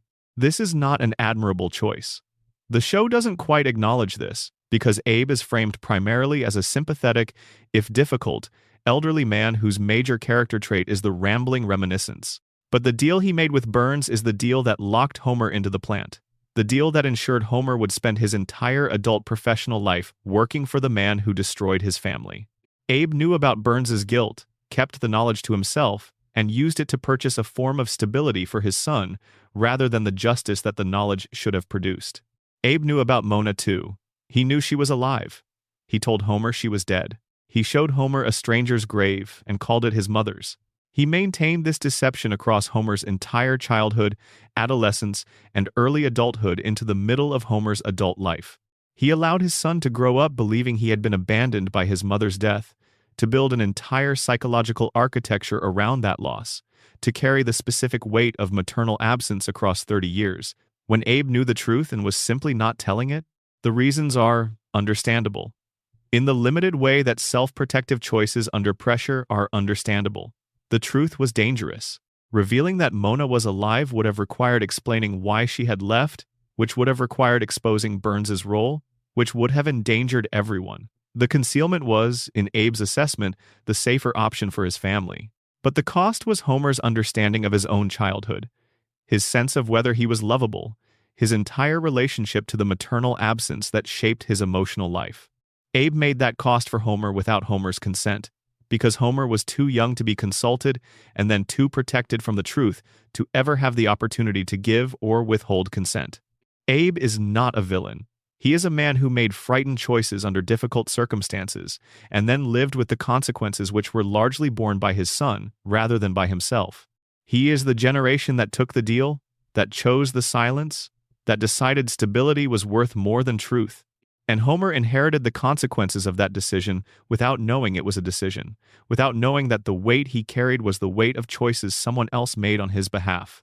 This is, in miniature, the family version of what Burns did to Springfield at scale. The powerful figure making choices that constrain the lives of less powerful people. The deal struck in private that shapes public lives without public consent. The truth managed by those with access to it in ways that suit the managers rather than the people the truth most directly affects. Springfield, from the level of the family to the level of the town, is structured around this pattern. The people with knowledge use it to maintain arrangements that serve them. The people without knowledge live inside the arrangements without understanding why their lives have the specific constraints they have. And the gap between the knowledge and the people shaped by it is maintained by deals, by silences, by a cemetery with the wrong name on the headstone for as long as the people who made the arrangements are able to maintain it.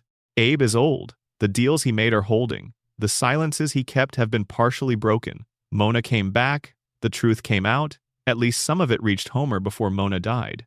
But Abe is still in the retirement home, still telling stories nobody listens to, still carrying, somewhere in the rambling reminiscence and the war stories and the complaints about the food, the specific weight of the choices he made when he was young enough to make choices that would outlast him.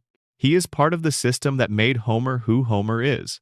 And Homer, who loves his father and is frequently frustrated by him and tends not to think too carefully about the full history they share, sits beside him on visits and half listens and half drifts, and never quite asks the questions that would produce the answers he most needs. Because in Springfield, those questions tend not to get asked.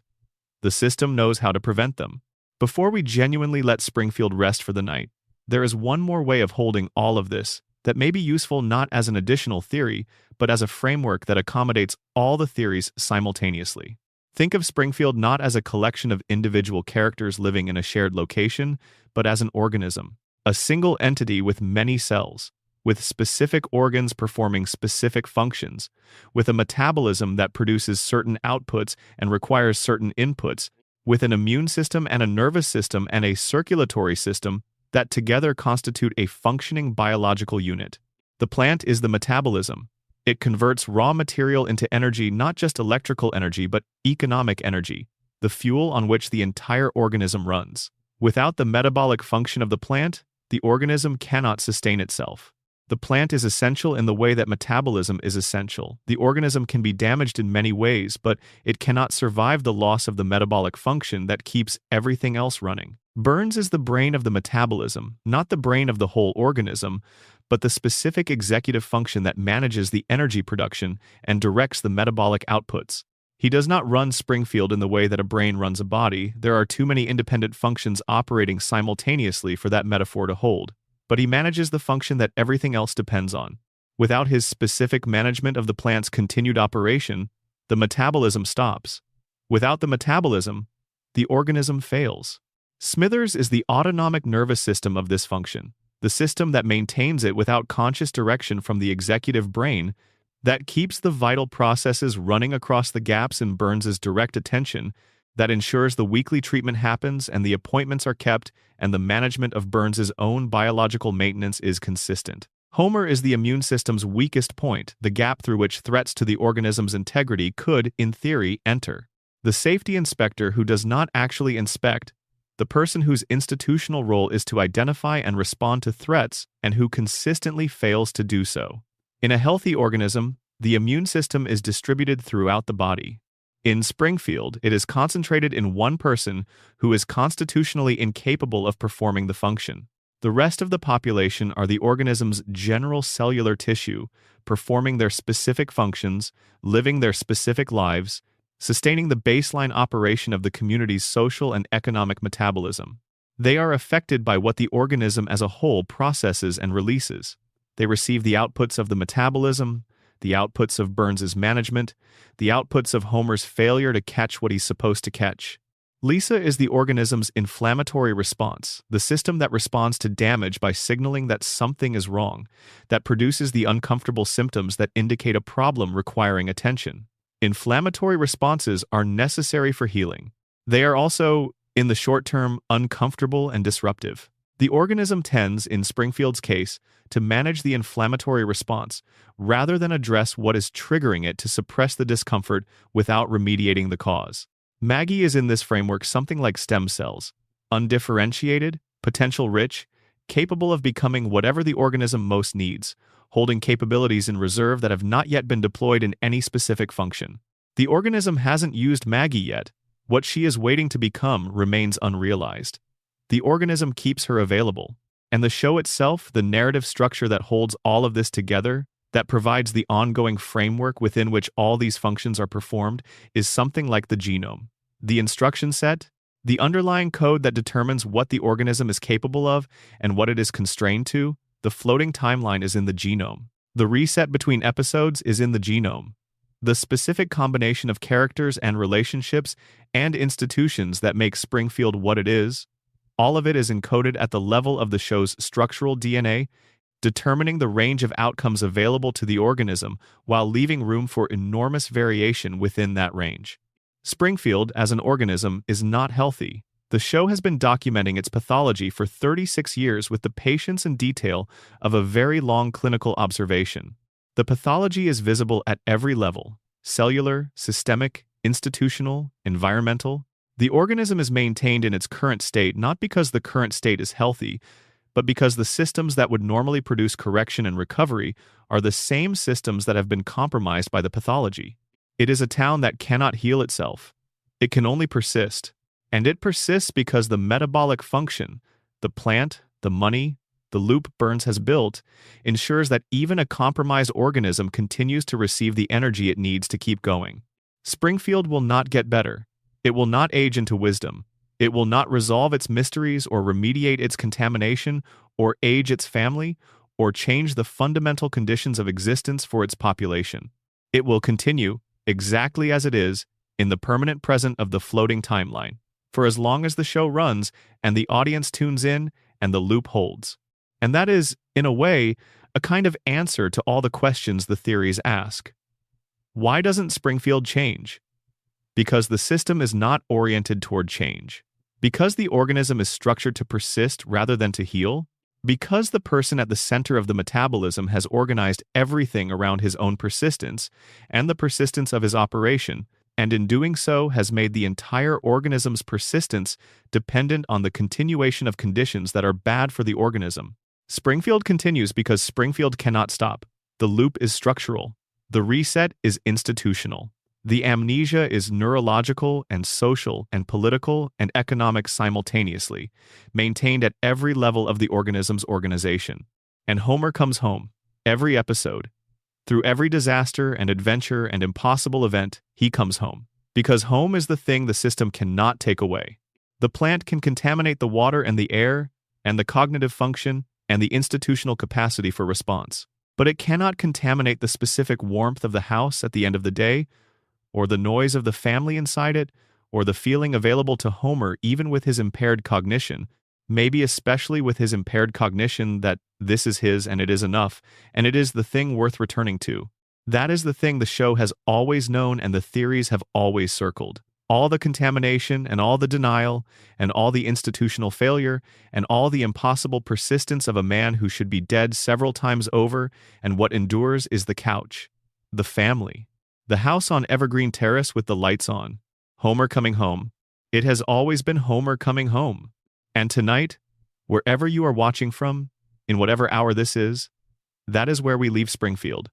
Not with the plant or the theories or the mysteries, with the house, with the lights on, with the family inside. Good night.